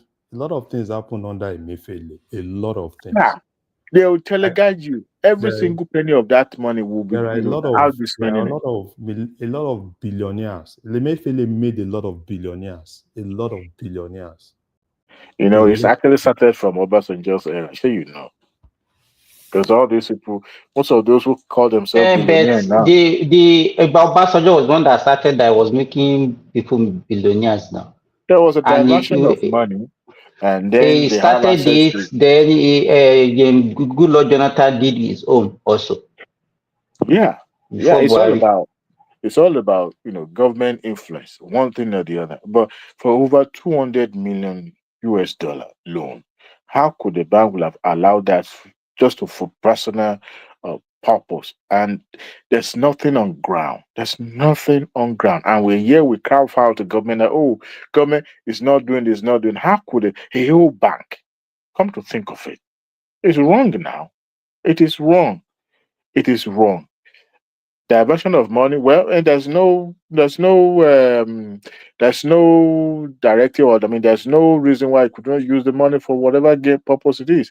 Buying a private jet, you know you know God help us in that country, and those people that are rising used to shut their mouth, because see, they know who their chairman is. This man actually benefited from the Suki National Security Fund, or whatever the money that he was disbursing to every one of them. Even Dr. Ruben Abati there also had an issue with EFCC concerning the one that he went to him as portion of the money. You see, and yet it will come to the their own television, even on their these days newspaper, and say, well, and they're always quick to have editorial press. You put it at the back of their newspaper. Oh, this and this and that. I think that was the reason why Otedola granted that interview, saying that he knew what the money was used for, because they are trying to say that, well, and that was it. I was asking Larry that, is it about the interest becomes a bone of contention, because every loan has a stipulated time or the period that it has to be paid back, and if it's beyond that time, then there will be penalty for it. So what was the term of the agreement? Actually, now that is open to Nigerians now, because we know the people that are actually corrupt in that country, but because we like what they are saying, Nigerians will keep quiet. Now, with this expo, now, what do you think will be the reaction of an average Nigerian to this arrangement? Instead of them to attack him now, they will be putting out sentiment. Is it the only one? What about this person? What about other person? Adewale, give me 1 sec. Patoski, if you are borrowing money from the bank, you are expert in that field. You must tell them what you want to use the money for. Abi, am I right? Yeah, sure. You have to give them your business plan now. Your business plan, your roadmap, yeah. But for this kind of nature of loan, CBN has to have this money is not a small money. We are talking I know, in that's why I dollars. said Not in CBN naira. also have to No, consent. you know my concern. Why will First Bank single-handedly give out that kind of money? That's supposed to That be is like a too much. consortium. Because it was kind of money guaranteed you by give CBN. out It was as backed by CBN Patoski. No. They can even not back it. Hello, this guy has an OML license. No, this He's Baba. supposed to drill oil. Baba, you So know the what I'm bank even to their saying? truth long. And don't forget Patoski, you guys don't deny Baba, it. what was You guys the take your cut collateral? out of the loan. Listen. Don't you Baba, take your Let cut. me guys, let me give tell me you what give me I'm 5 trying to say. seconds. Patrick, just 25 seconds. Baba, this particular bank is the last bank that should give loan for OML based on license. You're right. You're right. Because of their past experience. Remember the rig You're in right. front of Marina. It was the loan borrowed to a guy Is that that a I rig know. now? What do you call that? That rig. That guy came from America. I'm not going to mention his name or whatever, to try and start oil drilling business like Schlumberger and co. with zero experience. That rig is proof that First Bank should have been borrowing money. Lending money to people based on without collateral or based on Look at OML, one even thing or their the other. experience with Nitel. $1 billion new. Patoski, $1 billion. Nitel now. 1 billion. 1 billion. Yes, it ruined First Bank. Everybody, Patoski, deny it. What you look for first is what is our own. No. Out of that 230, It doesn't work that way, Baba. No. That's not what they look for. No. Okay. No, I don't have any interest now. So why am I protecting who? But because you're on the platform, Baba, let's be Baba, truthful. Baba. You know my concern, Baba. Sorry, you know my concern. This kind of money you can give it out, but if I'm the one in First Bank, I will do this loan as a consortium. I'll just bring other banks in. That was what we did. That's syndication. And now that's why we did. That was what we did in Shonga. Now you spread the risk. Yeah, in Shonga Farms case, we had to. It was a syndicated loan. So eventually, even when we had issues, the risk was spread. You can imagine all of that on one person. But this was before Otedola took over as the chairman, though.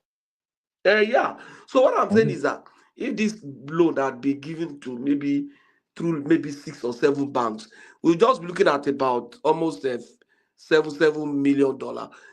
Nobody will really. You understand what I'm saying? Yeah, it's not going to shake them. It's not going to shake them. The main thing is about corporate greed. Greed, that's all. Exactly. Baba, only they want to eat all the money. The reason why I know that this thing was not approved based on following the guideline is the fact that you're right that that money should have been spread out. Two, why would a bank approve something that they are not guaranteeing any cash flow from the purpose of that loan? How would they approve something? That's why I said that it's not just the No, they first must have bank. guaranteed the cash flow from it now. Yeah, but you have The to cash have flow didn't something. just come, no, now. They So are expecting a cash flow, but it their just didn't business come. proposal was So faulty then, and they should have known that before. But Kilo I so, guess because of the influence of the CBN, that was no, why we get everything photos. just. So what did you say? I said the CBN must have backed this thing, this No, loan. CBN will not back it. It is. CBN will not. There's no way CBN will back it now. And that's why I said that there's something that is So if CBN related did to not this buy, in No, I just 2003. had trust. I probably had confidence in the process. Patoski, You know, they just if put money to Daniel. Patoski, why is No. Otedola now accusing Emefiele that Emefiele was the one that actually backed this guy, facilitated the loan for them? No, they facilitate as a CBN person. I don't think any financial institution in Nigeria is allowed to grant such loan without the backing of CBN. and NDIC not to be Yes, aware. now. That money is CBN too call much. now. Patoski. That money is too much for CBN and NDIC not to be aware. You are right, exactly. And without the consent of the CBN. Emefiele too may be part owner of that oil block because it was a no bid oil block. Oh, so our guy in Rice News should come and tell us what did he use the money for and how come it's not paying back? They should not Because they should declare the guy bankrupt. no, we need to know all these child parties, these fake billionaires will not work. No, they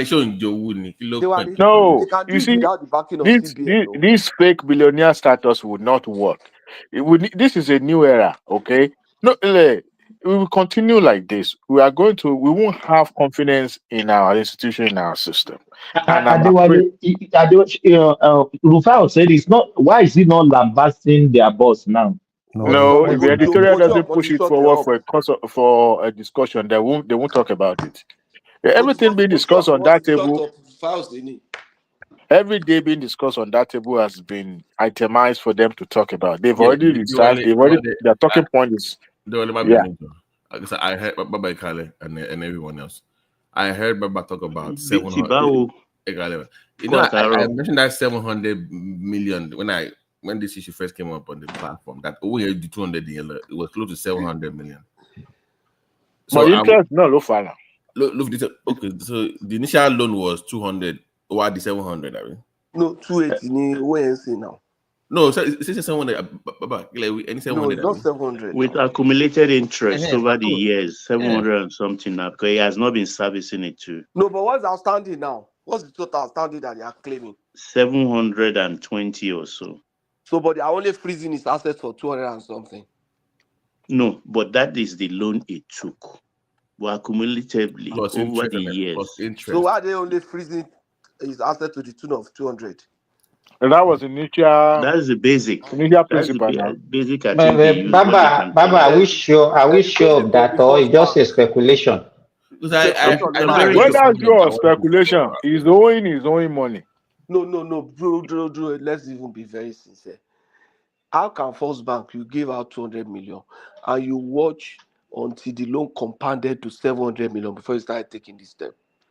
You know how these people work now, Patuski. They do short job. They do correct. Listen, when he took the information loan, correct. You understand? Sorry. You have to go with package of whatever you want to do, how you want to do the exploration, and the contracts you've signed, according to Oba Igbuna. First Bank, they are supposed also to bring more money, or do certain parts of the contract.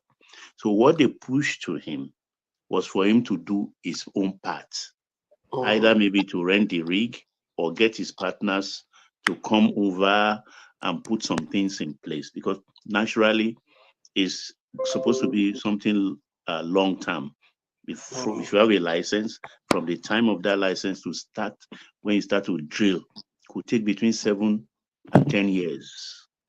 But this guy, rather than lift a finger to do anything, started competing with the billionaires. Started competing with them. He did nothing, absolutely nothing. This is my own analysis. It's calculation, because this is what I can do too. In the time of Emefiele, I have 200 and something million cash. I can be frivolous with 2/3 of it. But that would be stupid. My friend Emefiele can help me when I do, what is it now called? Round tripping. With the rest. With round tripping, I can recover within 9 months to 1 year. I can recover again. So that 2/3, I will use it as I please, either frivolous investment or anything. But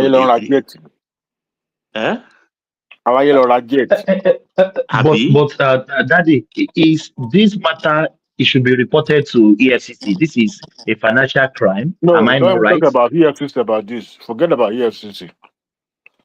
Forget about that one. That one would not be reported to EFCC. But most of these things, you understand, the banks too are complicit. I keep on repeating. When you bring such things, Patoski, they are complicit now. We know them now. The first thing don't mind Pato with all the drama. They want part of it. They want anyway, part you of see it. what I'm saying, eh? I agree with And you, they Baba. do get part of it up front, because they won't even give you for them to give you. They remove that their own from source. Baba, I'll say bank being serious about awarding loan. Most of the time, they are part and parcel of that business. But in this case, it's a private business. It's a oil block awarded to this private individual, right? But if they're actually serious about the performance of the loan, like Patosi said, they shouldn't have waited till a new management takeover and the question being asked. In a way, that should have been I believe that would have been reported in the financial report. Enuki Jekojumati Adewale. That's why the bank is not even growing, because all these practices is not. No, it's the biggest bank by assets in Nigeria. By asset, but in terms of liquidity, they are zero. And it happens to them in 2003, I believe, when they're doing recapitalization. It was so hard. It was so disheartening to see this old generation bank being overrun and taken over by this. Recapitalization has come again. They have, I think, only 1 year to go. Okay. So before you know it, you will see new billionaires springing up again, because there was, unfortunately, I want to believe Soludo put something in place to checkmate all these practices, because I want to believe so. It was tabled to the National Assembly there, but I'm not so sure. You people are just, the issue is that they must have taken all the care. They just didn't monitor that credit. I've seen that happen over 200 million. Patoski not being monitored. No, monitor Duro now. Duro. You see, once if they approve credit, before they disburse, they make sure everything is in place. Most of the time, what makes credit to go bad is credit control. Area of monitoring, when you are disbursing and when you are collecting. If you disburse to the right source, it's okay, the money is already gone out. Now, collection, if you don't monitor the collections, once the money that is supposed to come down to pay your loan has not been made to come, then you have lost that money once it goes to another place.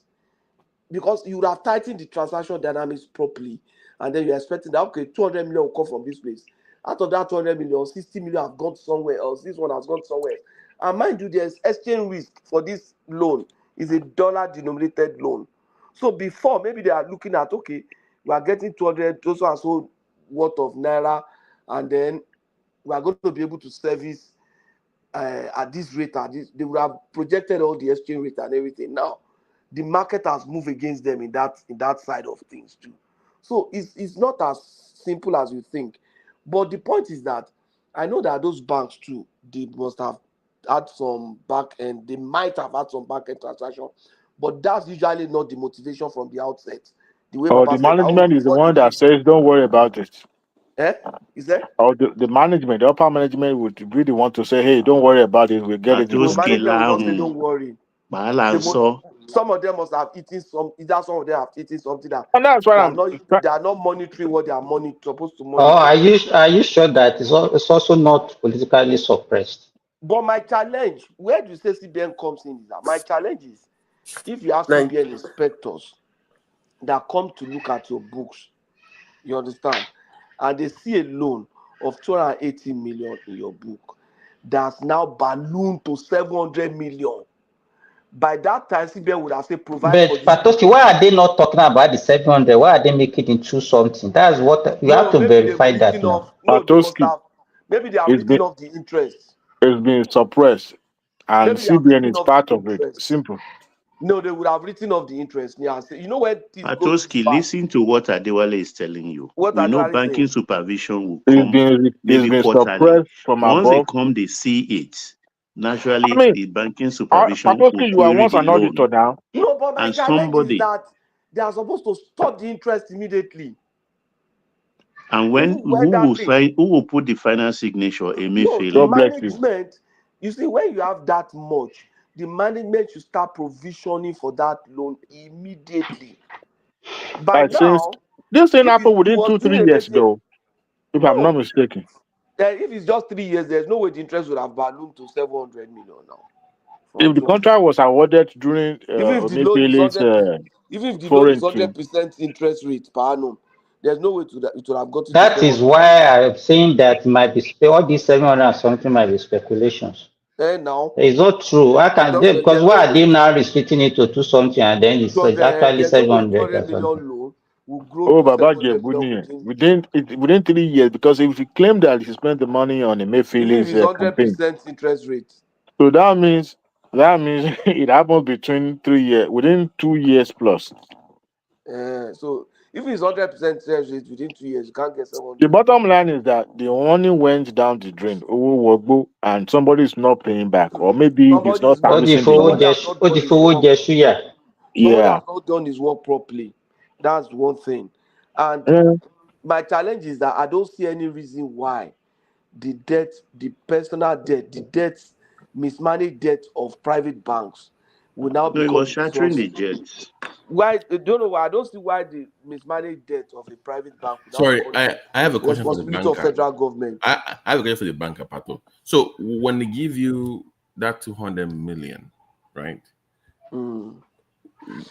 For something, at what point do they have to check in to see if you're actually spending that money on that thing? Is it like quarterly? Every day, every week, every month. Okay, wonderful. So they gave him 200 million plus, and while he was buying it and doing all this fashion weekend, nobody checked in to say, wait a minute, where's the actual thing that you got? Nobody asked him that? Nobody should. That money should have been given to him directly. That's what I'm saying. Okay. All right. Babati, I was a credit. I started my career as a credit officer. You understand? As a young boy from school, from NYC. The way loans are structured, if anyway, I don't know, let me not say the way loans are structured, but the way I was trained, if I'm giving this money out, I want to first of all know the purpose of that loan. I want to know whether that purpose is the business area. If it's not the business area, I want to see whether it's getting capacity from outside that's going to help him to be able to play that place. But that's before you lend him the money now. That's before I lend him the money. That's what I'm even doing. Patoski, you are talking like, okay, regular credit officer. What if your MD walk into your office with somebody? When my MD, I've been involved in something like this that MD said, blah, blah, blah, blah. Let me give you, okay, this is not like, this is this thing. When we're offline, I'll tell you something that happened. So you want to tell me you have not waived any condition before? I want to tell you something that happened when we're offline later that involved one of the most But prominent. yes or no, you've off condition, you've waived I condition did before, I didn't. I insisted that my MD sign off. I didn't off it. and you still have your job. Why do you think? How do you think I left banking? You see, Ola knows that because I've shared it with him before. The point, that man that you said sat on some banks and the thing collapsed. I didn't want to mention his name. He was the one involved in what I was talking about. In short, it was something that we used to restore that bank. The bank was down. We need to restore it. I was the one that did everything, and we went to the ED. We went to everybody. They said no. MD sign off, and that thing was one of those things that destroyed our MD. So, but I can't give details now. But what I'm saying is that as a credit officer, you can also just stand your ground and present your papers and everything, which is okay. Nobody's going to say you are fired because of that. You understand? The MD will just override your own recommendation, which is possible. You understand? If MD override your recommendation, you give out the loan. If the loan had not gone bad, they have done the transaction and the thing had come back successfully, they will say, oh, it was a bad business judgment we made by not recommending it. See, we have done it now and everything is okay. But it has gone the other way. It's part of business. How many new admissions do you have in extension? You said? New admission. But it's not talking to you. Both of you have your background is kind of noisy. Simba, please turn down. So what I'm saying is that even when you have now given out the money, that disbursement, credit control must be in place. All the conditions you have given in your credit appraisal, that we are going to make sure the money gets to this place. We are going to make sure the supplier is paid directly. We are going to make sure that when we start getting the proceed is collected directly. You have a responsibility to make sure that those things are carried out. MD is not going to be the one that is going to say, did you collect proceed today from so and so oil and gas? Did you as the account manager, the one managing that credit, you are supposed to ensure that as the RMG guy that is sitting on that portfolio is the one that is supposed to be checking, is there anything coming in this week? We checked those days weekly. You are checking the loans, you are doing reports on the loan, how much you are expected to come in, how much actually came in. You're probably forgetting to that the internal auditors will pick it up. So it's going to you have to even do it before internal auditor pick it up on you, or the credit control. In credit itself, your credit control is checking, your internal audit is checking, and for something of that volume, Treasury is even worried because Treasury is covering that position. It might even come up in your NPR. It depends on. It's gonna for something like that nature will always feature because that's a big. Exactly. But it's going to anyway, be coming regularly. Your it tells you about what goes on. Patoski, the thing so how is, did it happen? The license he has is an OML, not OPL. I don't understand. An OML is like ready-made. The oil is there, guaranteed. Okay. If it's OPL, how did he even get the license? How? No, you can That's get another matter. Did he bid for it? There is no investor, whether banking or finance. Did he bid for the license? Local or international? I don't know. We'll see you have an OML license. Let's start from that will there. not do anything No, for you. they said he didn't bid now. Nobody bidded now. Unbidded. Maybe it's even a fake license. No, I'm not sure it's fake. Basically, probably Emefiele He's has. just a lazy guy. How can you have an OML and be in this kind of trouble? I think happened. Maybe he's holding it in trust with Mayfield, like you said earlier. You know what I think happened, guys? I think it's just the usual Nigeria thing. Just a phone call from the higher ups. That's it. Just somewhere. Then you get it. That you know how this thing goes. Talk about the convo, then they have their friends in the banking and say, okay, give this guy this. Is Jonathan's boy. OML. But Biden is Jonathan's guy now. So maybe Jonathan gave it. I told that they have people in that bank. No. Baba, let me tell you what would have happened. Baba said something which I think it gave me some eye opening. That nature of license that you say you got, that means, Baba, you said that means the oil is there already. That's right. It's a Baba, mining license, oil mining Baba, license. as me and you dey now, we will not know any MD. If I get that mining license today, we'll get a bank tomorrow that will fund it. Even with this 200 million that is, everybody's crying that is being lost now. That everybody, you I expect will that. just go and sit in Vitol office in Europe. That's all. We will get somebody to fund it. Once we get that thing, Patoski, if it were to be done in an ideal way, a banker will be sitting in the meeting where every project, every details of that project is being discussed. Every details. No, be like that now. It's just lazy. It happens. It happens. It happens. Go do for them. It happens. That's not his job now. I'm telling you, it happens. It has happened before. I'm saying that's not his job. Yeah, Are you going to be on the customer's premises? I'm following the money. That's where I'm trained. Just follow that money. That's all. If they follow the money and collect the money and put it in the bank, all this wala will not be there. If they give you loan, if you take the loan and pay to the supplier direct, get the equipment, make sure the equipment is running. I know.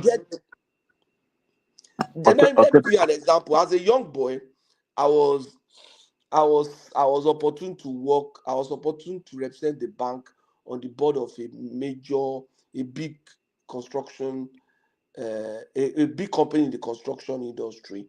You understand? The bank had given the loan, and then it looks like the loan was not performing. We had to review, do some re-engineering. Then they now said that they needed a director, somebody as a director on the board of the company. I was just 3 years in the bank then, but I was already exposed to a lot of heavy transactions. So they nominated I should be there. I was there. My own native concern me with how they manage the company. My focus is to make sure that I see the money and I monitor the money and make sure that the money goes to where it's supposed to go. So all those leakages, the money is being diverted, all those things stopped because I was there.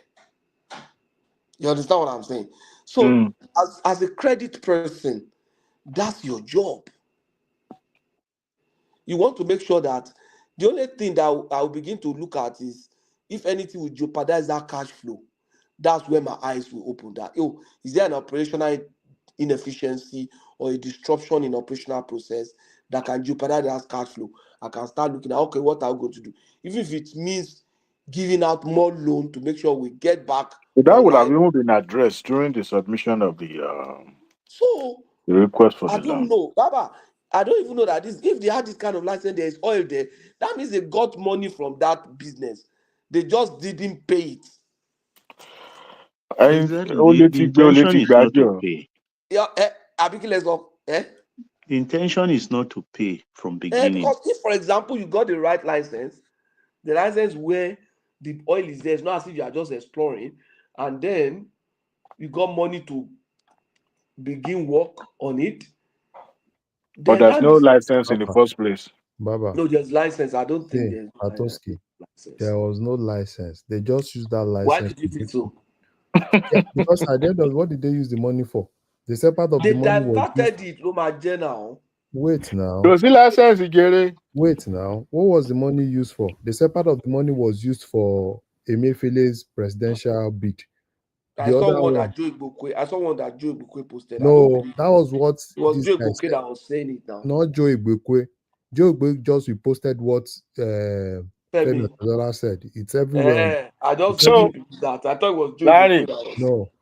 Femi, because they've been trying to use this day to blackmail Femi, and Femi had to come out and said exactly what happened. You think Femi will say all those things? Femi is Oshomalo. Everybody is retweeting. Go on Twitter now. Femi said Femi it is now. a businessman now. He's a guy with a few words, but he will everybody use is power. just retweeting that. Bejo Igokwe just retweeted what Femi said. He's on everybody said it. So it's not a Joe Igokwe. Here's the deal. Okay. Arise News will begin to sing praise of Tinubu's name very, very soon. Do you know something? Let me give you a gist. Femi, because they've been trying to use this day to blackmail Femi, and Femi had to come out and said exactly what happened. You think Femi will say all those things? during New Year, Akpabio, I think it was Akpabio that was telling Tinubu, congratulations. They now It's give, Kuri they gave Otayin. you man of the year. What is it? Do you know what Tinubu said? They said, so that's good for them. Oh. But I thought they said, That's good for them. nothing good can ever come from this government. So he said, okay, that's good. Larry, do you think this guy preempted what is happening before they did what they did now? No, Of they course. knew now. Okay, It like looks today like. now. And but he This guy is defended it to the IS7. He this was saying evening. no, he did what they can. Do you know something? And this About he evening, defended the man of the year. He did though. Because all these other panels were trying to like, yeah, he said no. I'm sure The editorial, Abazi the, knows ed- what's up now. the The editorial rest don't know what's up. The editorial know what they are doing. They came up with it, and that is the final. That is their decision. And it was once like them before, and once they come together, in fact, they even put it on post, and everybody will bring their submission, and then they will now say, well, this is who they are going to pick for the person of the year, or this is their decision on certain things. So yeah, he did. He defended it.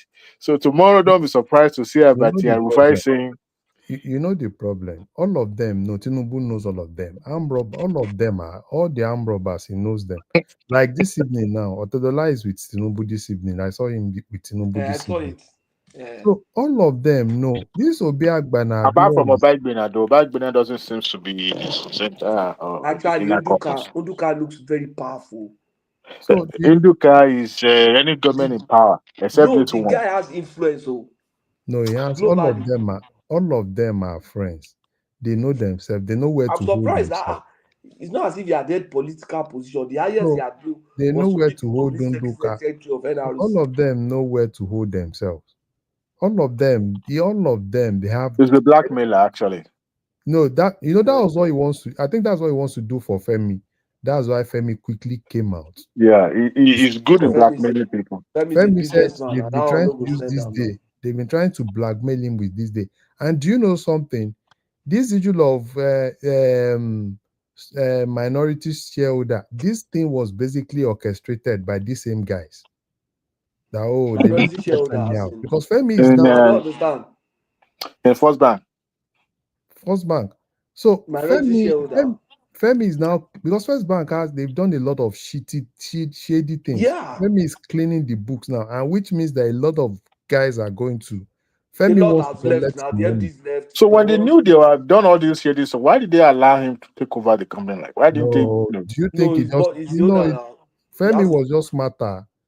He was just smart. You know, all of those things were really happening when this guy Otudeko. I mean, what's that man's name? Yeah, Otudeko. Otudeko. That's another. They took him to court too. That is another arm robber. They took him to court too. Otudeko. Otudeko, Who took him to court? This was there was a loan that he didn't service then. It was in the news. Patoski? Yeah? The arm robber in that side, Otudeko arm robber. Osage. That Osage is another arm robber. Which Osage? Osage, that guy that was with Etisalat. Banker. Hakim. Yeah, young guy, very young guy. Baylor. That was the UBA, Hakim is not a young guy. Oh. He just looked young. No. He was young then. He was young when he was in UBA before. Now. No, he was chairman of UBA. He's not a young guy. Yeah, Hakim was. when Hakim was what? He was 20. He was in. Hakim should be around 70 now. He went to Etisalat, cash out from Etisalat. Really? Kim Bello will be in his 60s. So. Hakim Are you sure, Baba? Yeah, but this was in the 2000s now. I thought he was around 70. No, not 70. Yeah. Hakim is in Hakim is 70 now. What did they pick now? What did he pick? What did he pick in the early 2000s now? Patoski. What he picked last in 1997, 96. Patoski. That Hakim, a lot of people don't know. That's another arm robber. Another arm robber. He purposely sold that UBA to Hakim is another arm robber. So basically, Hakim's father was the personal physician to. That's Professor Bello Osage. Was personal physician to Babangida. Was it Babangida? Yeah. So all of them. So basically, if they leave Femi don't want to hear anything. Because First Bank they've done a lot of rubbish. And it's so unfortunate that First Bank, first they've lost the glory, they've lost everything. There are a lot of loans that First Bank has in their book that even if you look at some of those loans, you cry for them.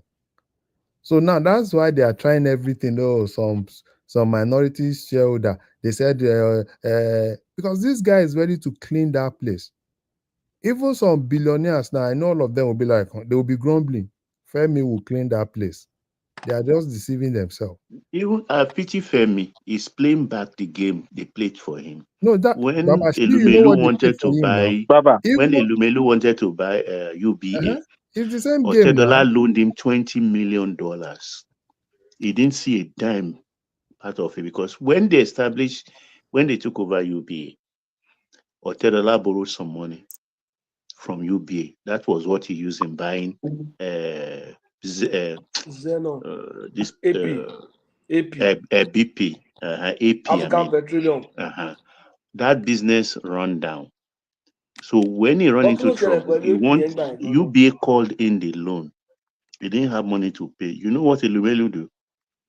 He converted it and used that debt he owed Otedola to cover the loan without authority. So he ended up empty-handed. That was what initially caused their fight. No, but that's normal now. That's what you should do now. You are owing me, and now I have your money.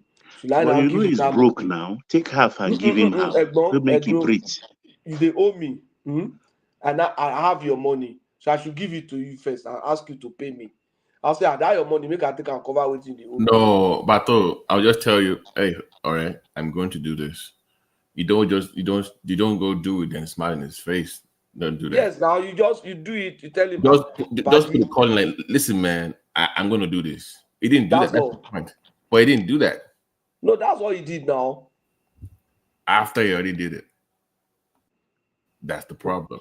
Okay, you should tell him before he. No, like, dude, if like I'm your friend, we're friends allegedly. If I'm gonna do that, listen, can you? Okay. I don't hear you again. No? Is it me?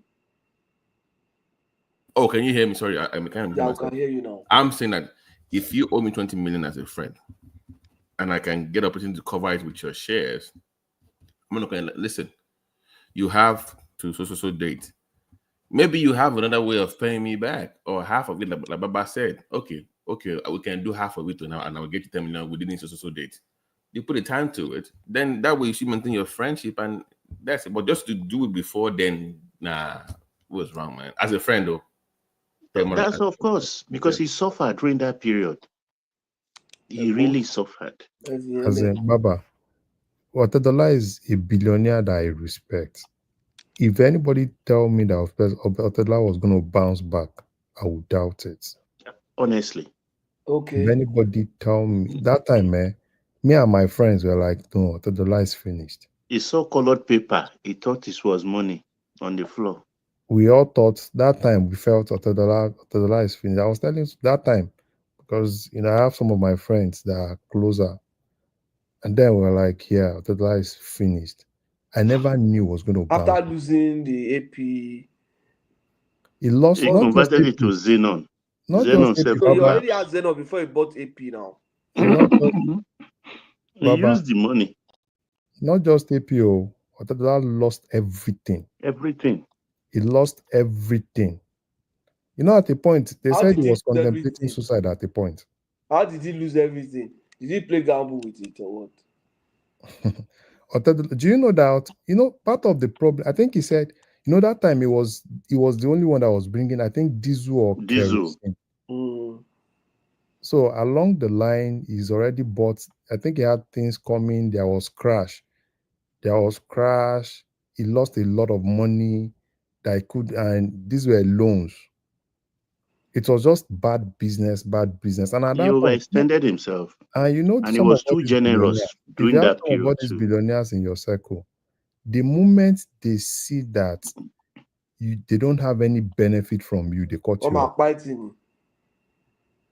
If they are still holding a position in a place, they feel like, yeah, they can still get something from you. you are their friend. But immediately you lose that space, then worst case scenario, they just give you something to cut you off. There's circles within a circle. Is my point about their so-called friendship prior to this going south. I've seen people business out there, but I've seen where people, when I was young, little, where this person might be wearing like Bada and has driver, but when you see him meeting people that I know, they have to bolashiri they are there for him when he's down. They don't make that public. My point is, because I keep thinking on this so-called friendship and now on new. If we're just business friends, that's okay. But you cannot do that, and he has to be the one to find out, then place the call to you that what did you do? That is not friendship now. But I'm not saying you shouldn't do what you have to do. No, they are Babati. All of them are not really friends. Okay, I get it. They are friends, but they are wicked friends. All of them are not friends. Look at all of their faces. Interested You in will your see. interest. If you have a business interest somewhere and they feel like you can meet up. But I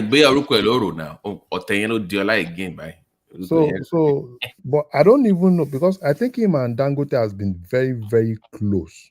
They've been friends before. No, they fought too. I told you in Customs Street. What happened was, Dangote, they took turns in heading the stock exchange. And if you remember what they did at the stock exchange. I remember 2 years ago, Femi signed a deal with the Lagos government for their power project. He signed it. I saw him any update because it was going to help them build their BT.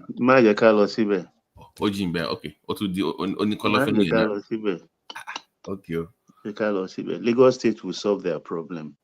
Oh, I need the Well, I can just tell you one sentence. The national grid collapse. That's all. You actually answer Lauren.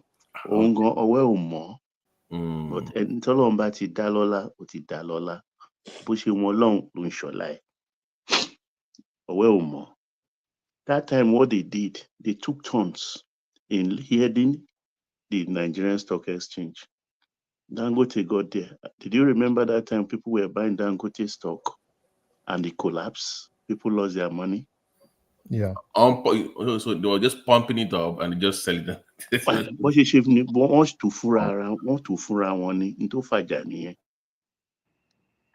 So just pump the stock up. Because at some point it was looking to, I don't buy the shares, but it was like looking too good. Like, wait a minute, how is this? This is overvalued now. I want students. I want small nurses. Everybody lost their money. Babati, even me, I lose money that time. Because I saw it now, because they're like, oh, the previous year Nigerian things made 300 money. This is not this is not I'm not interested. Oh, like this is wrong. So it's like our friends with Baba Ariya, what's his name now? The lawyer, LP man. Trouble. No, the LP man now, when we were accused. Pharaoh Timi said, don't die in their fights. Don't die in their fights. Uri wa no fishe. So Uri Nigeria lo. Don't die in their fight. Don't die in their fights. One for our logo journey. So sad. You should go and look for the money and that because he thought he can blackmail Tinubu by using their rise to harass the government, so that the government will now come to him and say, Kilo Fe, you say cancel my debt. Exactly. It didn't work. How will that happen? It used to, for a weak government, it will work. Oh, money. Maybe somebody like Obi, he can even go and be begging and say, please now. We don't 24 hours of the day, one president Lole, cocaine carrier, one program to lately, but they want to calm down the platform here lately. Well, they need to tell person. They need to tell person. Disgrace me now. Disgrace me kini now. Somebody will buy it off their hands. Now somebody's going to have to buy daily and rice from. No. It's only that it might not be functioning to the full capacity again. No, nobody will buy it. They will still be maintaining it. Like what happened to AIT? You know, AIT is no longer. Nobody even watch AIT. But AIT is losing money. They lost 1.5 last year. Now this previous year, 1.5 billion. No, do you think that AIT will be closed down very soon because they can't sustain? Who is the manager now? Who is actually the managing director of that AIT after the demise of the? And that's my problem with Pato. That's my issue with Nigerian business. Once the owner dies, the business just fades. I don't know why. I think Tosin Dokpesi is the one. Why do we have that kind of flawed model where once the owner dies, the business I don't know why they can't. It's because you only think that it's our family that can sustain our business. That it's just the way we are now. Once you have a business, instead of looking Simba for Dokpesi, it's a karma. It's karma that caught Larry Duronojo. It's karma that caught up with Dokpesi. You remember African Ocean Line? MKO and Yaradua scene. Yes, I know that has a ship. He caused fight. Two brand new vessels. Brand new. Binta Yaradua, Simbi Abiola. That's the name of those vessels. Because OTJO, Abiola, you know, is an accountant, wanted now to harass him. I don't know how he did it. He now knocked the two heads together. Yaradua and MKO. Baba, that is what Yoruba used to call Ishale or Oleg. Me, Lorokolo can what you need coming call. It's normal now. Any Jim Ishale or Oleg me. As I knocked their head together, collapsed the company, and they sell those vessels. Two friends became enemy. And now he lied. He wrote petition that he was bathing in his house in Apapa, that somebody shot him through the window of his bathroom. And police had the audacity, because of Yaradua now, to brought in MKO now to ask. MKO was so mad. How much did you chop from me that I'll go come and kill you? MKO was very bitter. Àwọn normal láàrin ara wọn. MKO náà òun náà mọ owó kan tó ti tọwọ́ bọ̀ kọ́lọ́run ògbón lọ́wọ́. Larry, you wanted to say something? So you were saying, why is it that when the owners of some of all these companies die, the companies kind of like fold up? The problem with Nigerian companies is corporate governance issue, right? Most of Nigerian companies, even some of the public companies, they still have one or two corporate governance issue. And if you don't have that settled, there is no way that company can be a going concern for life. That's the problem. That's why if you see all of them, you know, it's still the same thing. The maximum, probably after 2-3 years, that company will fold up. Or probably that company is just struggling. That's the problem. The Dokpesi, everything was built around his family now. The wife, this one, this one is this one, this one is this one. So it's not really a company like that. So immediately, even before that time, when the man was sick, even when he was having problem with the government, the whole AIT is even down. I don't even know why AIT is still even functioning. Probably the AIT, they should just sell it and just turn themselves to probably a blog. Because presently, I don't know how they are even able to pay salaries. Because even viewing, I'm not sure if anybody is even watching AIT again. I still watch it here. You are bored of something.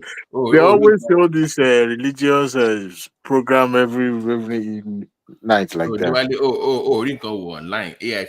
Sometimes you just want to watch things for channel from home, and And AIT is the one that you now. Even Lagos television, I watch it as well too. You know, I also watch iPop channel too, the Afro channel. Over try. Hey, I'm gonna do the pop. Oh, okay, all right. Don't you know so. You just want to be informed. You want to come. Yesterday, I saw Nnamdi Kanu being projected and addressing his people. I believe it was an old video, though. But actually, there's a channel dedicated to that cause completely. To play reruns, but It's called Biafra Television. I can even show you. I can display it for you guys. I've heard of it, but it's my thing. This call by EPA that he wants to return back to Nigeria. You know, when they put you in one of those dangerous prisons and you're begging to leave, you know what's happening to you. Are you sure he really asked for that? That's what the report said, though. I'm not saying that's what they. Hey, that's strange, though. You know who is that guy that is still doing, still procreating there? Is that Adewale? Is a landlady, you know, one landlady too. What is store business here now? Well, you know, sometimes you know, COVID-19 will always bring some surprises. So. Oh, blame COVID. Well, go and sleep. Yeah, go and sleep. COVID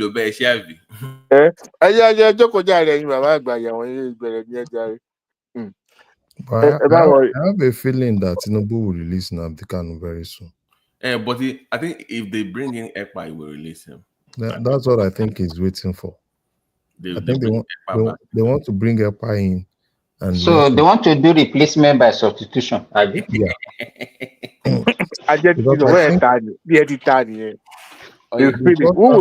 Who will ask for his release? Nobody. No, ALAAFIN is championing it.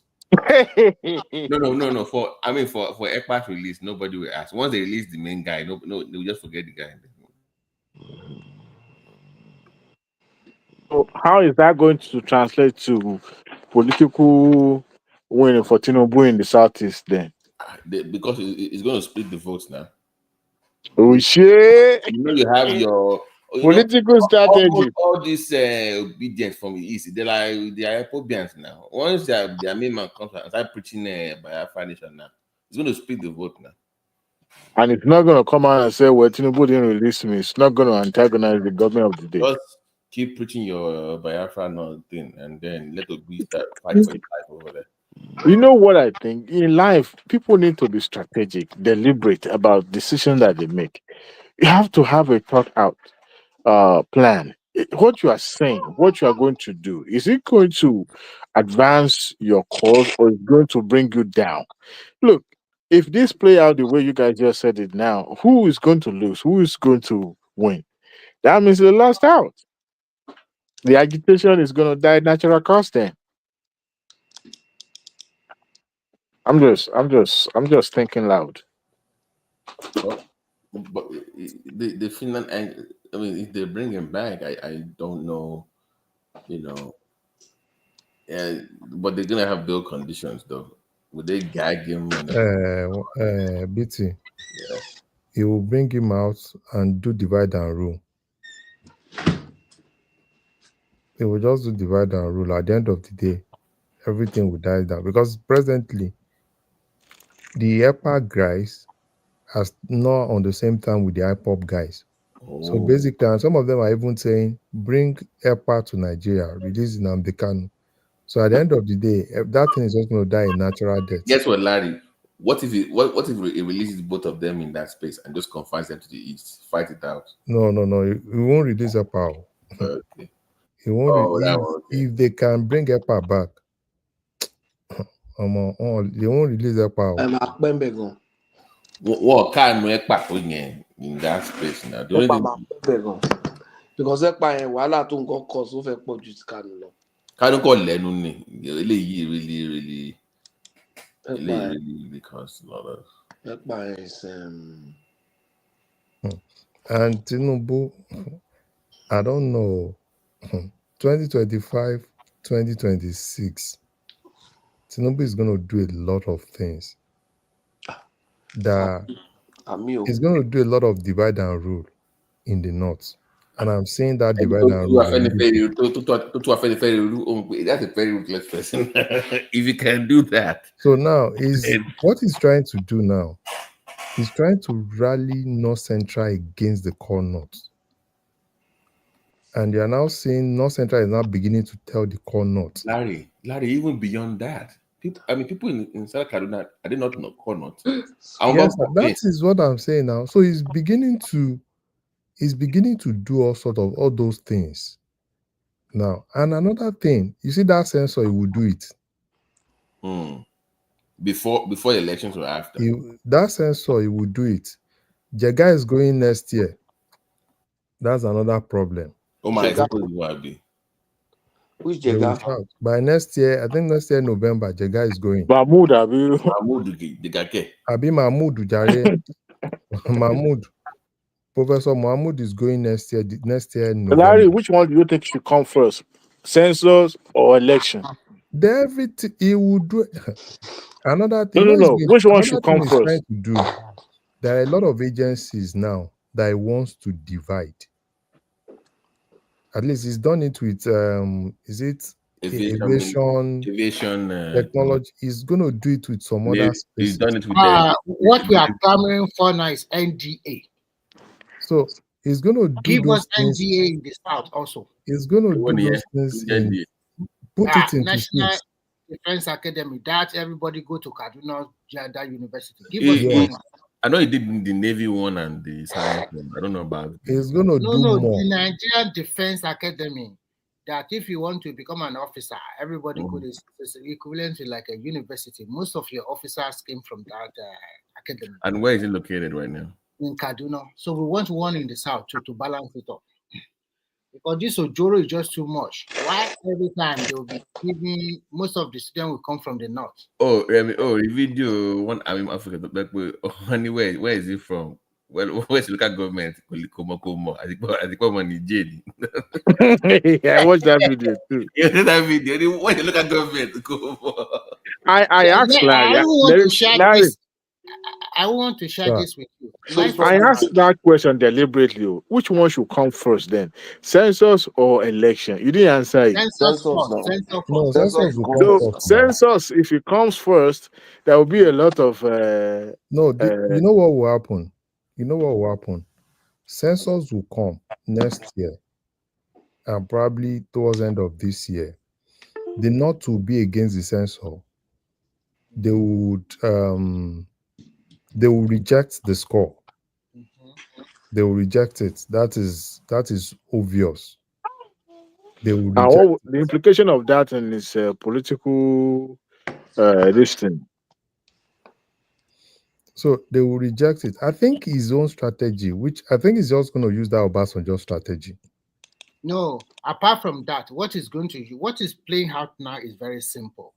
Come 20, if this guy if he's able to win 2027, that 2031, the South, the Northwest, they want it to come back to them. But unfortunately for the Northeast, some of the states are not playing the right politics. Even I'm totally disappointed in Shetima also, to be frank. No, there is nothing Shetima can do.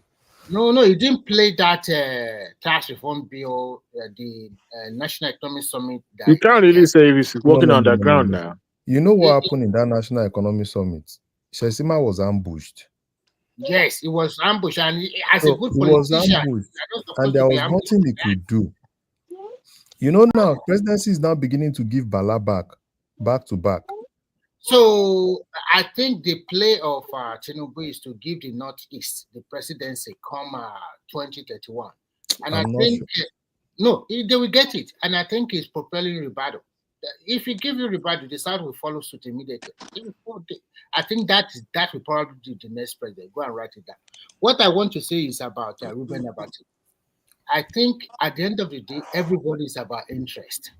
Do you know that Ruben Abati was having an interview with Felix Morka, the APC police secretary, 2 or 3 days ago, and in that interview he said it's not like Obi that always shoot out on verified numbers.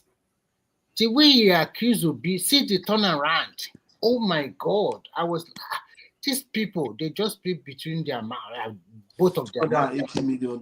I'm sorry, I know. I like that some of them are pulling home. Money can do everything now. No, it's not even for Abati. Remy, for Abati. You know what happened to Abati? No. You know what happened to Abati? You see, that interview Abati did. OGTV, Babati. So, when you tell me, Omobi Mokola, really? To back, one was really that to Yama, my belly, local tellers. Who's hotel? Is it Kate at the corner? Who's hotel? If you know about that very well now, Who's around that hotel? Mokola, if you are going to Shaje, you are going to that. I know Shaje. Shaje is very close. That Mokola roundabout. Whose hotel are you talking about? Ruben now. I like to go with the presidency. No, last Jonathan time. I'm trying to remember that place. Babati, Remy. That Mokola roundabout. You know, there's one estate. Is it Kenta Local they call that place or something? Yes. There's one estate there. At that Mokola roundabout, if you are going to Shaje, at that roundabout, if you make a left and enter that place where you have water works. Mm-hmm. You put on Abeokuta, say you are from Abeokuta. I know Shaje. You know when you turn to that left, you know that water works. That way, you see one 3-story building by your right side. No, there's one estate there, very popular. Around that Mokola roundabout, if you just make a left and you are going to Waterworks, there's an estate there. Is it Ashero?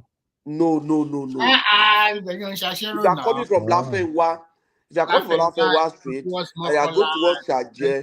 Oh no, Elega.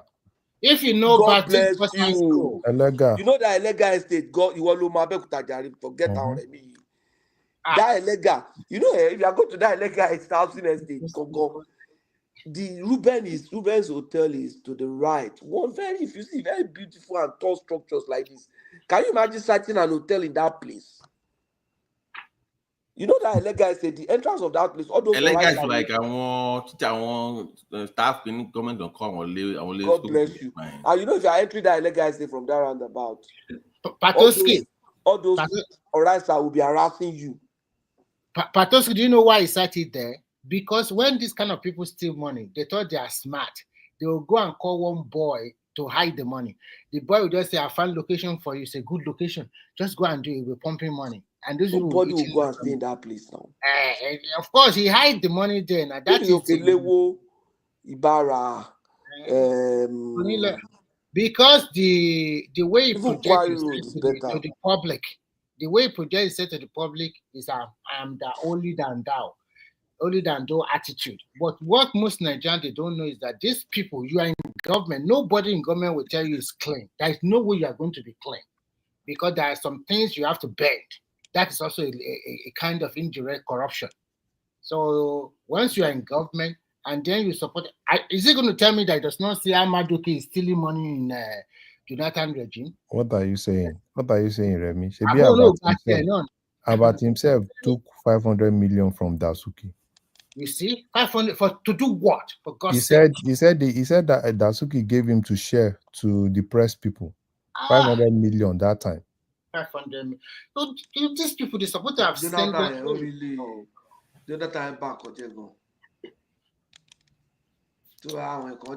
that time, that Jonathan period though, everybody cash out though.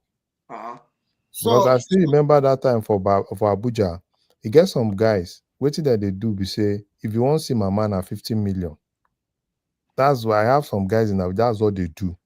If you want to see Jonathan's wife, because most things go through Jonathan's wife, and to see Mama, they arrange 50 million. Once you have 50 million, they arrange you to villa. 50 million. No, that time now, that Jonathan's time. So that was what some of those guys were doing. That 50 million, almost like 200 million missing now. Larry, do you think we can have a baby president in that country? When I was saying that is a complicated country, it's not easy to be a president. Now, some people are going to be paying that to see Madam Tinubu now. No, I tell you that is what those guys. I guess some guys that time that's their own business. So most Yeah. people come, once they come to Abuja. Why am I in this abroad? Why don't I just join those boys? So that time, or Well, those guys cashed out. Those guys. So at that time, it was so easy.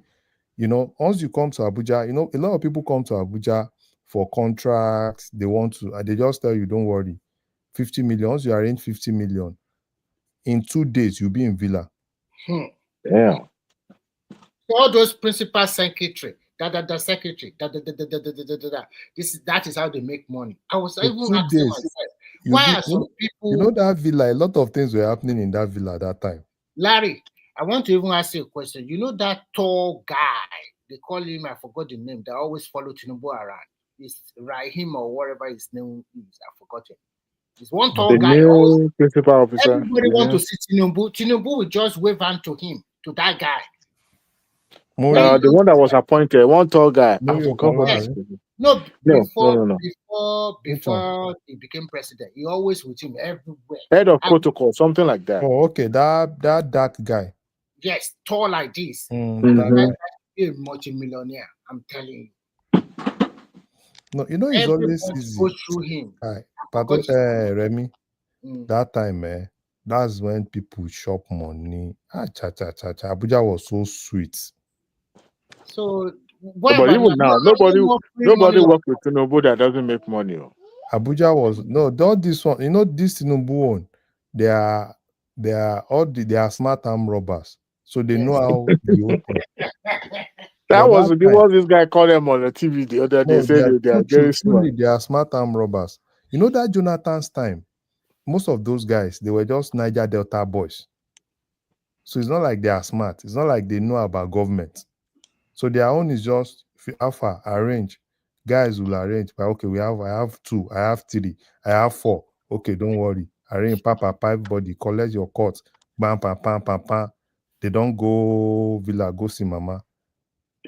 And that time, even for Villa, even if you are a security in Villa at that time, if you resume this week, you won't go home until next week, and they'll collect your phone. Because a lot of things were happening in Villa at that time. Mama go drink. He go, Jonathan mama self go drink. The two of them go come they fight. Damn. You know, Larry, the people are also fair are people like Patoski and even you. Because you guys are bankers, you know how you do your dirty deals with these politicians. I'm sorry, I'm not accusing you. Don't come. Larry to Pata. I want down. So you know, the first time I met. Wait. If I do dirty deal, I will do one man for more. They discuss it. Do you see Tony for here? Abi, you see. If I do dirty deal, I no go there here. Maybe you are hiding like I won't be spending my time talking on one man's tomorrow. Maybe you are hiding like Ruben. Discussing about Femi. I will be with Femi. I will not be talking to Remy. Nice cover. Nice cover. Okay? I will not be on the online discussing about them. You will be discussing me. I won't even Patoski. I used to work with this. Patoski, if I chop that thing, I not go even there abroad. I go there Niger. I go there Niger now. What is abroad? They will be discussing me. That governor of Edo State. What I go they do for America? Yeah, Niger, they enjoy myself. Long. When I go to hear me say, governor of Edo State, that guy where they just elect. That guy be like saying smart. Let's see what he's going to do. Now so I go they talk that time. Nobody say if I job money, I will go. The reason why I said so is that I'm just joking. You know, the first time I met Sawolu was the director in City Monument Bank, belonged to this Shubumi Balogun. Yeah. So we got this contract. My boss is this beautiful madam married to Major General Ziza. So, okay, Aziza, yes, that is the wife. Is the wife, but it's not really the wife. It's not the side chick. The side chick. Oh my, yes. And if you see this smile guy, you think say na Oyibo bona real Omeko, very beautiful damsel now. So I even know Colonel Kudai, the former administrator to Kwara State. He's also at the time dating my Oga.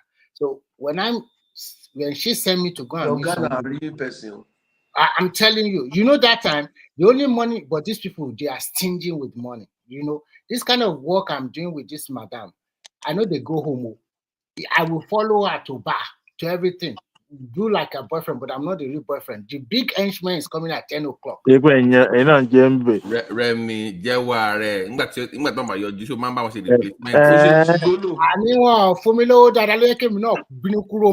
no, Wakolo bench.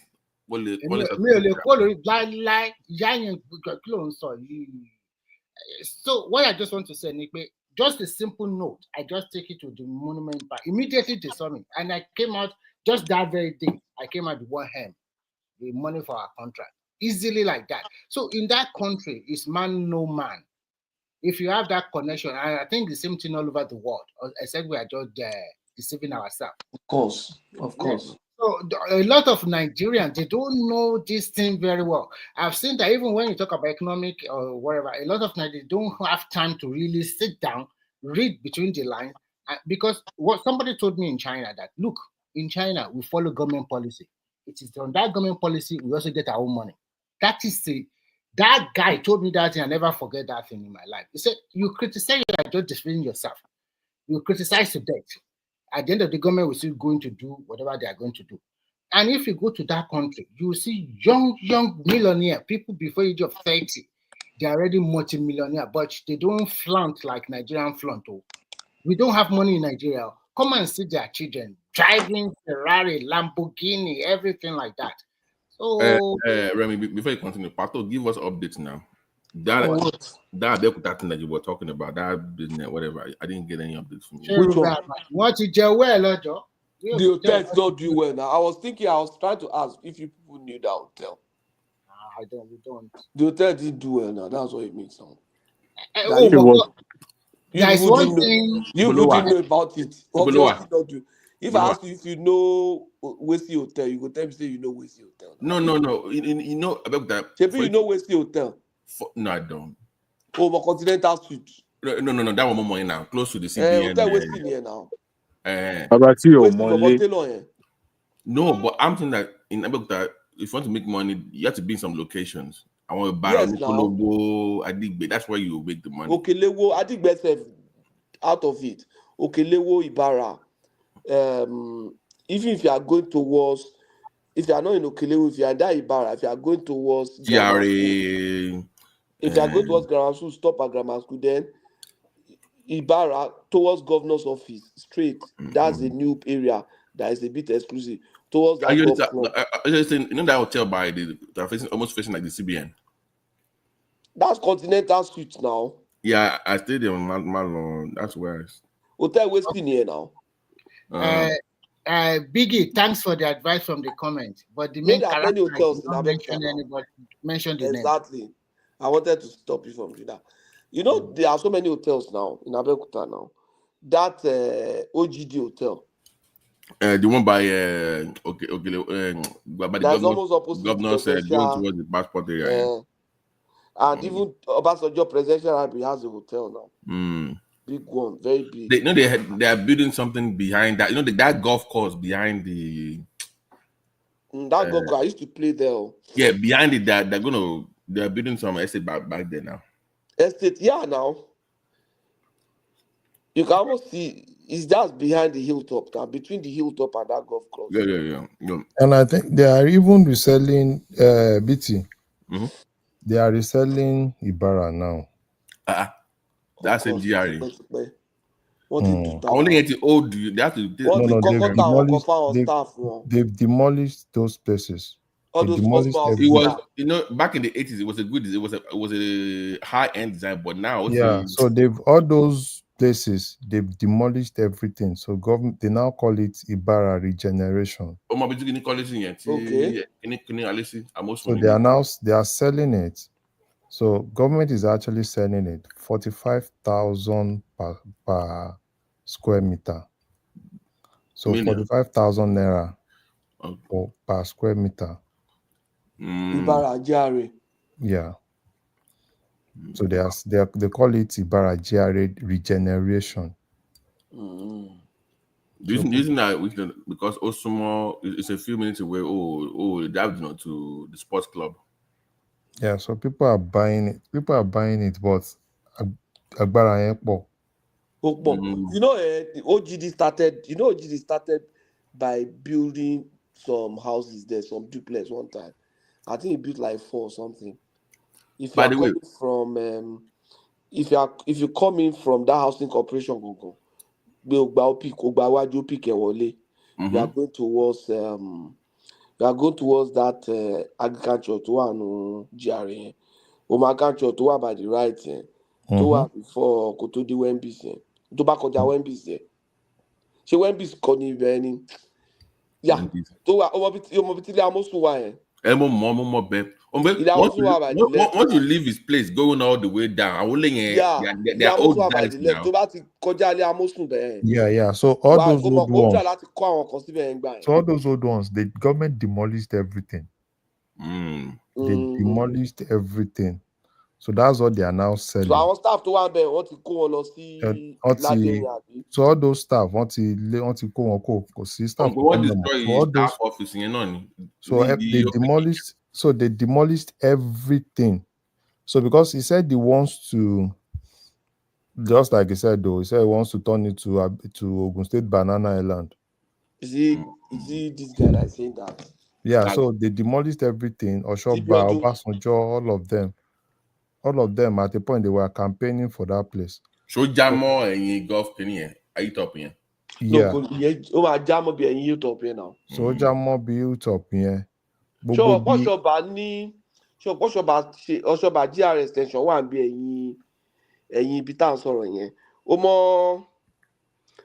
Web is done here. Show more if it has or anything. If you go down, if you follow that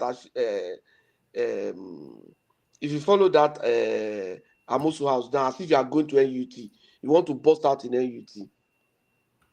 You know that place, by the right, before you get to that state assembly quarters, there's one part there that you will pass and go to the back. There's a now. Be vast land come. You know, you talk about Uncle Fence around. It's a very large place. Nobody's there. I have a plot there. So can I build in Ben because Ben called that Kenny. No, you know, the plan was Motinile last 2004, 2003 or 2004.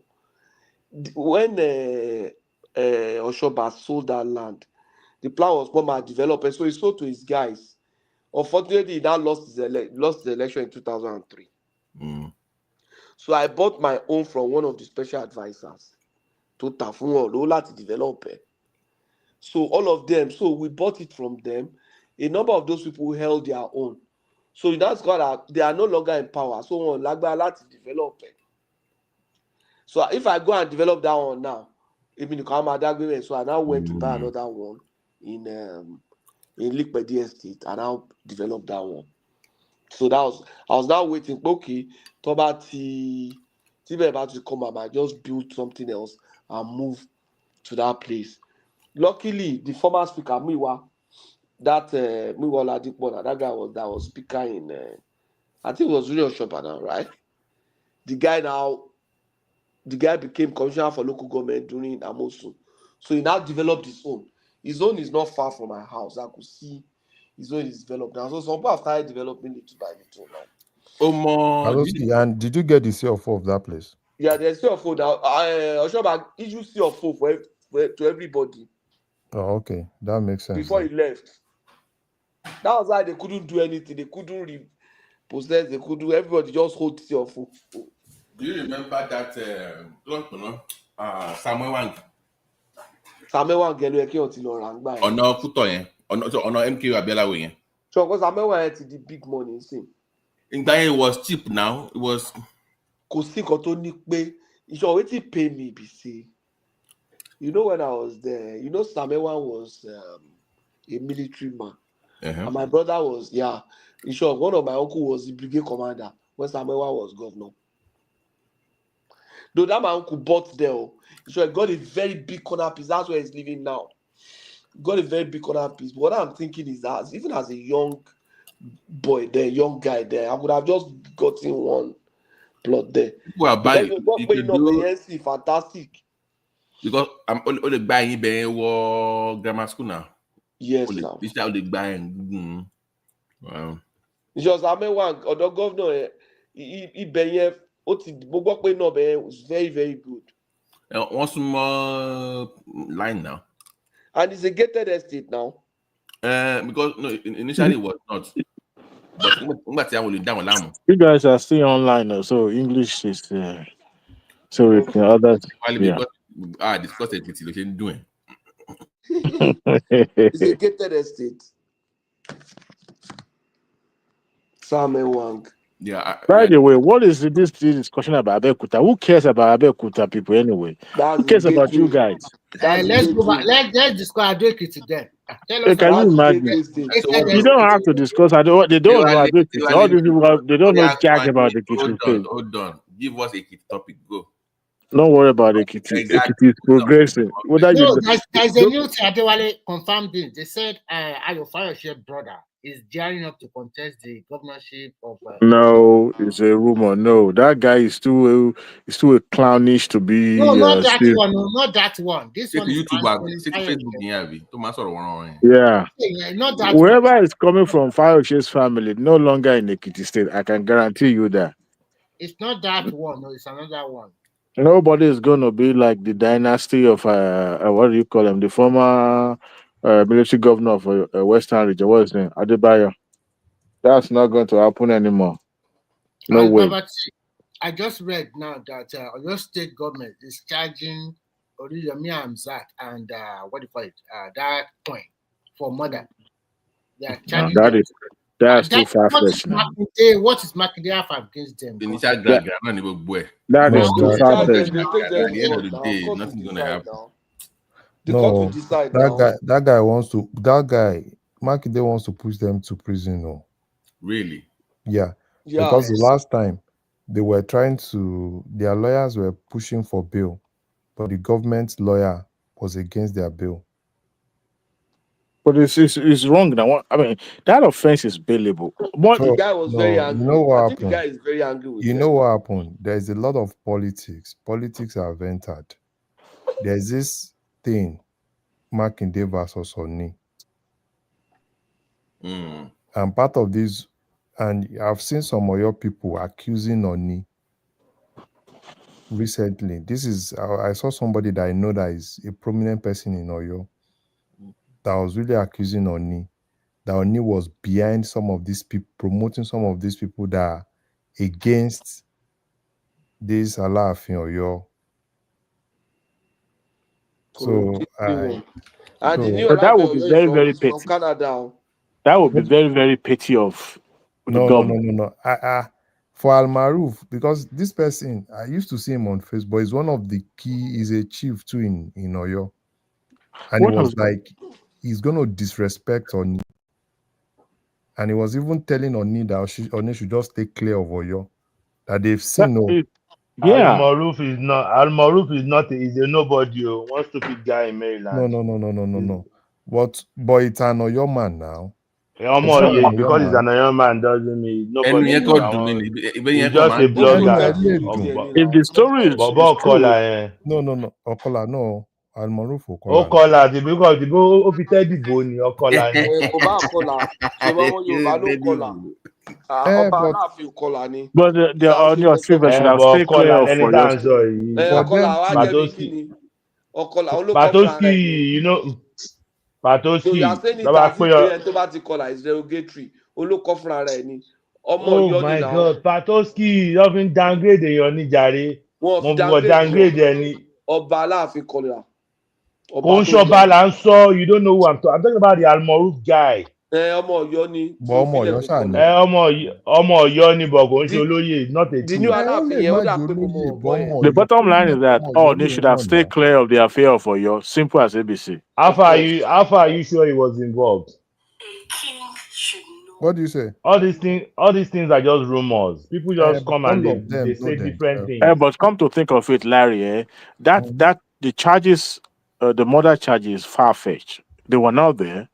They shouldn't have manslaughter or involuntary manslaughter. But here is the deal: it won't go far because how do you pin those who organize? You can maybe find something more lesser than maybe misdemeanor But charges. I don't But even know. You see, these politicians are use and dumb.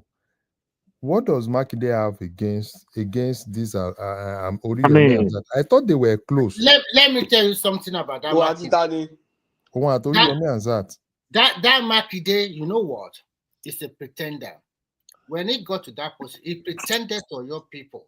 And when it got to that, you can see that arrogancy. And I think he's trying to, because there's no clear leadership. Clear leadership on your state like before. He's trying to get himself into that position that everybody will refer to him or defer to him. And I think he's going to meet his Waterloo soon. No, but I think he's smart though. At least he did it with auxiliary. Well.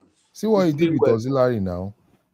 Is it not of your politics? We go here when he's playing well. He's playing well. Seyi Makinde in his second term or his first time? Second term. It's the second time. This is second wow, time. It's lucky. In terms of the deliverance of Abba, it's just mild. Remy, with the way he dealt with auxiliary, that shows that he knows what he's doing. Auxiliary, it's the time that you dagba now, so see the way he dealt with him now.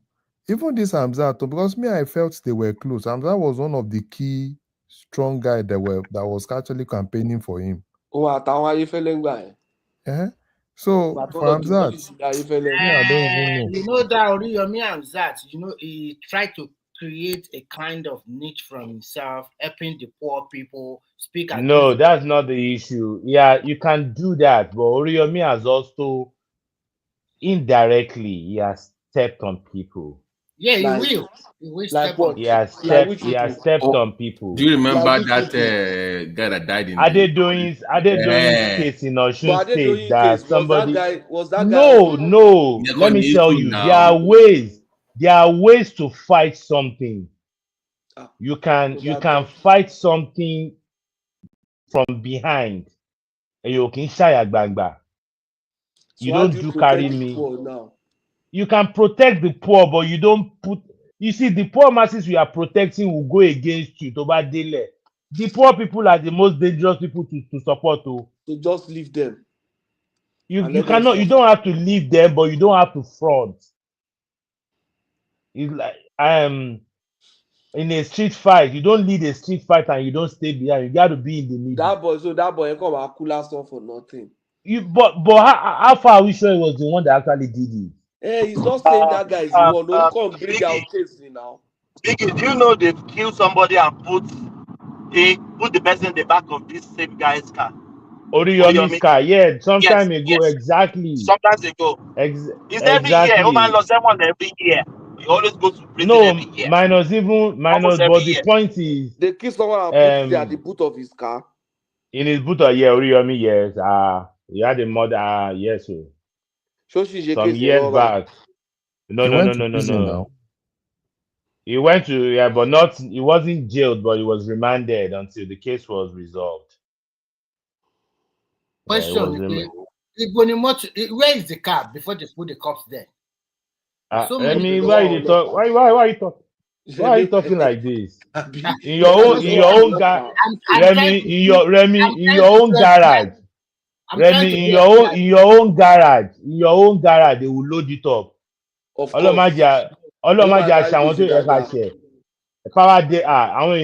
Remy, no talk say where you did. Nowhere is secure though. So worst case scenario, they will send them to prison, right? I don't think so. I don't think no. That's worst case scenario. That's why I said worst case scenario. Okay. They will send them to prison. Yeah. So because that's what they're already in prison. No, do you know what? They've not even sentenced them. No, they cannot. I'm pretty sure 95% they won't go to jail. These might folks just are be not tough flight for risk. them. I don't know why they are doing this. Why the governor is doing this. They are not flight risk at all.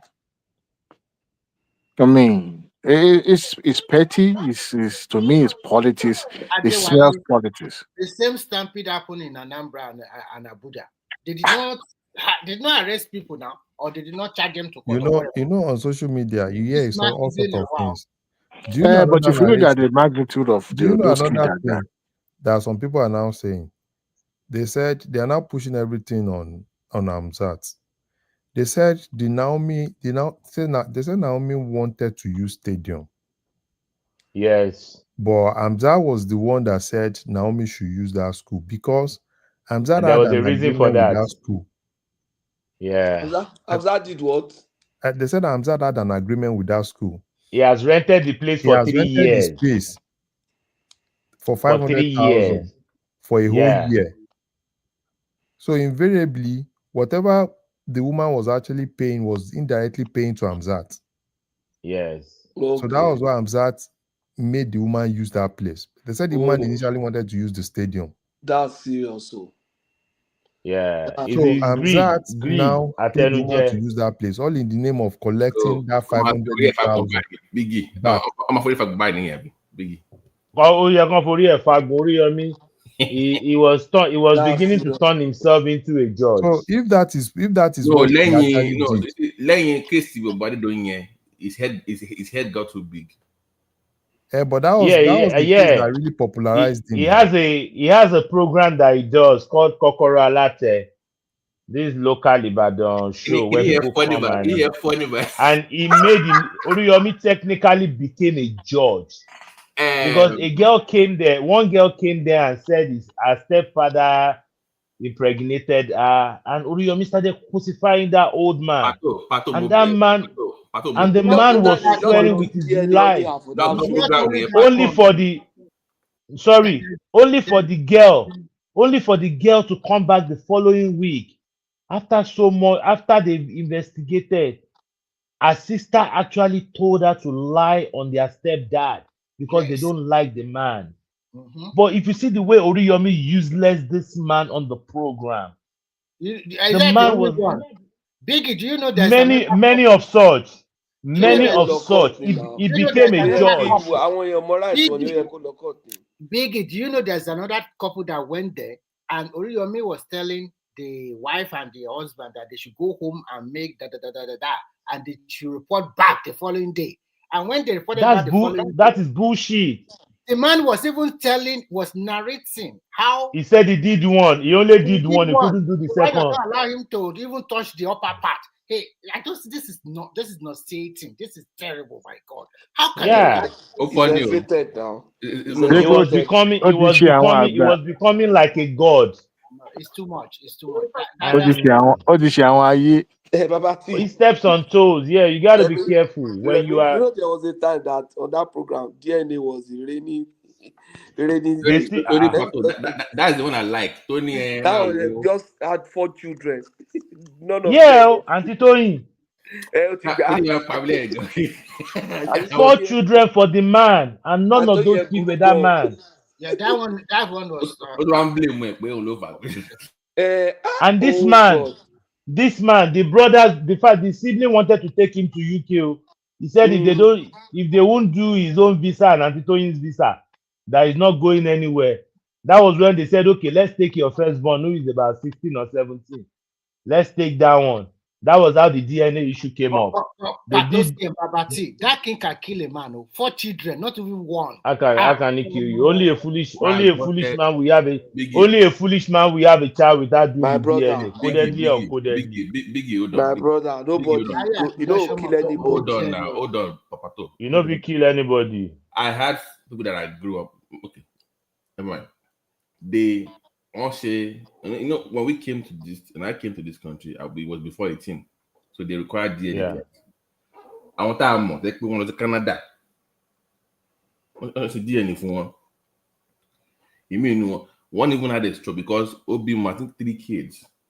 Only the girl was his own. Our boys made the on shit here. Say Canada requires DNA. You know, if you want to fight for No, Canada man require DNA. for children under 18. No, for the children, not you. For our children, anyway, but I want to that was but they don't have the right to do that now. That was before 2000 now. That was 90s. I'm telling you now. They have the right to do it now to prove paternity. Without telling us. About any. Yeah. Did you do any blood work? They did. If you did blood work. If you came out negative, they will have probably denied you or arranged something like that. Okay. Because they just didn't tell us, Abby. Because you went right. Okay. Any evidence, you now go to cameras. No cameras are too close to the embassy. A lot of blood work in there. All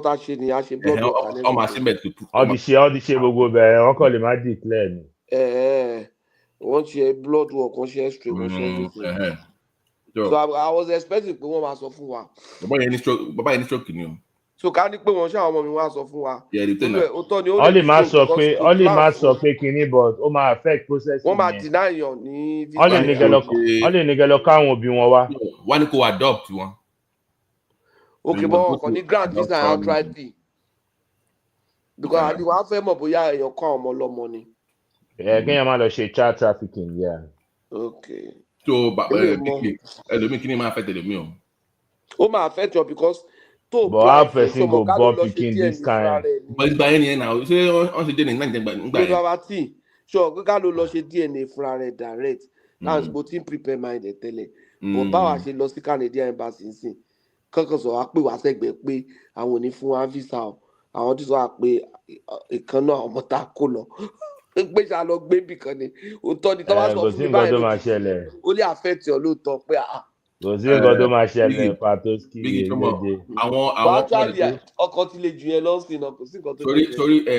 Biggie and Pato. I play come mandate be in Nigeria. Oh, yeah, come mandate. Effectual. Oh, yeah, come mandate. Amara Pato. Patoski. 75 to 80% of firstborn in Nigeria are more. What's up, Bill? La koje ko won so be o nkan to je gongon ni. Wala wo lo be po. Ọmọ lọ lé bàbá ẹ̀ ni kò sí wàhálà tó be po. Ìdárúkọ. Nothing will happen. Everybody will just claim that. Every child will be turned to their father. Everybody fight that with the Christ that were in show. What cry will it's better for you to know early than to know later in life. The earlier you know, the better it is. Biggie, I want to ask you a question. Who do we blame in this? Is this the woman or the man? Because the woman. I blame the woman. Actually, some cases are women are very wicked. I'm sorry. Larry. The women obìnrin mẹ́ni tó lọ́mọ now. Auntie Toyin, do you know that Auntie Toyin we were talking about, all the 4 children belongs to that single man, that same man. Even our family members, they knew the man.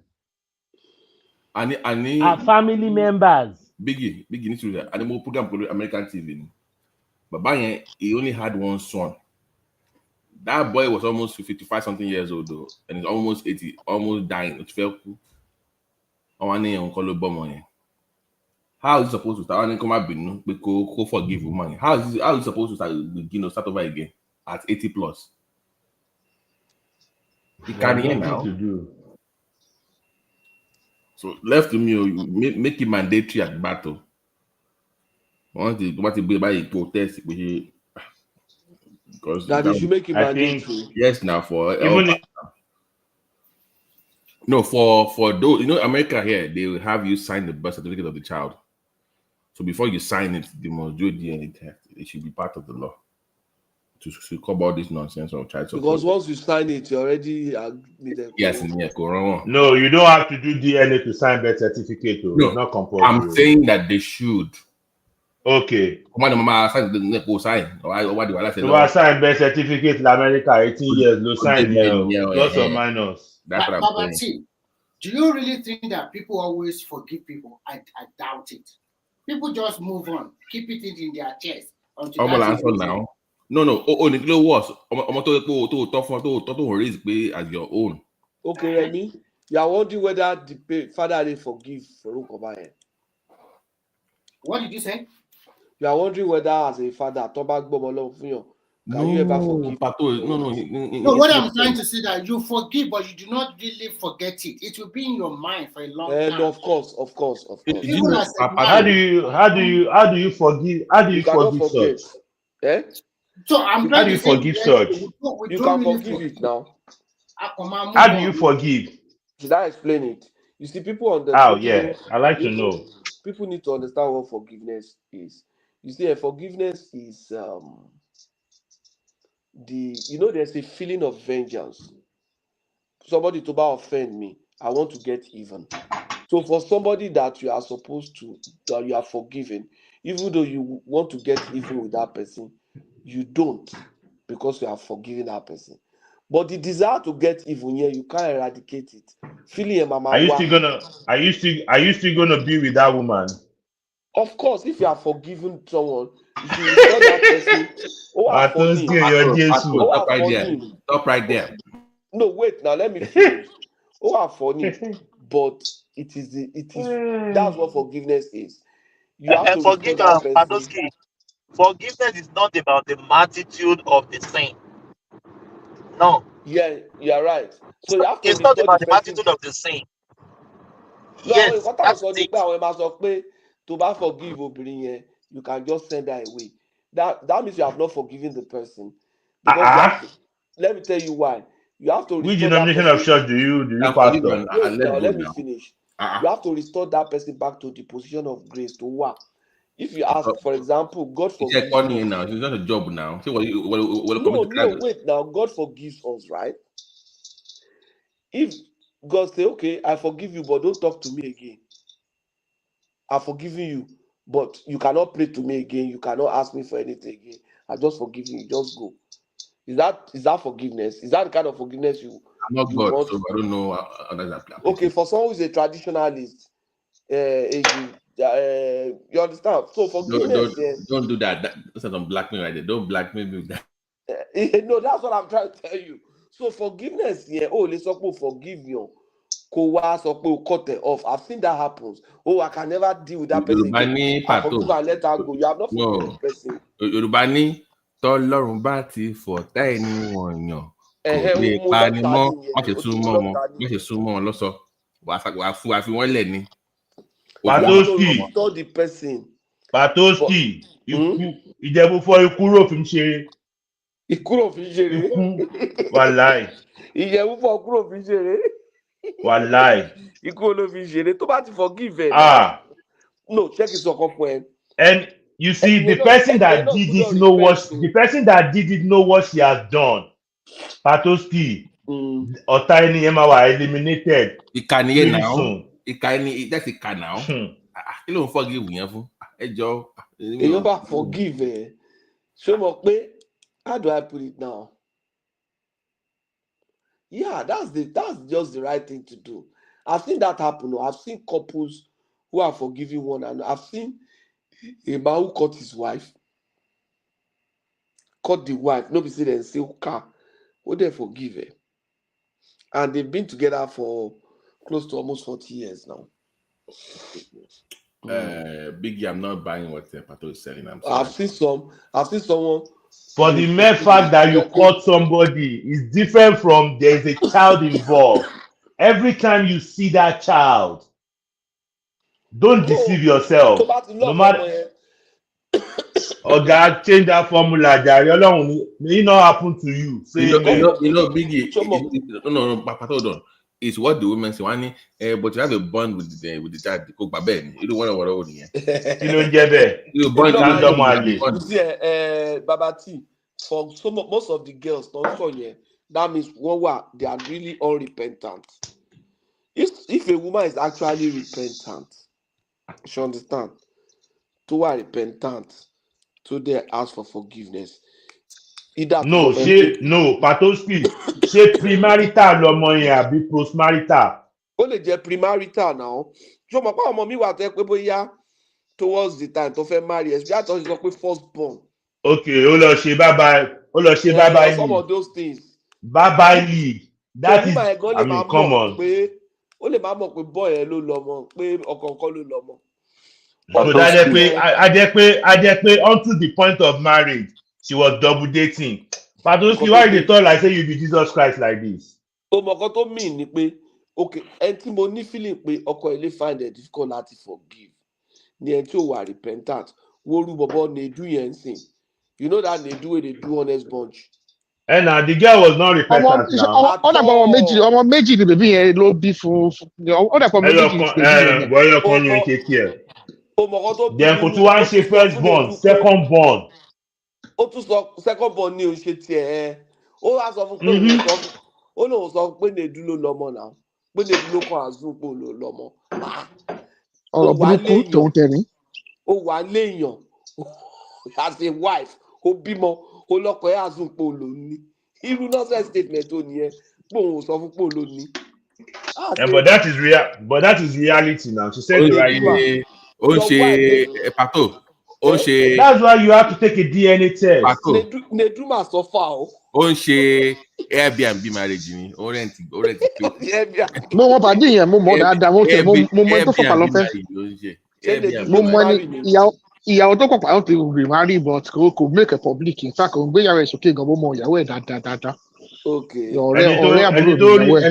Ẹni tó remarry yẹn gan bóyá wà ó máa suffer gan mentally o. Ọ̀rẹ́ àbúrò mi ló lọ fẹ́. Because aláti burúkú ní Nedu máa wà. Mo dẹ̀ wà láìka ọmọ yẹn ọ́ àbúrò mi ni ò jẹ́ kí n date. No nǹkan tí kẹ́ ẹ̀ ṣe fún Nedu. Àbúrò ẹ̀ mọ̀ What is not good is not good though. No man will take it for anybody. Lórí fídíò yẹn tí gẹ̀ ẹ̀ ṣe tó sọ pé òun ò sọ fún Nedu pé òun ló lọ́mọ ó kàn assume bẹ́ẹ̀ ni.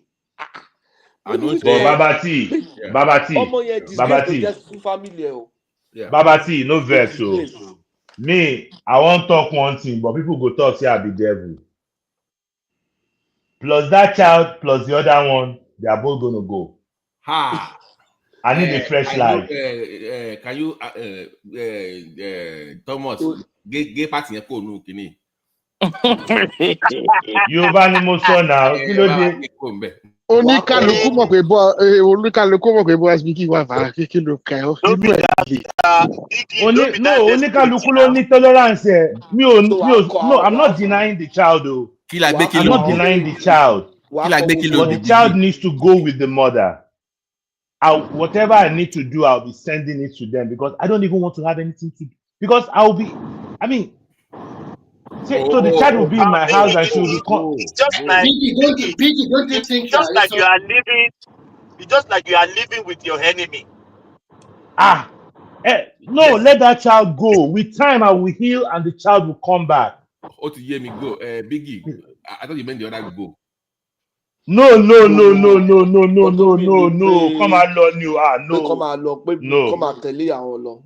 Come on, tell you àwọn lọ because. According to Pato, love pẹ̀lú kó tó fún kéèkì náà ni. According to Pato's theory. Even go to my house. Pé kì í ṣe ọmọ ẹ̀kọ́ tó máa fún kéèkì máa fọ́ pa lórí. No, but me ṣe mugu. You know wetin dem dey talk. You know wetin Yoruba dey talk. Abọ́lọ́mọ tọ́mọ ò kí ń jèrè. Let me say something. Babati, if we are complaining of this DNA paternity issue now, I will sure say my daddy is my daddy that born me. Because back then there was no. You are the one that born your daddy. You are the one that born your daddy. Thomas, let me play Thomas. Let me play. Show more I want to you know the people know. Cost cases lórí ọ̀rọ̀ ilé ló máa ń tẹ́ kọ́mọ́ lọ́mọ. Ẹlòmíì, you are born in the 40s, 50s, 70s, 80s o. Wọ́n fẹ́ pín ogún, ó di wàhálà, wọ́n lọ court, wọ́n ní ṣe díẹ̀ nìyí. Me, I get one uncle The uncle now is about 68. Ó ti pẹ́ táwa ti mọ̀ pé kò ń ṣe bra ló bí bra. You know, there are some stories that Ọlọ́run ṣe wá ní ọlọ́rọ̀ àbètí dídì. I mean, for someone like me to know about the story of a man that is 68 right now, it has been there. But when their father died and it was time to share the property, ọmọ, wọ́n pa ìtàn bí ìyá ẹ̀ ṣe lọ gbé oyún ẹ̀. Oh my God. But the thing is that there are so many people in this world that they don't care. They will do it with the hope that nobody will find out. Even without DNA, the truth is always find its way to reveal itself in the future. And that is why we're having all these things, even without NDA. I mean, without DNA. DNA is expensive. Okay, it's super expensive. It's not expensive in Nigeria. No. About 150, 200. The authenticity of those findings, I'm a little bit on the caution side. No. Is it not the same country where you have malaria being misdiagnosed? No. You won't blame me for being skeptical. Why should you say that? They are doing real DNA in Nigeria now. So why you say, you know that the samples are actually sent to DNA diagnostic, whatever. Some are even sent to America. Inside Africa. That is the one you can say, you know what, even, look, hey, we are on the same page here, but those one being performed in Nigeria laboratory is one I'm a little bit skeptical about. No, there are certified laboratory in Nigeria you can take it to, not just any laboratory. It's not just Bolekadia laboratory or whatever.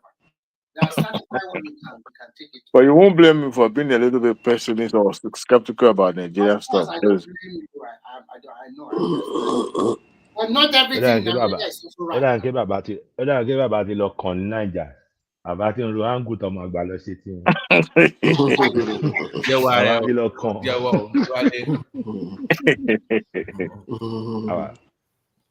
You know, but you know, for okay, there was what Momo. He was not the father, but the mom was not also the mom. Those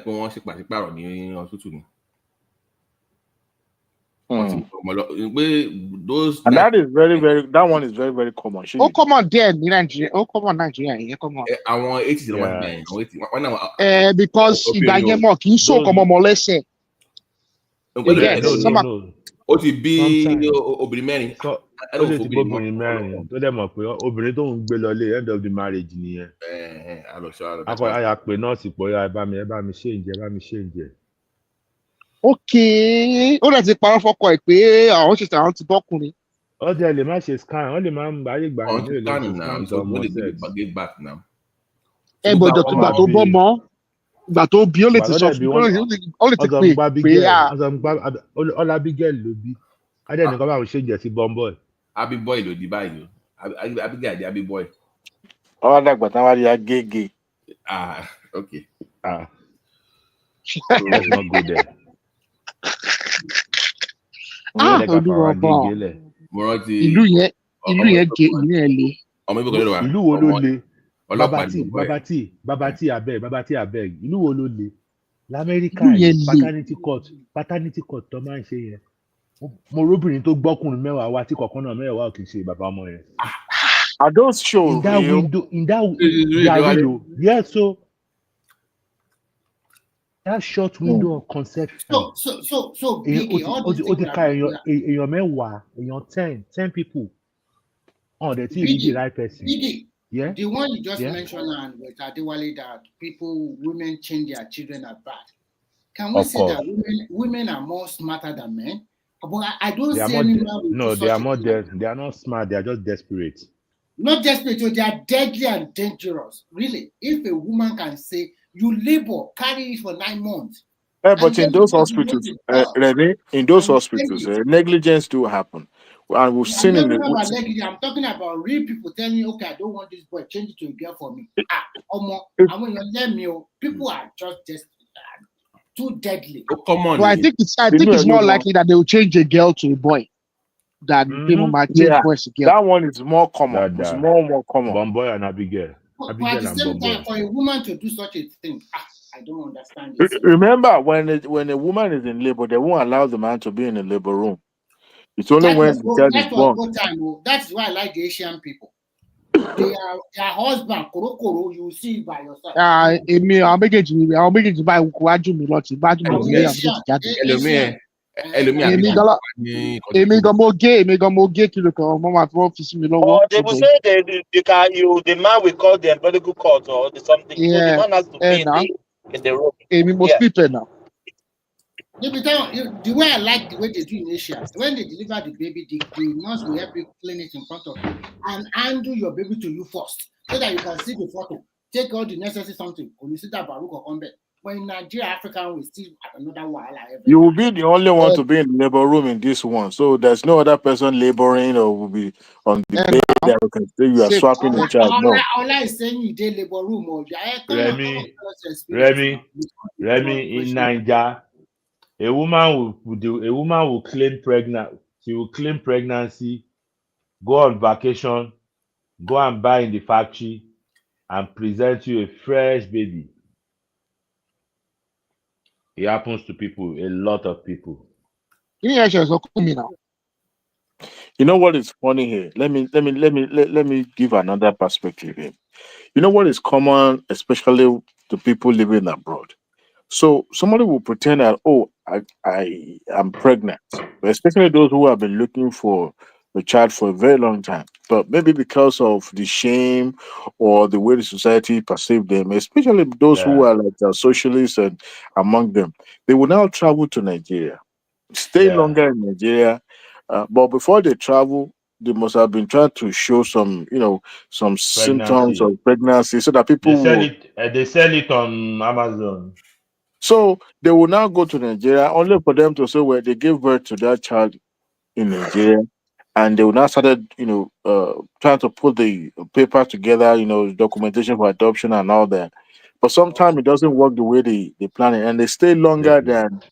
So people will now begin to doubt that how could somebody leave a country like this place that where you can have access to a good medical system, and then you travel home. So all this while you didn't use SLA is now that you're now pregnant, you now say, so because this is a child you've been looking for a very long time, you now travel and I like SLA body.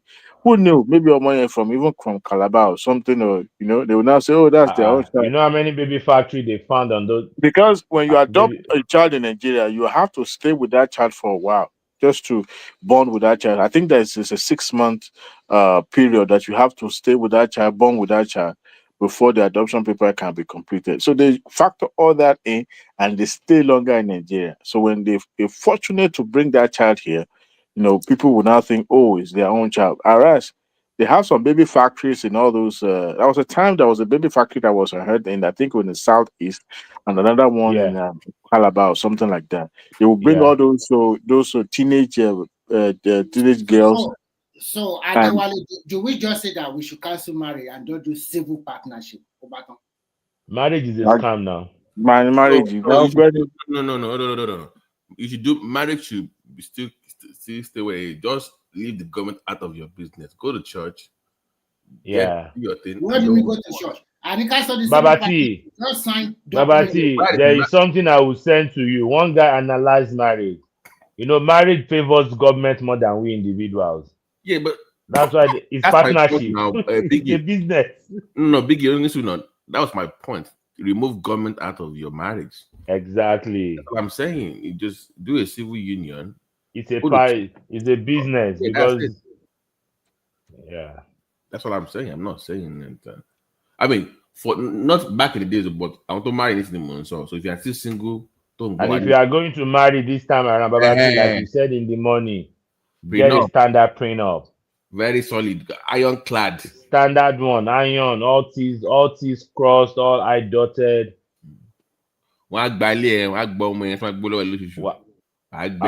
Square one. Oh God.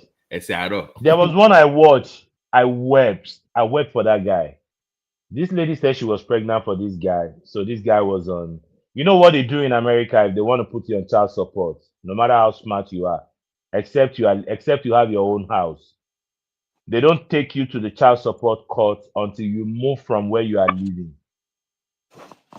The house that you are formerly living, when you move away from there, most people forget to do a forwarding address. So they will go to court, file the whatever. So the letter will be sent to your old house. So you will never see that letter. So the day you are supposed to come, you won't show up. Then you become a father by default. You will be automatically the court will deem you And as if the you don't, father. Vicky, if you don't show up in the court, automatically you are the father of the child. That's it. I think the system here is more better than what you guys are doing there. Okay, it's all rubbish in that America stuff. Here, if you are fighting with your wife, they will send a social worker to you so that to settle the differences. Sorry. Let me finish that story. So the guy was father by default. He was paying child support. It got to a time where he couldn't meet up. And for a year, if you cannot meet up, one in a jail. No, So the guy, something happened. The guy was in jail for 5 years. I didn't know how he went to jail for 5 years for child support, but that was the whole thing. He went to jail 5 years. So when the guy now came back, it was now like, I think I need to do a DNA on this child. So the mother was running helter skelter, avoiding it, avoiding everything, avoiding the test and everything. So the guy now went to court. So when they got to court, they now did the DNA. The guy was not the father of that child. And then the judge now asked the lady. After going to jail for 5 years. Yes, so the judge now asked the lady, do you know the possible father? You know what the lady said? She said, yes, what? I know him. We are still in touch. Omide Jabolo Jumi. I was crying for that man. Oh God, man. So all the while this guy was going to jail, he knew. Thomas. Yes. Ó jẹ́ kí Pastor Patoski escape mẹ́mi lọ́wọ́ pẹ̀lú definition of forgiveness. I think he has code. I've been trying to come because that Pastor Patoski's definition of forgiveness, I disagree with him totally. I don't know where he got his own definition. I think that's the biblical version. That's the biblical version now. Ta ló sọ fún ẹ bẹ́ẹ̀? Ta ló sọ yẹn fún ẹ bẹ́ẹ̀? It's just a biblical version just to deceive yourself now. The Bible kan ló sọ fún ẹ pé kó gbọ́ fẹ́fẹ́ bí ejò. You will be wise as serpent. Let me tell you something. Now, you say, Yorùbá ní a kì í fi iná sí orí òrùlé sùn. Right? Now, wọ́n dẹ̀ ní pé ìyàwó àbí ọkọ tó bá ń yan àlè tí wọ́n bá pa spouse wọn. You understand? Wọ́n á para wọn. So the thing is this, ẹni tó wà ní abẹ́ òrùlé ẹ̀ tó lọ yàn àlè mọ́ ẹ lára tó tún gbọ́mọ àlè wálé. Ìwọ wá ní o foríjì. Ikú ló foríjì yẹn kẹ. He's gonna kill him. That person can kill. Yes. That person can kill. Yes. So that's not the definition of forgiveness. You can. But that is Yoruba version. But Bible, there is no magnitude of sin. My friend, if I forgive, okay, look at my own definition of forgiveness. It's not my brother. Bible said there is no magnitude of sin that cannot be forgiven. That is Bible. Thomas, the Bible, whatever is not for us. See, farabalẹ̀, come on, quote Bible wrongly. You understand? Now the question is this: someone don't make attempt to pay you. You caught him the first time, you forgive him. He made attempt to pay you the second time. Yeah, in the name of forgiveness. See, you can say, okay, maybe I'm supposed to retaliate and pay you, but I don't go pay you, but I don't want to see you for my environment forever. Exactly. I will never integrate you into my environment. So this thing, we have to be very careful how we interpret this matter. You understand? Okay, you offended me. Maybe that offense, I was supposed to take you to court, maybe charge you, and just get some kind of money from you. I forgive you. I say, okay, go. You can go. I don't even want to have anything to do with you. It's different. You understand? Because I have power that time to take you to court and get judgment against you and get compensation. Okay, I say I even forget my compensation, but I don't want to see you around me again, so that you can't. I don't want you to harm me. It's still forgiveness, but I cannot keep you around me for you to harm me. The lie. Even if you be my sibling and you did that to me, I go get far away from you. The only forgiveness is this: I'm not going to retaliate. You understand? I'm not going to Yeah. retaliate. I'm not going to do so. That's still forgiveness. But say I will stay with you until you buy me. It's not going to work, man. What are we talking about? It? So you allow Pastor Batoski to run away because I was going to ask critical questions. You see, all those people that claim forgiveness, Christian Bible said, I think they are all pretending. But she might be ọmọ àlè sábẹ́ òrùlé ẹ̀ tó dẹ̀ máa feel cool pẹ̀lú ẹ̀. I mean, I don't know how. Wọ́n á ti kọ́kọ́ fẹ̀ ṣe settle matter kan tó máa sọ̀rọ̀ forgiveness. We don't fẹ̀ ṣe settle matter. If you don't even know, you'll be still taking care of that child. If you don't. Yeah, but the moment you know, only to know bá ṣe kíní kankan kí n bàjẹ́. Tètè ò bá gbọ́ yín kì inú kì í bàjẹ́. Kankan kí n bàjẹ́. Yeah, the moment you know, you cannot undo it. Ẹ má jẹ́ ká máa tanra wa jẹ. It's difficult. I mean, but for you to sometimes you're right, and we have different approach of doing things. Thomas, òkè òkú lókun rè bàbá ọmọ ló lọmọ. What I'm telling you is that, Biggie, I'm telling you, the other father may not be responsible, and this child is innocent. So pushing the child away. I don't care. The mother made a choice. She should deal with it. But I'm saying the child is innocent. That's what I'm telling you. That's not my business. I have nothing to do with anything. Let government and the person that committed the fraud go and face it. Why should I take the body that's not mine? Má gbẹ́rù ẹlẹ́rù mi now.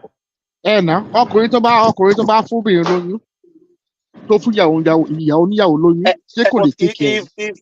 If the other side is not responsible, throwing the child away. How the heck is that my business? Oh my goodness. The child is innocent. Èmi náà wà innocent ọmọ yẹn kan èmi náà nà. Even in animal kingdom, that is not even acceptable. Where are we human beings going to say? In the animal kingdom, it's not acceptable. Ẹkùn máa pọ̀ ọmọ yẹn jẹ ni. Ẹkùn. Àbí kìnìún. Kìnìún máa sorry, it was kìnìún. We are not animals now. We are human beings. We are not animals. We are higher animal.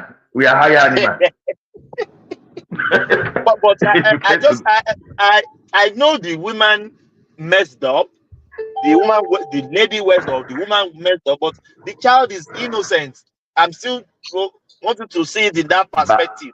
The child Bíbélì dẹ̀ sọ pé a máa bẹ ṣe àwọn kíni àwọn ọmọ lọ́wọ́ àwọn tani àwọn bàbá. Don't go there now. Don't go there. Don't go there, my brother. The child is innocent. So pushing the child away. Even my Biggie, I would rather even throw the woman out and adopt the child because the child is innocent. Benny. Yes, I can push. I can take the woman away and adopt the child. Ó dàbí pé Thomas yìí ní ẹgbà. Ó dàbí pé you'll be seeing that child. Thomas, what you said now, what you just said now, Thomas, not you directly, but anybody that does that, that is the Oxford Dictionary definition of foolishness. Mumu to the top. Abọ́lọ́mọ tọ́mọ òkín jèrè. Àṣe òwò àṣe short. Òwò àṣe short ni grandmother mi. Thomas, grandmother mi á sọ pé a ní rédíò ní bátìrì, òwò àṣe short ni. Rédíò ní bátìrì, òwò àṣe short ni. Ọlọ́jà nìkan ló máa ń pè ẹni tó ta bátìrì. Ìgbà tó bá ra rédíò, ó ra rédíò 100 naira. before the end of the month, the battery be 200. Joshua Abi? Jeremy about shot.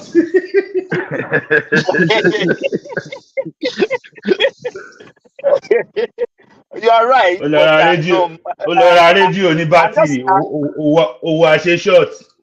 Thomas, let me tell you something you are not considering. I'm just free for the child. The child is innocent. That's what I want. But the child is not my business. I didn't bring the child to the world, for God's sake. Why should that be my business? Ọlọ́run tó pèsè kó pèsè pé kú tó pèsè fẹ́ yẹ máa pèsè fóun náà. Thomas, take the child to the guy's family now. Take it to the guy's family. The child was born under your roof, isn't it? So, okay, under false pretense. Thomas, let us negotiate. Okay, assuming I want to be so kind, we are in a monogamy relationship, right? Then we should sign agreement that you should allow me now to do polygamy relationship now. So I cannot. I don't even need the authorization to do that. From that moment. It's just painting a scenario, yeah. The two of you go to court now, right? From that moment, it's going to sign agreement that okay, since you've done this one, I can tolerate you, but from distance, not from within under my roof, from distance. So go and do whatever. So because of that, now you will be living in Kaduna, I will be living in Lagos, and I don't want to see you. Exactly. I don't want to see you in a 10-kilometer square around me. Ola. Then Ola. I can support you. Nínú ọdún yẹn màá ṣe kò mọ mẹ́ta àbí mẹ́rin. Ìgbà tí mo sọ náà nìyẹn. Ọlọ́run. So màá ṣe kò mọ tó mẹ́ta àbí mẹ́rin. Jẹ́ ká gbà báyẹn. So kò sọ̀rọ̀. A lè yanjú ẹ̀. Màá kàn bá ìsílẹ̀ ní òde Paris. But same Yorùbá said ẹnìkan ló ń bímọ igba ọmọ ló ń tọ́ so. Wrong application nìyẹn. That's a wrong application. Pastor, I want to ask you a question. Everybody in the panel, is it possible for a couple to know that the kids belong to them once the woman gets pregnant? Can they do DNA test from immediately like that? Okay, I'm pregnant. Prenatal DNA, I think so. Yeah, they can do DNA for a lot of money. That is what people should be doing. Once you know within 1 month, no, you can't know. No, you can't know 1 month. You can do DNA when the woman is still pregnant, even in pregnancy. But you can't. But not as early as 1 month.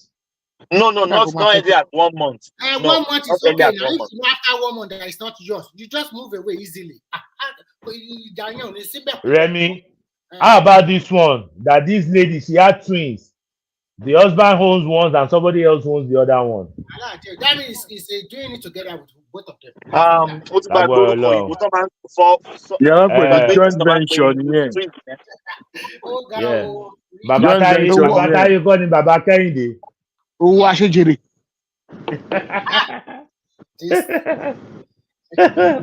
Baba Beji. Joint venture, not John. Yeah. But women are wicked, Sha. No. That's wickedness. Wickedness of the highest order. I'm telling you, they are wicked and they can also. Is the wickedness. How can you smart a man like that for 40 But years? do you know one thing?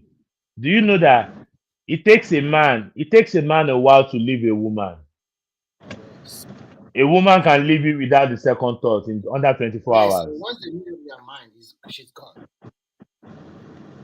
That's why you see a man, he might have extramarital affair, have concubine and all those stuff outside, but he still comes home, he still cherishes his wife. Still look to the wife, yes. But a woman, Biggie, to be fair on that side, that one does not favor women.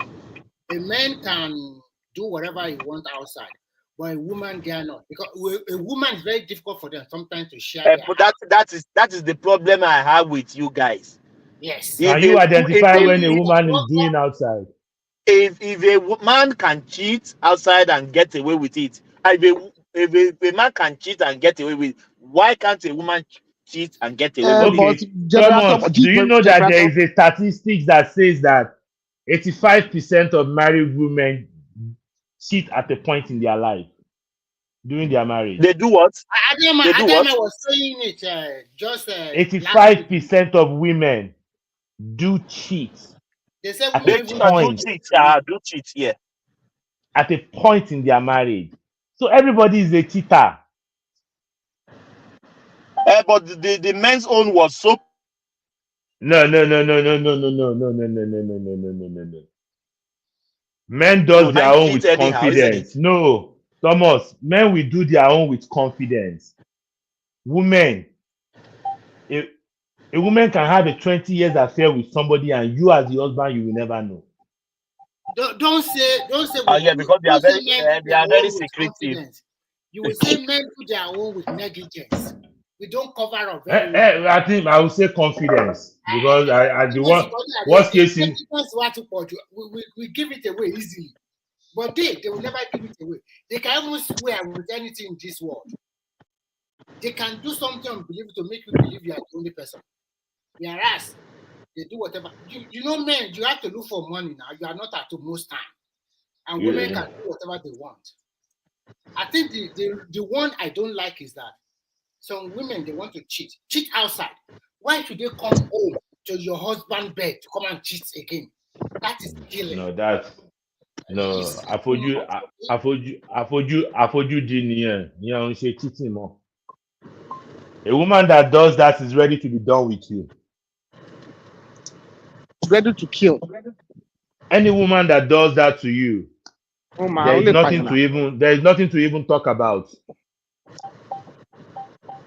That's your death warrant right there. No, she's ready. No, she's ready. She's ready.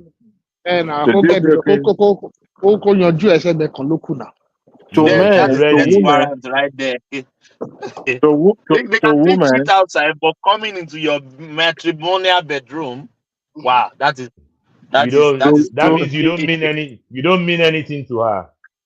She's ready for you. Okay, how about this too? A woman to another woman cheating with another woman. Yeah,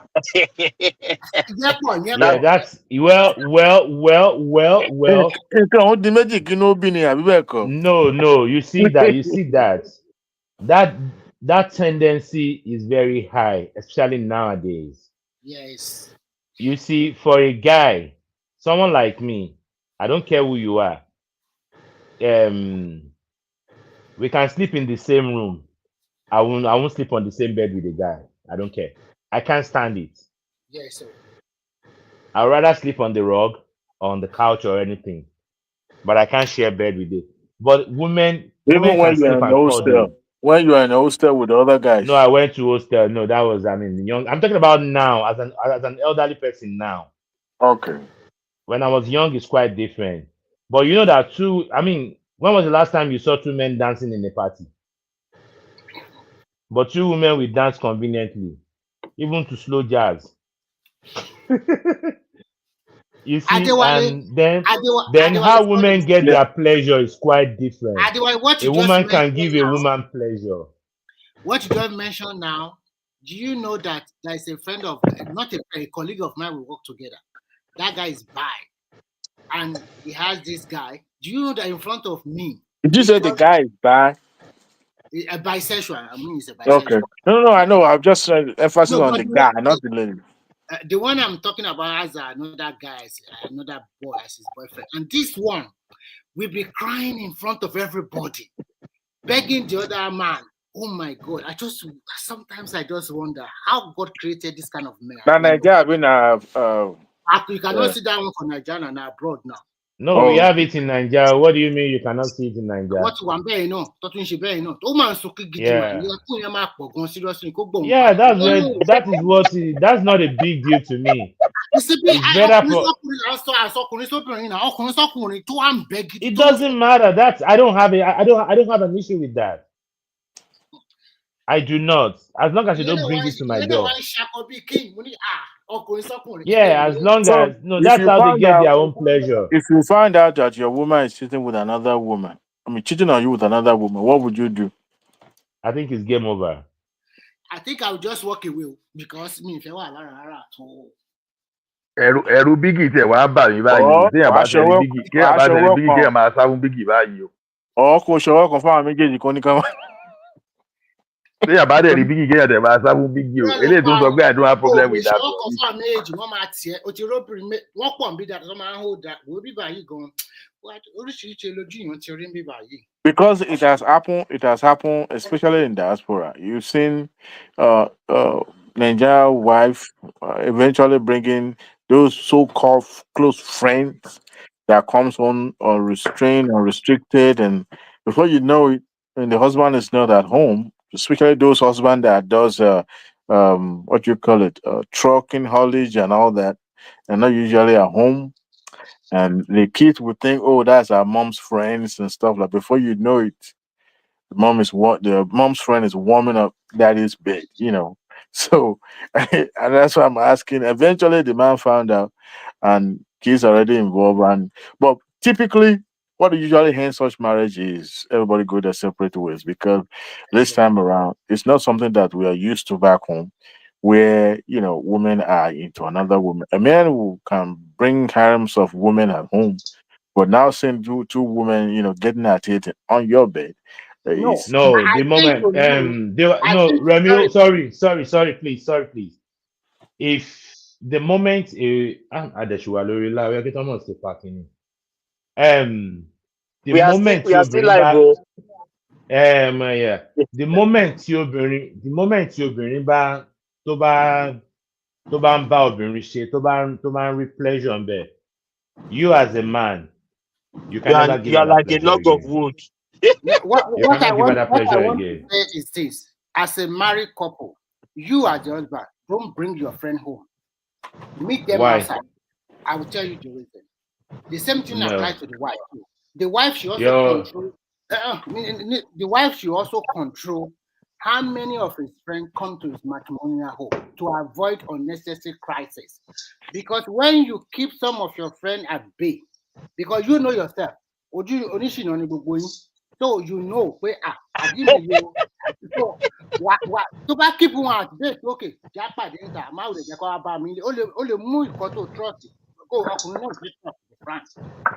I think that one will bring a little bit of decorum. That doesn't change anything. The mistake some women always do is that they think their house, their friends are welcome every time. It's a big mistake. How can you bring your friend with big boob and blah blah blah? Your husband is Remy, àfẹni tí ò bá ní discipline, kò sí bí ọ̀rẹ́ ìyàwó mi, kò sí package tó fẹ́ gbé wá, màá rìn síwájú láti wá tèmi lọ. As a well disciplined.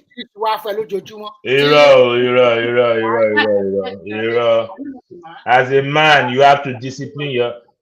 I don't know what country you are, Remy. In Kota Warin BTT. You cannot find.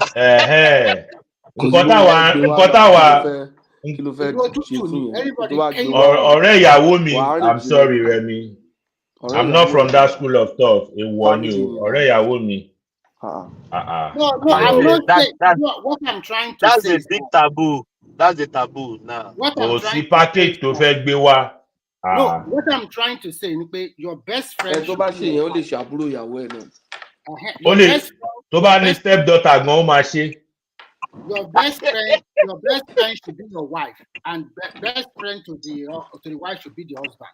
The moment you give more room to temptation, especially some women, they are in the habit of bringing most of their friends home for gisting. It's not a big deal. No, I don't think if I were the man, I'm lucky my wife is not that type. Cooking quite like it. So they want to bring ABCD or as a guy, she will be. Iṣẹ́ ọkọ tá à ń sọ yìí kò fọ́ ni o. I know of a guy. Ọ̀rẹ́ ẹ̀ máa wá sílé ẹ̀. You understand? Jẹ́ kí n fi ń gist ẹ̀. Ọ̀rẹ́ ẹ̀ máa wá sílé ẹ̀. You understand? Eventually, ọ̀rẹ́ ẹ̀ dẹ̀ mess up pẹ̀lú ìyàwó gbogbo ẹ̀. Yes. Wow. Ó destroy marriage. Wow. Ọ̀rẹ́ burúkú ni o. I was disappointed. Ọ̀rẹ́ ẹ̀ máa wá sílé yẹn. Bọ̀bọ́ ẹ̀ trust ọ̀rẹ́ ẹ̀ débi pé ìgbà míì tó bá fẹ́ jáde wo èmi ò ráyè jáde o. Jẹ́ kí kinní gbé ẹ jáde kẹjọ lọ ra nǹkan tẹ́ fẹ́ rà. Ó ti trust But Patoski, Adonilaye ò jẹ̀bi o. Ó tọ́ ni now. No, Adonilaye ò jẹ̀bi. Aya yín ni kẹ́ kìlọ̀ fún. Aya yín ni kẹ́ kìlọ̀ fún. Yeah. Ọ̀rẹ́ burúkú ni. Yes, ọ̀rẹ́ burúkú ni mo accept. But Adonilaye ò jẹ̀bi o. Yes. Ọ̀rẹ́ burúkú ni mine, yes. But Adonilaye ò jẹ̀bi o. Biggie, are we saying even in our life when we are living, even ọ̀rẹ́ wa gbọ́ ti lè ṣe síyàwó wa rí, tíyàwó wa dẹ̀ tọ̀nà ẹ̀ dáhùn pé láyé yín yóò tẹ bá dọ́rọ̀ ilé ìgbò máa sọ fọ́rẹ̀ yín. Kò yé Yeah. But you know one thing. But you know one thing, my Thomas. Yeah. Tóbìnrin bá sọ fún ẹ pé lágbájá ṣe sí òun, obìnrin will only tell you ẹni tí ó gbà fún o. Hey Biggie, what are you talking about? Tomorrow, I understand what you're saying. Ẹni tó bá gbà fún kò ní sọ fún ẹ. Oníṣẹ́ tó gbà fún mẹ́ni, of course. Biggie, you are too rigid, my brother. No, arúgbó ló tọ́ mi. Agbolédè ni mo dàgbà sí. Kò sí nǹkan kan tó fẹ́ bá mi lábo. Wà bá mi bẹ̀. I like you, my brother. Kò ní sẹ́ni tó gbà fún kò ní sọ. Láíláí, he would never say the one that he accept the offer. My father will always say, for you to live long. Biggie, sorry. Tíyàwó ẹ bá ti jáde, kò fọlọ́run sí. Tó bá dé padà kò continue. You know, let me tell you something. Do you know that in Asia, especially countries like China, if you are over 26 years old, or so back when you're 30, you already left alone women. Chinese does not want to hear if you are 30, you don't have a husband. That means a lot of men have already slept with you. They don't want to touch you. So I'm telling you the truth. We have more than 35% of the whole population in that. Maybe now, maybe over 40% in that space. Well, they can fail on me. They can fail to do I want to do my fair to you, Bo. I want to know my fair. Non fair. So what in fair Chinese thing fair to do thing? I'm not to fair Chinese to give me many man go papa to go. So then another thing in India, if they don't bend it, they are not married. Àwọn India náà ṣe bẹ́ẹ̀ fẹ́ ara ta náà. Wọ́n fẹ́ ara ta tí India ló ti ẹ̀ le jù.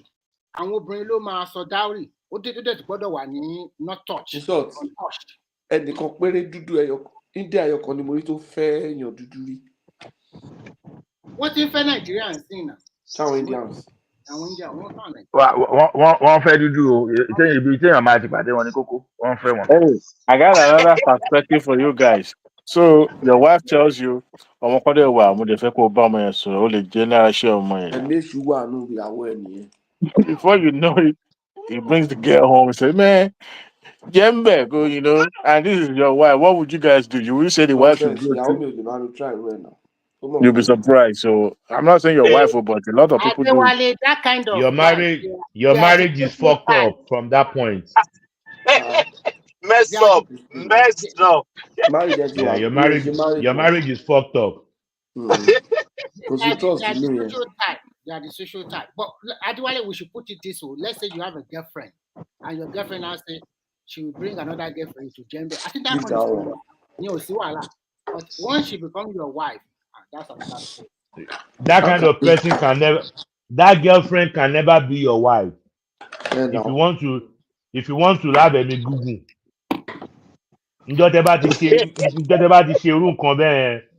you have to start looking for a new wife to marry. No, way out. Wait now. Do you know that this thing is common in the olden days? I'm not good people. It's common and very rampant in the olden days where the older wife will bring in Among our wo younger woman home to the husband. Adewale, you to live in America. marry, say to marry, to Yeah, bring to both. marry. Biggie, let me ask you this question, another perspective. You guys live in America. I don't know whether it's common here in Finland too, whereby they have couples where they can exchange each other's wife. Swingers, yeah. Common in America. So what do you think swingers. about that? I think it's They do that in Nigeria too. What is saying Nigeria? I think it's madness, but it's not my business.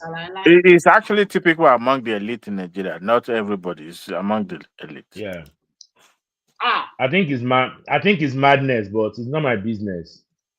That is true. Ǹjọ́ tí n bá níyàwó tó bá mi sọ orú ẹ̀, automatically marriage yẹn ti tán jọ yẹn. What you tell me? Because you know, we are so conservative in nature. A lot of things are happening that we usually look at, this won't happen, but it does happen a lot. In fact, Adewale Kilori. Me, I don't believe breaking the kan wà tí ó ṣẹlẹ̀ o. Kò sí nǹkan tí ó ṣẹlẹ̀. Everything is possible. When you see most of our Nigerian families or couples that comes abroad, sometimes it's because maybe number one, the woman want to be free, like more or less caged in Nigeria. So coming abroad is like, I can do this and I get away with. After all, if this happened, the man would not take the keys and walk away. Because in Nigeria, a man can just say, you know what, for $1 million, you can go your own way. But in abroad, if you're not careful, you'll be the one going to jail. If that will lose the children now. Yeah, so they hedged their husband to let's get out of the country and then relocated. The moment they got here, they will now, there was a story of a woman actually who had given birth, like I think 3 or 4 grown-up kids. All of a sudden, divorced the husband, got married to a woman. Then I think that marriage went to South too. Then got married to another woman. I think it was publicized in those bloggers in those days too. It was everywhere. And I'm kind of like, okay, how do you justify? Are you talking of Agege? Is that what you are saying? Yeah, they were married to a man. They have grown-up kids. All of a sudden, they relocated abroad, and they now say, "No, I'm no longer for a man. I'm now for a woman." And they have like 3 or 4 kids. Yeah, come on, God. They are confused. Our confused souls, If you guys don't go to Nigeria party, you will see a lot. You will see all these things happening. I'm telling you. Let me tell you something, Diwali. The problem we have these days is we have people. There are some organizations promoting all these things, and in some cases there are money attached.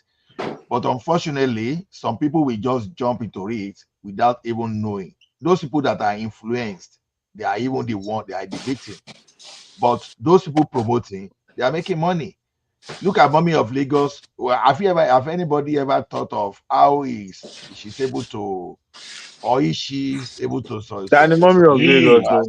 Bobriski. He's in London. He's in London now. It's cooling off there. Claim asylum. So that's the situation. You understand? Because when the society allow evil to be promoted, you understand? No. What do you mean evil? How do you define evil? Well, something that is against the nature. What do you mean against the nature? Who defines nature? Who defines the nature? Okay. See, there's what we call a reoccurrence. We have patterns. Some animals have such relationship in the wild. Can you tell me an example and prove it to me? You want to tell me you've seen Agege? Yeah. There were two these I want these meji kan báyìí mi rántí orúkọ wọn mọ́. They were together for about 30-something years. Yeah. No, it's not Igbo Olodumare. I'm telling you, Google it. Don't assume. I don't assume things though. I say things I know. I promise you that. I only say things I know. Yeah. It happens in the wild. It's not just common. It's not just common. Please, But not that it Google doesn't it happen. and Google it and put it in our own private comment section. I don't need it. Come on, you can Google it and see. Just put it and just type it. The command have anything minimal generated. So Ola, do you think that men that practice polygamy, they don't care at the end of the day whether it's their children or not? You have 4 or 5 wives in my house. If you like, do whatever you want. I don't care. Do you think that is where the world should go? Because now a man has a wife, still go outside and have many side chicks. Why don't you bring all the side chick home? Let them be fighting among themselves. But side chick now. Remy, you know my definition of things is this. There are things that are human doctrine, and there are things that we find out. Now, this thing now, some people will say, oh, you are a confused Christian. See, if you are a polygamous, if you are a polygamist, I will not condemn you. You understand? Because I don't see area categorically mentioned that thou shalt not marry 2 or 3 or 4 or 5 wives. Right? So, if you are able to take care of that, good luck. I will not But condemn you. in the other book too, the way they put it there, nobody can do it. They say you can marry more than 1 wife. See, in Christian world, I understand where people get the concept of 1 man, 1 wife. Yeah, in the beginning, he created them, man and woman. But when we want to be realistic, or no, when we want to question things, are we saying that Adam and Eve are the real first human that God created, or that's the one that being used for us as guardian? Because there are 2 different things. You know, the word of God is inspired. You understand? Men are inspired, but the same men that still wrote the Bible. There's nothing like the word. There's nothing like the word of God. Okay, thank you. Okay, Ola, another question. Another question. Do you know Abraham has a wife named Sarah, and she was unable to conceive a child, and she has to bring in another woman to conceive. Aga. Yes. Do you think we can still find such a woman in the world nowadays? That I'm unable to conceive. Let me look for another small chap so that maybe there are plenty. See, let me tell you one thing. Like several years ago, I have a guy. The guy is fiancé. Then the girl knows that is a man likes women very well. The person will just look at the guy and say, oh, like Omayabi. Okay, let me talk to her for you. You understand? And they were yet to get married that time. And she will go and carry another woman, give to his boyfriend. And they are married as I speak today. But yeah, I don't know. But we are. Just a matter of time. The rumor we heard about Abiola too. I heard that Abiola's wife allowed Abiola to that. Maybe it was a lie. Maybe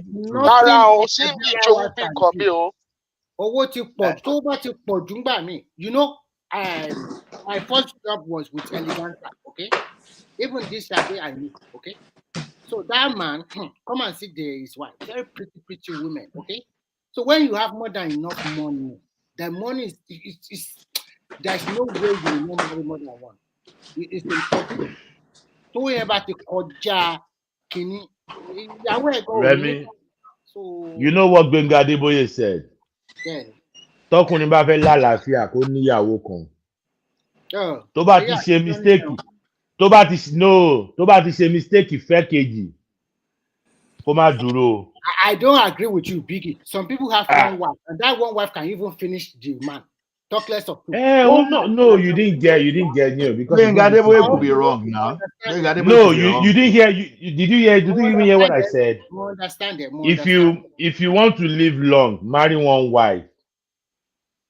If you mistakenly marry the 2nd wife, please do not stop. Continue adding up. What about that woman? Continue adding more wives so that at the end of the day, everybody will not want you to die so you can take care of the children.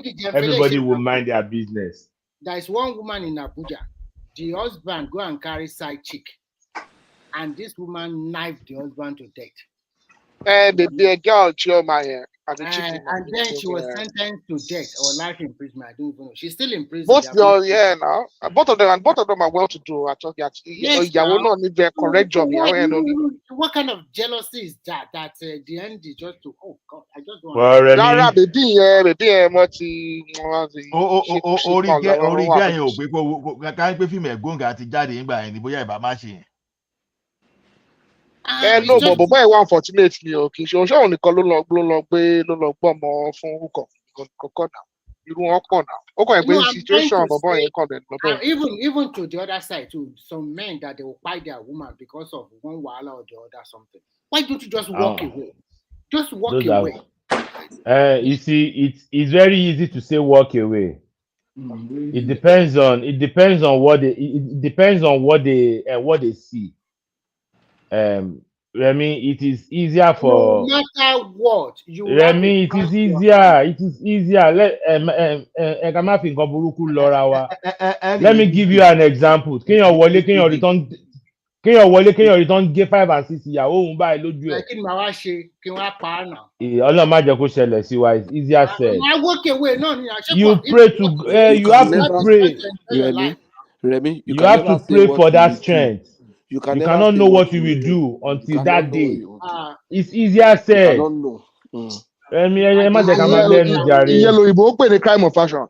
Look,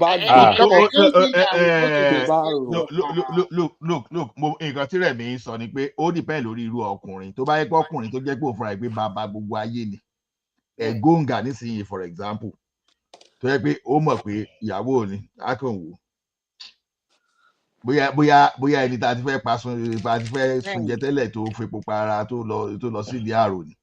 Kọ́kọ́ sọ̀nà síbẹ̀ náà ló kù nìyẹn. No. Arọ gidigba. Tó bá jẹ́ pé ìyàwó téèyàn ti ń kárú ẹ̀ mọ́ lọ́wọ́ rí àbí tó ti ń suspect is a very different story. It's a different thing.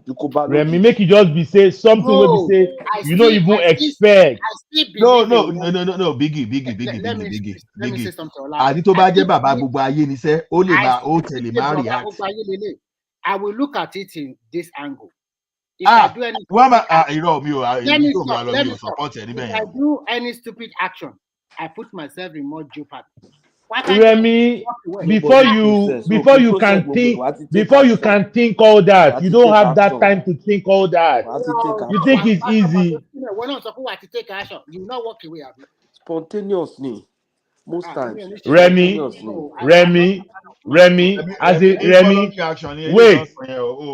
wait. Ola, wait, hear this one. Firefighter to lọ training for a whole year. The first fire incident tó máa kọ́kọ́ dé báyìí kò mọ ibi tí ó sì wà. Ọlọ́run má jẹ́ àrí nǹkan tí ò dáa. Tó bá ráwọn kankan tó bá ká ẹ láyà, you will forget about you. Have you watched this movie? The Ghost and the Darkness? The Ghost and the Darkness. Àwọn lion méjì kan báyìí tó ń terrorize wọn ní ibì kan ní Kenya nígbà tó ń ṣe railway. I don't know if you've seen it. Movie yẹn ti pẹ́ gan-an. Ó ti pẹ́ gan-an. You know see, ìgbà tí bọ̀bọ̀ Hunter yẹn before kí Michael Douglas tó dé. Ìgbà tí bọ̀bọ̀ Hunter tó fẹ́ lọ pa wọ́n yẹn, ìgbà tó pàdé lion yẹn one on one. Lion yẹn ti pààyàn gan. Ó pàdé lion yẹn one on one, báyọ̀ dẹ̀ gbébọn sókè báyọ̀ dẹ̀ láàgùn kò lè pull trigger ẹ̀ bóyá ń wojú lion yẹn. Lion yẹn ti fẹ́ pa ọpẹ́lọpẹ́ Michael Douglas àbí kí ló ń jẹ́ tó yọ látẹ̀gbẹ́. Òun ló shoot lion yẹn. When you see some things, you will go down. You don't know what you can do. Kéèyàn kọ wọlé, kéèyàn kọ báyàwó òun tán, kéèyàn kọ báyàwó ẹ̀ tán fún ìyàwó ẹ̀ dọ́gì. So you are telling me that there is no self-control. There is self-control, but there are some things. Okay, Ọlọ́run má jẹ́ ká rí. Kéèyàn wọlé, kéèyàn rẹ́ nìkan tó ń wá retí ọmọ ẹ̀. You see, Ọlọ́run má jẹ́ ká rí nǹkan tí ò dáa.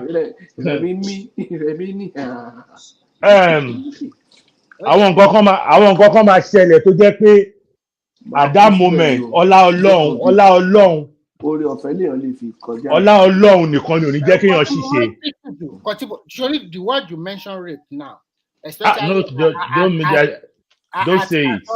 at gun something at gunpoint.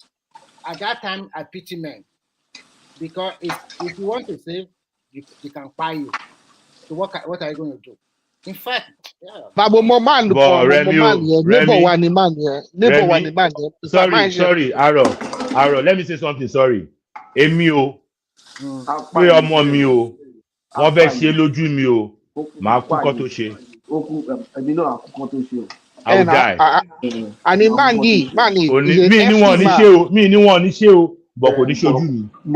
FT Mani now, FT Mani, àwọn olè wọlé lé wọn, wọ́n fẹ́ bá ọmọ ẹ̀ láṣẹ àjọṣepọ̀. Báyìí bá wọn ọjà, ó bá wọn ọjà tó jẹ́ pé ó bá wọn ọjà máa yẹn tóbi gan, àwọn olè yẹn pàpà lọ ni, because máa yẹn náà tóbi ó fìrì bọ̀ ọmọ ìjọ ni máa yẹn. Àwọn èèyàn Jonathan tó fìdí bọ̀ gidi gan. Ó bá wọn jà gidi gan láàrin ilé, ó bá wọn jà gidi gan. In fact, ìbọn wọn tí ìbọn dún káàkiri nílé yẹn because máa yẹn náà níbọn lé, you get me, so mọ́ dìde wà ká síbi wọ́n ṣàmọ́ ti sọ. But nǹkan bàjẹ́ gan nílé ẹjọ́ yẹn àmọ́ rí bẹ́ẹ̀ ló succeed àwọn ẹgbẹ́ sábọ́ já dànù wọ́n mú kan náà ò lè yẹn ìgbà tó mú kan náà ò lè yẹn ìkọ́nù àwọn tó bá ìgbà tí ọ̀rẹ́ máa yẹn ìkọ́nù nígbà tó jọ rẹ̀ tó máa jáde báyìí yẹn tí a máa lọ this is the 90s o tí yẹn lọ sí ìgbà tó yẹn tó máa ṣe environmental máa yẹn kọ̀ lọ sínú boot ẹ̀ wọ́n ṣẹ̀ṣẹ̀ ra àdá fresh tí mo ti ṣe kọ̀kọ́ tí mo ti lò àtọ̀ tó yà dáyà sókè báyìí ó fẹ́ bẹ́ bẹ́bọ̀ ẹ̀ lórí báyìí èèyàn kọ́kọ́ fi ọwọ́ sí bó ṣe fẹ́ bẹ́ bẹ́bọ̀ ẹ̀ lórí báyìí èèyàn kọ́kọ́ fọwọ́ sí lẹ́gbẹ̀ẹ́ báyìí ni bó ṣe wálẹ̀ báyìí ó kọ̀ bẹ́ ìtì bẹ́bọ̀ ẹ̀ kúrò straight kò wò lẹ́ẹ̀mejì àló fẹ́ bẹ́ lórí mi. One time. Ó fẹ́ bẹ́ lórí one time so bó ṣe fẹ́ bẹ́ lórí èèyàn kọ́ wá fẹ́ dì lọ́wọ́ mú pé pé kó má ṣe bẹ́ẹ̀ ó kọ̀ lọ ní ó kọ̀ ọ̀rẹ́ àwọn méjèèjì ó kọ̀ kọ̀yìn pé ó kọ̀ bọ́ bí kò ń lọ sínú ilé bó ti ẹ̀ kọ́kọ́ rò pé ó fẹ́ lọ gbébọn wá ní kọ̀ọ̀sán méjèèjì lọ níbọn tó fẹ́ lọ gbé wọn kó máa ṣùtẹ̀ ní àwọn èèyàn tí ń sọ pé kíní ọkọ̀ lọ mú bàbá kíní kọ́kọ́ lọ mú bàbá junior kọ́ lọ mú bàbá junior tún bàbá junior apàdà báyìí àdá yẹn ló mú dání brand new tó sì ṣáná àwọn àdá yẹn tó wọ́n bá ṣe tó là sókè báyìí tó fẹ́ lé bàbá yẹn lórí báyìí yẹn kọ́kọ́ mú dání lọ́wọ́ ni bó ṣe mú dání lọ́wọ́ báyìí so ọ̀gbẹ́ tí wọ́n bá ti gún yàn lọ́wọ́ ìṣibi part tó fẹ́ gbé wá sálẹ̀ báyìí ó máa change bó ṣe yẹ báyìí ó kọ̀ mú wá ṣe ti bàbá yẹn ní ó rẹ tí mo bẹ́ẹ̀ kúrò ní bọ́ ṣe bẹ̀rẹ̀ sí bẹ́ẹ̀ ní ìyàn tó jọ́ọ̀jì mú bọ́ láti gbélé yẹn kúrò bẹ́ẹ̀ ni ẹ̀nà ọmọ Olúbàdàn jọ́sí náà níbọ̀ wà ní máa yẹn ló bẹ̀bẹ̀ ló pàpà lọ àwọn ọlọ́pàá ìlú pàpà gbé olè yẹn kúrò bẹ́ẹ̀ because wọ́n fẹ́ máa àwọn méjèèjì fẹ́ pọ̀ lè yẹn síbẹ̀ níjọ́ yẹn wọ́n gbé kò pọ̀ sí kó wájú àwọn àpá àwọn méjèèjì lè lẹ́nu in fact bí mo yẹ wà ọ̀rẹ́ àwọn Jonathan ní máa yẹn náà ó ṣẹ̀ṣẹ̀ ṣiṣẹ́ kí bí mo ṣe wà èmi ò lè parọ́ o mi ò ṣe ń dẹ́yàn kan máa fi ìbọn dẹ́rù bá o máa ń lò ìfà bàbá Bígì ẹrù mi wà ló dẹ̀ 247 dúró bí tó wà yẹn o ṣe ìrìn àtọ́lẹ̀ fi dẹ̀bẹ̀ rà oh see let me tell you one thing àkókò àti jẹ́ pé you never talk until it happens so ráwọn kan tó máa gbébọn wá wọn ò fẹ́ pa á jagunjagun yàtọ̀ sórí ọdẹ o Bígì jagunjagun yàtọ̀ sórí ọdẹ Bígì farabalẹ̀ gbogbo ibi tó lọ yóò yé mi. Ọlá sọ́ọ̀rì jẹ́ sọ kọ́kọ́ fún ẹ ó ti bẹ́ẹ̀ lórí nǹkan tó bá ṣẹlẹ̀ àwọn kọ́kọ́ máa ń ṣẹlẹ̀ sílẹ̀ tó yẹ pé ó máa lé ẹrù lọ irú eléyìí tá à ń sọ̀rọ̀ yìí ọmọ I have only one daughter lèmi ní kí irú nǹkan báyìí bá ṣẹlẹ̀ ẹ̀rù máa sá lọ because that means mo ti wà suicide mode nìyẹn mo ti wà suicide mode. ìyàwó mi jáde níjọ́ kejì ló yẹ kó dé bó ṣe di bíi 12:30 lálẹ́ mò ń wo múfì lọ mo kàn gbọ́ tílẹ̀kùn basement ṣí ń sàlẹ̀ ni ó gba basement wọlé nítorí àwọn ajá kan má bàa gbó kan má pariwo ìgbà tí máa fi yọ sí lẹ́nu staircase tó bá rí bá ba ọ̀bẹ tó wà lọ́wọ́ mi mi mind ìbọn tó wà lọ́wọ́ ẹ̀ wàá yìn mi o bọ̀ ọ̀bẹ yẹn bí tí máa fi sí lára ẹ̀ wọ́n jọ máa fà èmi àti ẹ kúrò ńlẹ̀ ni. sí Bígì ọmọ Yorùbá ọlá ayàtọ̀ síra wa sẹ́ ọlá. mọ̀jà mọ̀sálà amáyíkangílógún let me tell you something nǹkan tá à ń sọ yìí àìmọye irú ẹ̀ ló ti happen nígbà gbogbo àwọn tí àwọn ọmọ Buhari tí wọ́n ṣọṣẹ́ ọwọ́ wọn tó jẹ́ pé àwọn èèyàn wọn wà bẹ́ẹ̀ báyìí wọ́n wò kòrókòrò ni èyí gan tó make attempt gan wọ́n gé ọwọ́ ẹ̀ tó jẹ́ pé ó kàn dúró síbẹ̀ ó wò gbọ̀n torí pé kò sí nǹkan nítorí kò sí nǹkan kan ni nítorí kò sí nǹkan jà ni. then they make why he ran away ṣebí ó sọ pé ó lágbára jù bẹ́ẹ̀ náà lọ why àwọn òṣè tàfẹ́ẹ̀rì kó sá lọ. Ìgbòho guy when they catch him there he ran away now. Rẹ̀mí mọ̀jàmọ̀sá là ń mọ akínkanjú. ó lójú ìjà téèyàn máa ń sá fún ó láwọn ìjà kan tó yẹ pé fight to finish ni you will defend your family. Defend your family now. I defend family. Jẹ́ ẹ sọ fún ẹ kò ń ṣe that's not the best strategy. Sórí tán bá. So kí ni kí n ṣe kí n jẹ́ kán wọlé kán wá dóyàwó mi àtọmọ mi lójú mi àbí. Ní sùúrù tán bá wá yanjú baálé kò tiẹ̀ ní kán má ṣe nǹkan tán bá fẹ́ ṣe but ìyá wa jẹ́ pé.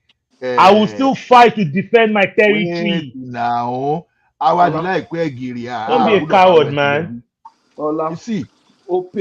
Don't be a coward. I won't forgive myself for the rest of my life. Ọlá, ó pè mí kí n ti lọ. I could not defend my child. Kọ́mọ mi sọ pé nítorí come on, stop it. Ó pè mí kọ́mọ mi máa sọ pé nítorí òní bàbá òun ṣe lọ. Matuski, what are you saying? Matuski, I understand, especially some of us to be at the unionism. I understand what you are saying. But pé kìí máa wà bẹ́ẹ̀. But sometimes. Ìkìyà unionism ò dojú bọ́n o. Unionism tiẹ̀ kọ́ là ń sọ̀rọ̀ èyí náà. Unionism kí ni bàbá yìí sọ yìí àwọn tá a ṣe rí àgbẹ̀ when you tell you we know where everything we dey talk. Báwo mo ṣe fẹ́ dúró níwájú ọmọ mi. Ọlá jagunjagun yàtọ̀ sórí ọdẹ o. Go write am down. Ó pè mí kí n lọ. Kí mo fẹ́ fi ojú òní mo fẹ́ fi dúró níwájú. Ojú òní máa fi máa wo ọmọ náà. You failed your child. Ọmọ mo ti fail ẹ̀ nìyẹn. Ó pè mí. Why are you a father? Kọ́mọ mi máa rántí mi pé nítorí òun ni bàbá òun ṣe lọ. He will forever say yeah. Tactical la máa lò. I got all your points. I got all your points very well. But the question is this: it's always good not to make mouth ahead of time. May we not witness bad thing. That's just my. Ọ̀rọ̀ make mouth kọ́ ilé oúnjẹ ọ̀rọ̀ make mouth o. Ẹni tó bá make mouth o níbọn lé o. Ẹni tó bá make mouth o ń ràbọn o. Ẹnu kọ́ lọ́ fi ń ṣe o. I don't hear you. Maybe na Canada you dey. We will dey Yankee now. Everybody ló mọ bí wọ́n ṣe yí ládùúgbò mi tó ń gbé. Ìyẹn kọ́ lè mi sọ. You understand? Everybody will react as a matter of fact. Some people are so strong that only the same in Tombo. Some people they will try and they will pie them. I know exactly what you are saying, but sometimes too. Tó bá ní nǹkan tó ṣẹlẹ̀ ò nígbà àwọn ọmọ Buhari àti tó jẹ́ pé a lot of people, oh my goodness, ìyá kan tẹ wà tó jẹ́ pé nígbà tó narrate the story ẹ̀ wọ́n tẹ sọ pé okay ṣé ọmọ ẹ̀ ní kó fi ilẹ̀ ní àbí òun fún ara ẹ̀ àbí kó fọkàn ilẹ̀ kí àwọn tó jẹ́ agége lára wọn tó yẹ pé ìyá yẹn wá fira ilẹ̀. So a lot of things tó yẹ pé see ìgbà míì a máa sọ pé ẹni ìjà ò bá nípa ìrànlọ́kọ̀ ó depend lórí circumstance that a one person now.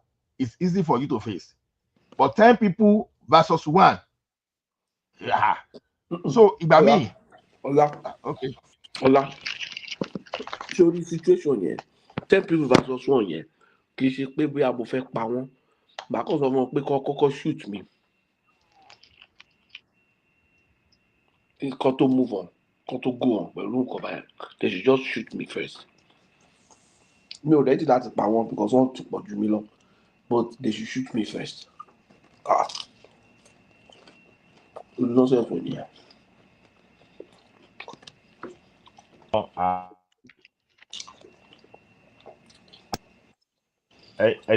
Ẹ̀yin òkú là ń já àkàrà kò ní ṣe lójú mi o. No, see. I do not necessarily disagree with you. I know some people are like that. Wọ́n ní láìpẹ́ kiri àyẹ̀fàwọ̀ ẹ̀ṣẹ̀ gbẹ̀dọ̀ ni tó yẹ pé agbọ́kọ̀ gbúdọ̀ pa ènìyàn náà kó tún kí nǹkan bẹ́ẹ̀ tó ṣe. I agree, but èmi gan sọ pé kò ń ṣe gbogbo àwọn tó bá lẹ́nu pátápátá ló lè ṣe. Ìjọba mi sọ nìyẹn, kò ṣe àwọn tó bá lé ẹnu pátápátá ló lè ṣe tó bá dójú ẹ̀. Ọlá Ola, as you dey now, tell your man, as you dey now, make you dey now as you dey. Make 5 people come harm you for road. You go kneel down the beg. Anyway, I because think national. it depends what the 5 people are having in their hand. No, Remy, depend because you don't even know the type of person I am. Okay, àwọn èèyàn mẹ́ta wà tí mo lè disarm. Àwọn èèyàn kan kéré lè wà tó jẹ́ pé mo máa rí báyìí tí mo máa mérè. So it all depends. Èèyàn mẹ́ta wà tó jẹ́ pé you need to pé àwọn ilé ìkẹ́ tó wà pé wàá lè disarm wọn. Àkọ́kọ́ àti jẹ́ pé bọ́n ṣe yọ lókèrè báyìí ìwọ fún ara ẹ gan Ben Johnson gan kò ní lè báyìí. But you know one thing, make I tell you one thing. That person where you think say Timbari lókèrè ma japa ẹ. Ó lè wà easy láti dúró tì ju amateur tí ó mọ̀ kankan lọ. Tí amateur bá dìgò, ó má dúró de. Sórí nǹkan tí mo lẹ́ lọ́dọ̀ professional ó máa ti bọ àwọn ibì kan lára ẹ. Amateur lè gbé first appearance lọ́nà true tell. Jẹ́ sọ kí nǹkan tí mo lẹ́ lọ́dọ̀ ọ̀wọ́kan boxer ni bọ̀bọ̀ yẹn. Àyà ọ̀bọ̀ yẹn fẹ́ gan so gbóbi láti pàdé. Àbẹ́jì jọ wà lórí sick bed ni. So that guy tábà ti ń sọ̀rọ̀ ní ọ̀rọ̀ kí lórúkọ ẹ̀ lọ́rọ̀ Sùúrùlérè gbà ẹ̀. Ó máa ń sọ̀rọ̀ bẹ́ẹ̀ àwọn ọ̀tá ṣe wá máa harass máa ní you see them why you no fight them now you say you look at me and say area boys sabi fight. Only so by the time you fight them and they use bottle now to mark your body. Only does that make sense. Condemn iṣan ara ẹ ni. Only tó bá fẹ́ lù wọ́n, ó ní kò yẹ pé òun lè lù wọ́n, ó ní òun lè gbá kan léṣe kó kú, ó ní kò yẹ pé òun lè ṣe, ó ní but I have to think twice. You know, only I have to think twice. They can't fight. You can give them one knuckle, call them pie, but àwọn tó kù yẹn, wọ́n á fi bottle dára sí ẹ lára. So that's why I say it all depends. It all depends on who you are, how you assess the risk around you. Like irú èmi nísìnyí báyìí nígbà tó yẹ gbà wá Nàìjíríà gbà tí ibi tí site wà táwọn àwọn family mi ká lọ mi ò lè lọ mo ní ká pé ìgbà tí mo jẹ́ bachelor ni mo lè lọ bẹ́ẹ̀ because àárín òru tó bá ká mi mọ́lé màá gba orí rúùfù pẹ́ẹ́lẹ̀. Ọlá nǹkan tá à ń sọ ni pé it depends on what is at stake. Kálẹ̀ mi nìkan ni mo ṣe fẹ́ sá lọ màmá wà or something but the family mi wà ń bẹ̀ tí wọ́n dẹ̀ fẹ́ ṣe irú nǹkan báyẹn sọmọ mi màá bẹ̀ wọ́n pé ọmọ ẹ just take me out first. Me sọ pé kéèyàn máa àti you understand you can negotiate while you are planning for your strategy.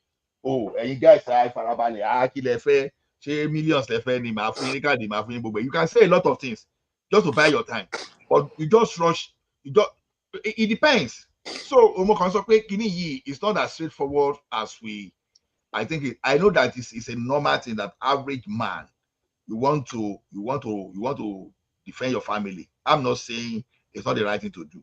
It's normal. It's normal. It's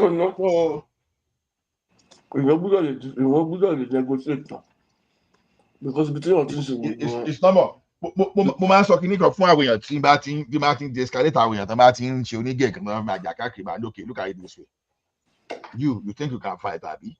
But what if you see a very bigger man than you that can take you down? What will you do? Will you fight the person? So you cannot fight the bigger man, then don't try to shakara someone that is smaller to you too. Otherwise, you guys mess yourself up. So situation will determine how you are going to react. Okay, what situation? Ọtí rẹ̀ yàn tó jẹ́ pé sójà Nàìjíríà ti àráàsì ìyàwó ẹ̀ ní ojú ẹ̀rí. A uniform man, sójà Nàìjíríà, ọlọ́pàá Nàìjíríà tó àráàsì ìyàwó ẹ̀ ní ojú ara ẹ̀rí tí ò lè ṣe anything. Wọ́n pé all the best tó lè ṣe ni pé kó kọ̀ pariwo síta. So see, this thing. But don't forget pé ìrínisí ni sọni lọ́jọ́ o. Baba, like I said, it depends on individual situation. You understand? Òun náà lè náà sọ pé ìrínisí náà ni appearance ni o. Ẹni ìjà ọba ní pẹ̀lú ẹ̀lọ́kùnrin. Sójà so sexually harass ìyàwó ẹ̀. No, the way tí bá tẹ̀ kó tiẹ̀ fi harass ìyàwó ẹ̀. No. Even physical. Only can get physical. But ìrínisí ni sọni lọ́jọ́. No, something must have led to something. something must have, I mean, no. Kò kọ̀ lè dédé kò jẹ́ kó akọ̀dédé rí ọkọ àti ìyàwó nu mọ́tò. Sójà dẹ̀ dáwọn dúró dẹ̀ bẹ̀ sí yàrá sí ìyàwó ẹ̀. No. Now to say you know they but for Nigeria be that too. Maybe the wife will have said something that triggered the. Àwọn ìyàwó tó máa ń wà àwọn ẹlòmíì wà aggressive. Don't talk to my husband like that. Don't say talk. No, I don't. Let me share a kind of personal experience with you. I was driving in Ibadan Ring Road area, and this mobile police, they came out from D Rovers Hotel. They're having political meeting. D Rovers Hotel. Yeah, they were drunk. They were drunk. And before I could know it, they were smashing their AK-47 on my side.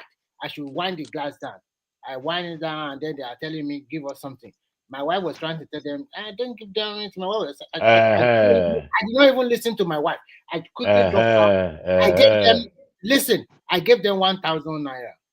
And they said, give us my say it's enough. They just 1,000 Naira back then, no. Like 10,000 now. No, immediately I told my wife, I said, please, anybody with a gun, don't ever in your life argue with that person. Said, no, this is Nigeria. I said, this is Nigeria. You see, in that situation, she ain't got him right in sin. Your wife will have aggravated those police. Yes, your wife could have done that. And then in that situation, I want police here.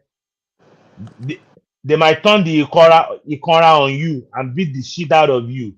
They are not drunk. They are drunk heavily. Exactly. But what your wife said could have.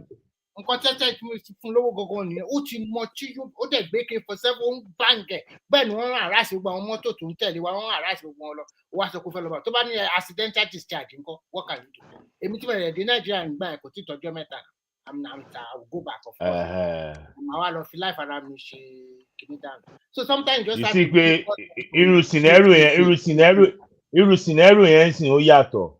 See, Biggie, yeah, let me tell you something. I was driving around Abule about sometimes ago, and up Mesa, the military, they just hit my car. The next thing, I parked my car. I don't know where that bonus came from. And I just parked. And I went to the market. Why to eat he called me. So the man came out and said, I'm captain, so. And I said, so what? You see, you were rude. So what?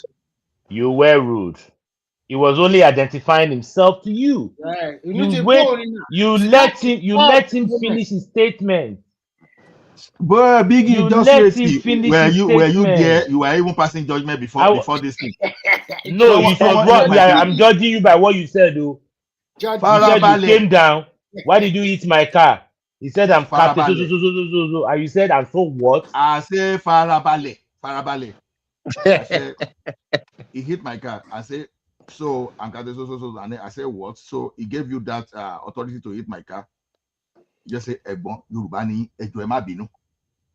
Anti-operation Bonnie. The way I heard you, I said, I know you are Yoruba. I didn't mean to hit your car. I'm very sorry. It de-escalated the situation immediately like that. No problem. Because I went. Because he's a reasonable officer. No. Listen to me. What I was trying to say there was that, that my action was very spontaneous. Normally, I should be afraid of a military man, right? I was not afraid. That's why I say it depends on the situation you are. So that's that. You might have chopped 2 blalas. Wait now. Whereas in another situation, I was in a taxi. The mopo that was guiding IBTC then around our head office just called that one. I wear native. Just as you come out say if they say you be arm robber. I say, how did you arrive at that? The next thing, the guy called me the gun. You understand? Now look at that situation now. I was already in the mode of security of saving my life. I was not explaining to that person, say, how? He said, you say you, where will you even get money to even enter taxi? You understand? Look at the difference. Immediately, I was smelling alcohol from his mouth immediately, smelling heavily with alcohol. You know, what did I do there? I just now me calm down now. Yeah, now listen to that guy. The taxi man even tried to intervene and say, okay, Baba, my shape of way. I even gave the man money. Let him go. You know what I did? The following day, I went to our chief security officer, Captain Maha. I reported to him. He sent his deputy. We now went to IBTC. You understand? To talk to the chief security officer. The chief security officer gave me option. Say, okay, what we can do is I can take you to the commandant and the guy. And this is another option we can have. But we can make sure too that this guy will never come to our bank again. He said that you should say any of those options. But what I'm telling you is this. Now, by de-escalating the issue immediately there, I had a better way of dealing with the matter later. If I try rubbish with that guy that day, I bet you never knew what was going to happen. Those are two different scenarios. But I want a reasonable military officer that I challenge, I told what? You were just lucky with that military officer because he was a reasonable man. Because I'm telling you, even though he hit your car, you went with aggression, and he could have retaliated with aggression too. Somebody introduced himself to you.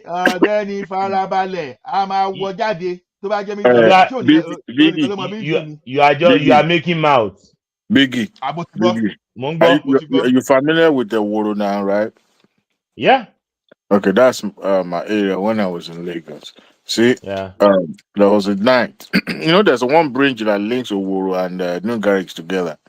Yes. So I was walking on that bridge. One military officer was just harassing some people. So everybody that stand around, this guy would assume that he was part of the whoever is attacking him or something. So he started beating everybody or slapping and so everybody was like, wait a minute, what is wrong with this guy? After he slapped like 3 people or 4, that day I was going solo. Me, I know they like Wahala. The guy was becoming what do you call it? Saying an irritant or something like that. Yeah.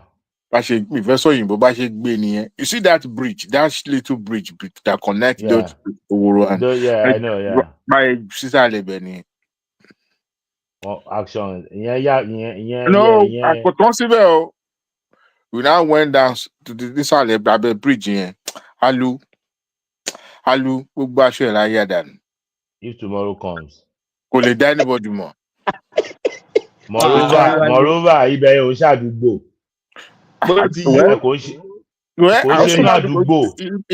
No. Well, the thing is that the fact that I don't even know what actually happened between him and the first guy.